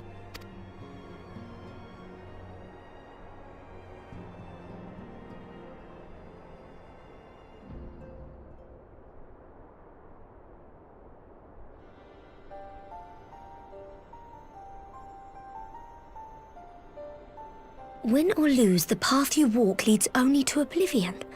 Oh, well, that's helpful. And what else did he say? The better path leads to him?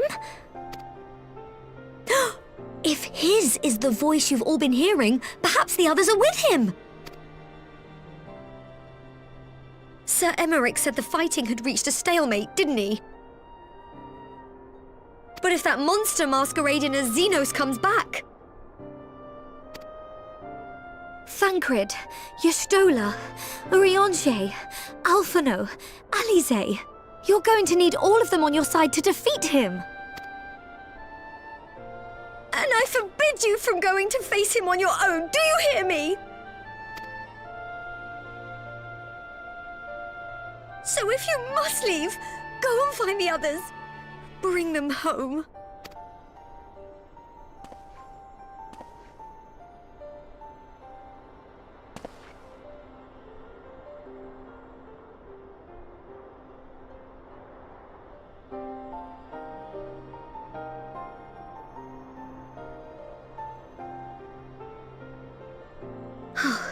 As for where to start, you said the stranger had left a beacon for you at the Crystal Tower, right?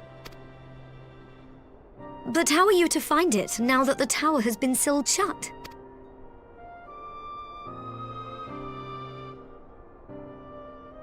There has to be a way. If anyone would know, it's Sid and the researchers of St. Coinac's find. Don't you worry, we'll find that beacon for you.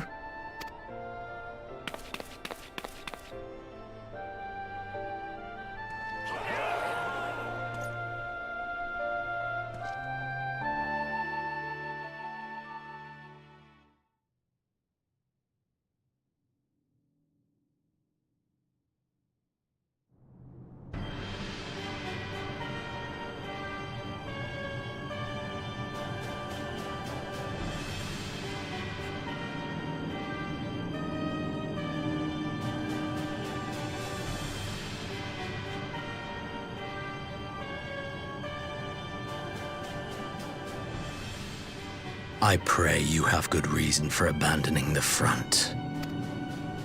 How could I remain there while the rumor that my son is possessed by a demon spreads like a sickness here at home? I will not be made to fight for the throne a second time. But what of you? Did you not tell me you would destroy Eorzea's champion with the ease that one might swat a fly? A minor setback. He will not escape me again. Where is your grandsire? I would have words with him. How should I know? Do you hide from each other's sight as well? I imagine he's doing what all Ascians do. He must have found a way to take advantage of this turmoil. Men are not pawns to be played with, Ascian. You underestimate us at your peril. This war will not be decided by you and yours. Man must choose his own fate, and I, for my part, will do all within my power to see Garlemald emerge victorious.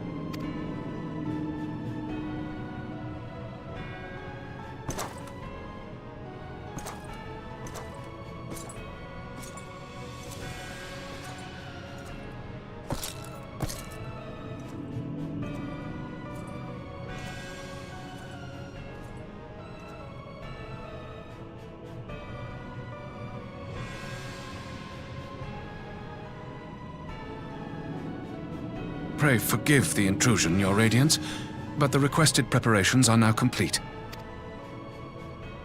We stand ready to begin production of Black Rose upon your order.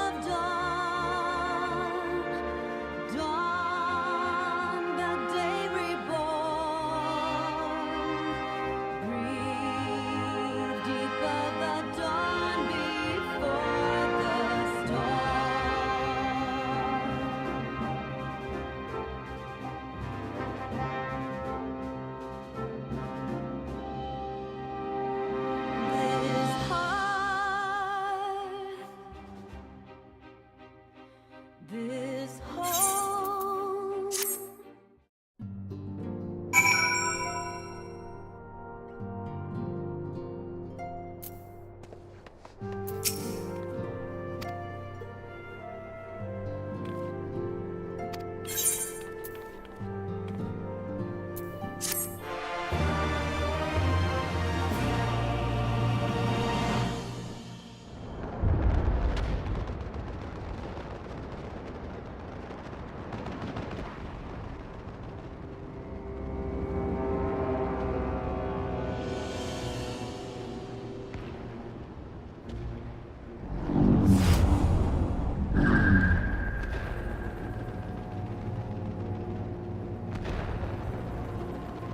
My enemy. My friend. Had I been but a step faster.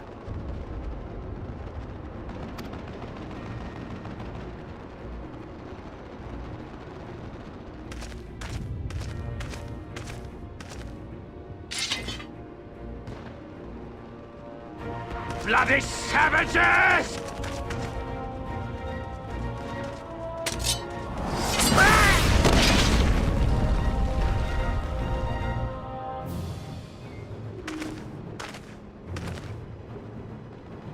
A pity your hunt leads you elsewhere.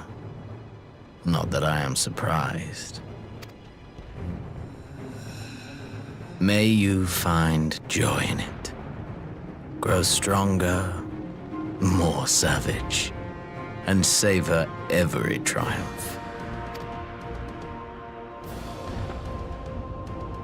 In the meantime, I will reclaim that which is rightfully mine.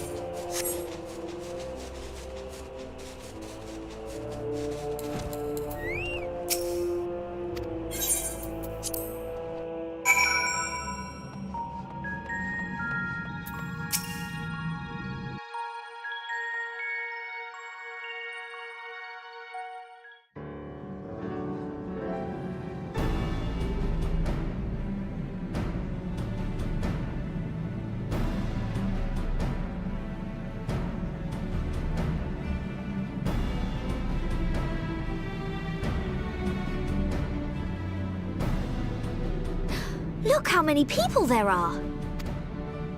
Should we get to it then? Pick up anything that seems the least bit device-like, and we'll make ourselves a pile. Well, if it isn't the hero of the hour, maybe you'll change our look. We've found bugger all without you. Biggs! Wedge!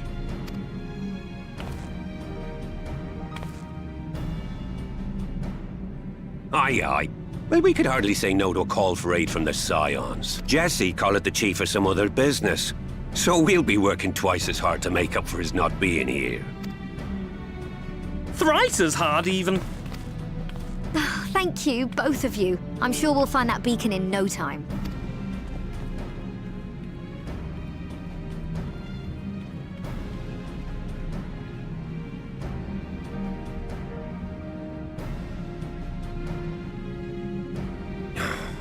I'm not seeing anything out here. Do you reckon you could squeeze in there, Wedge? And get stuck halfway? No, thank you. I could try if you like. Tataru, no! We couldn't ask you to do that. Oh, I'll be fine. This receptionist is not afraid to get her hands dirty.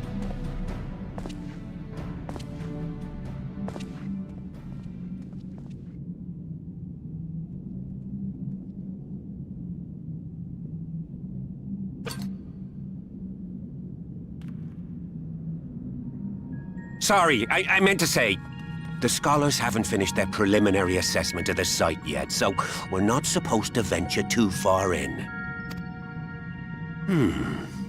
What's that you got there? Now that looks promising. Isn't that the Ironworks symbol? Counterfeiters? Now I have you. You are right. What's happening?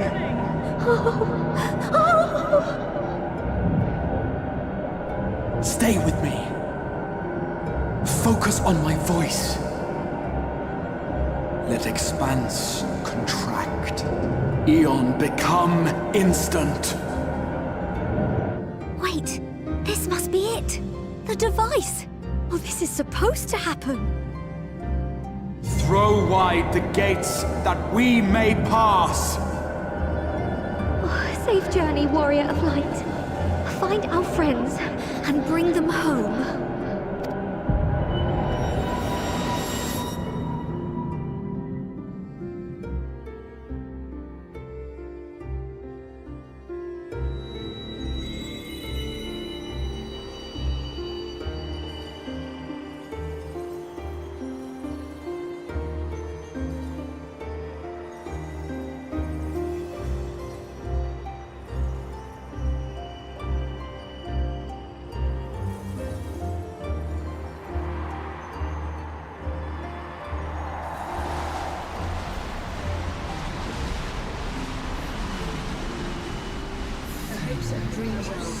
It is a day for faded reunions. Thank you for showing me the dawn's light will shine again. Oh, do not look at me so. You're slaves to a tyrant! There's no freedom in that! This is one battle you cannot fight. Away with you! I must say your spirited accounts always comes in welcome. We did everything right! Everything that was asked of us, and still it came to this!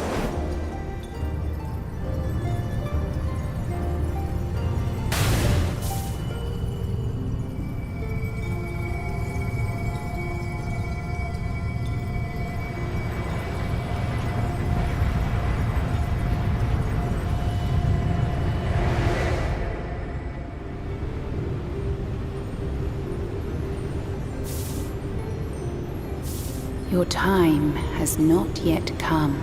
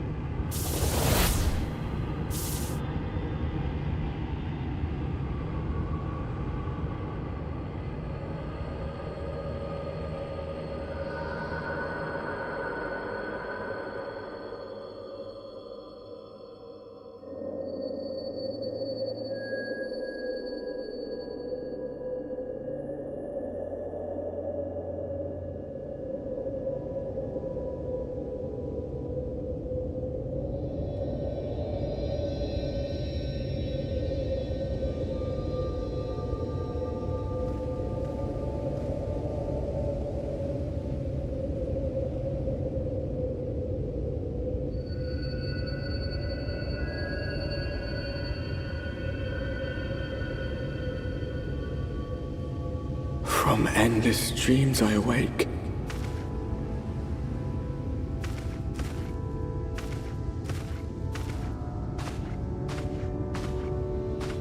Something vague, yet urgent, calls me to action once more.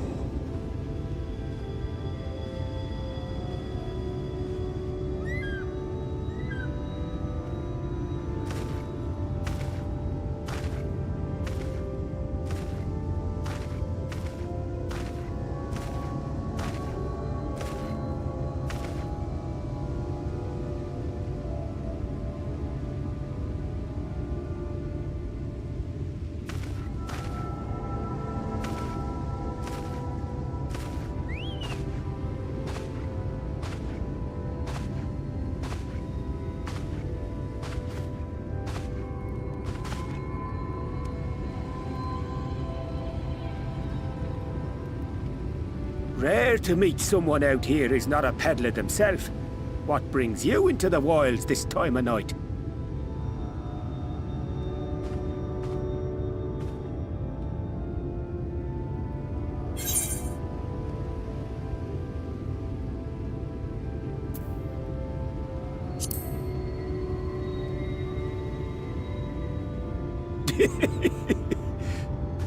Well, if it ain't the oldest joke in the book. Me grandad, God rest his soul, used to tell that one to the barman at kicking out time.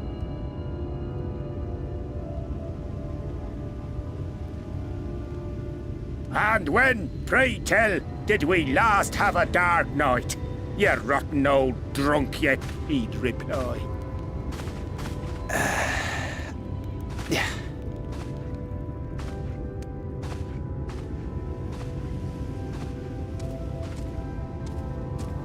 Over 100 bleeding years ago, that's when.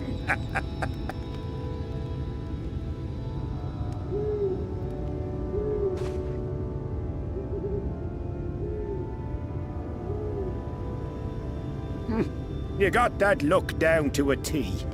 I'd almost think you meant it.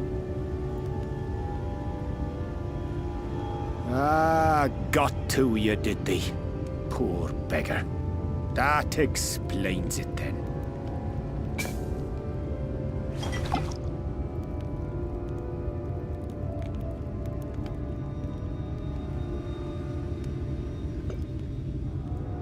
Well, I've roads to travel and wares to sell, but you'd best hurry along to the town nearby.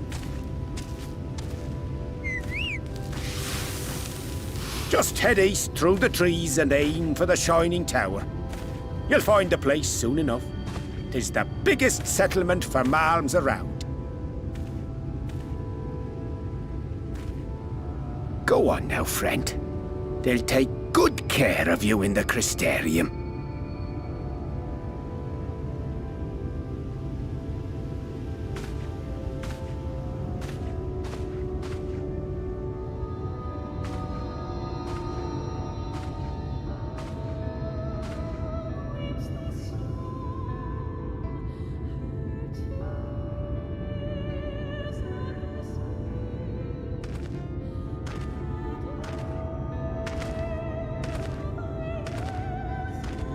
Dizzying heights it rises, the gleaming spire, its tip threatening to pierce the blinding canopy. There, it will all begin anew, between dark and light, the pure and the corrupt, the one true struggle.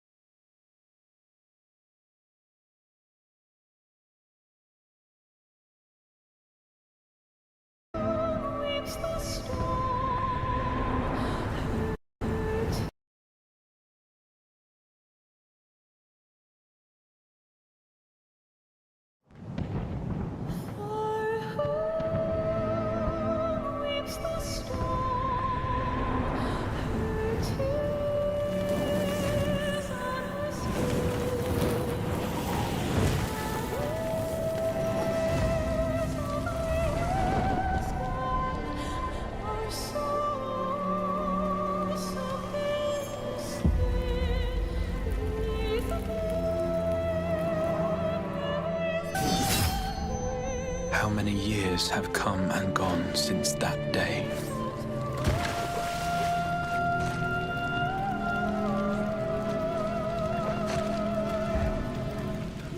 How many years have I waited for this moment?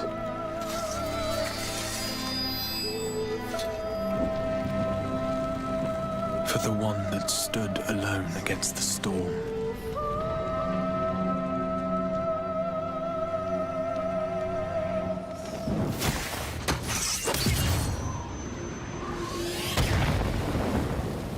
For the one they called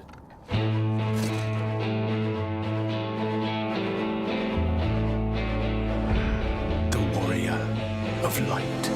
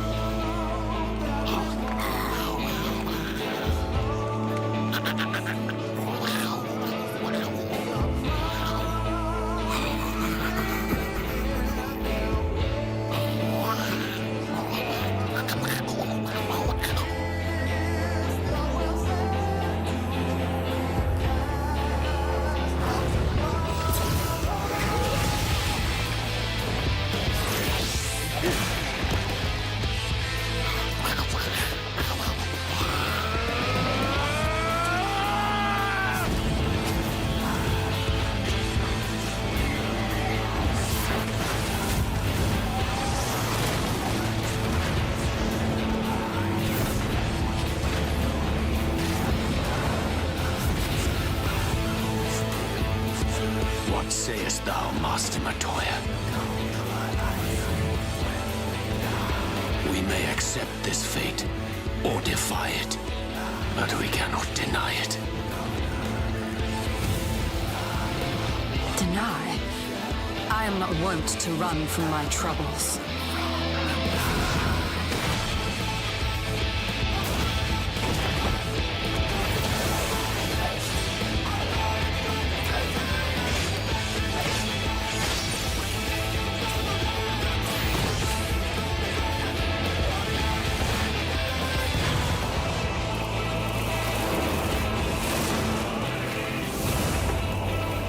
Until our friend returns, I will hold the line.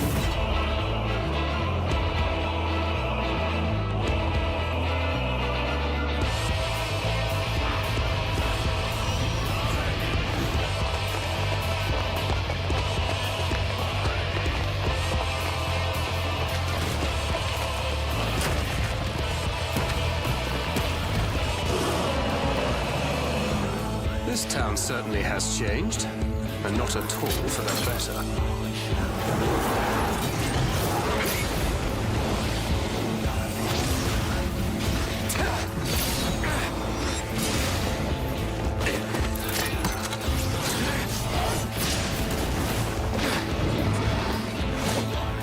I'm not going anywhere. I promise you, Minfilia.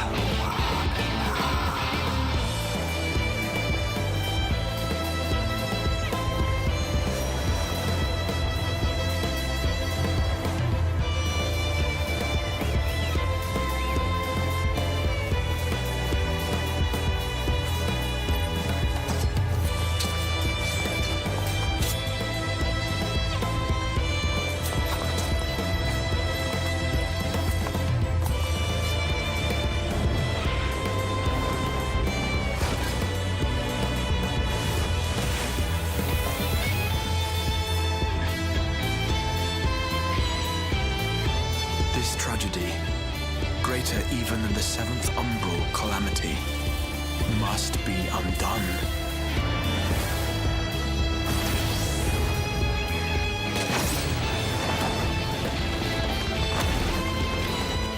If history must be unwritten, let it be unwritten.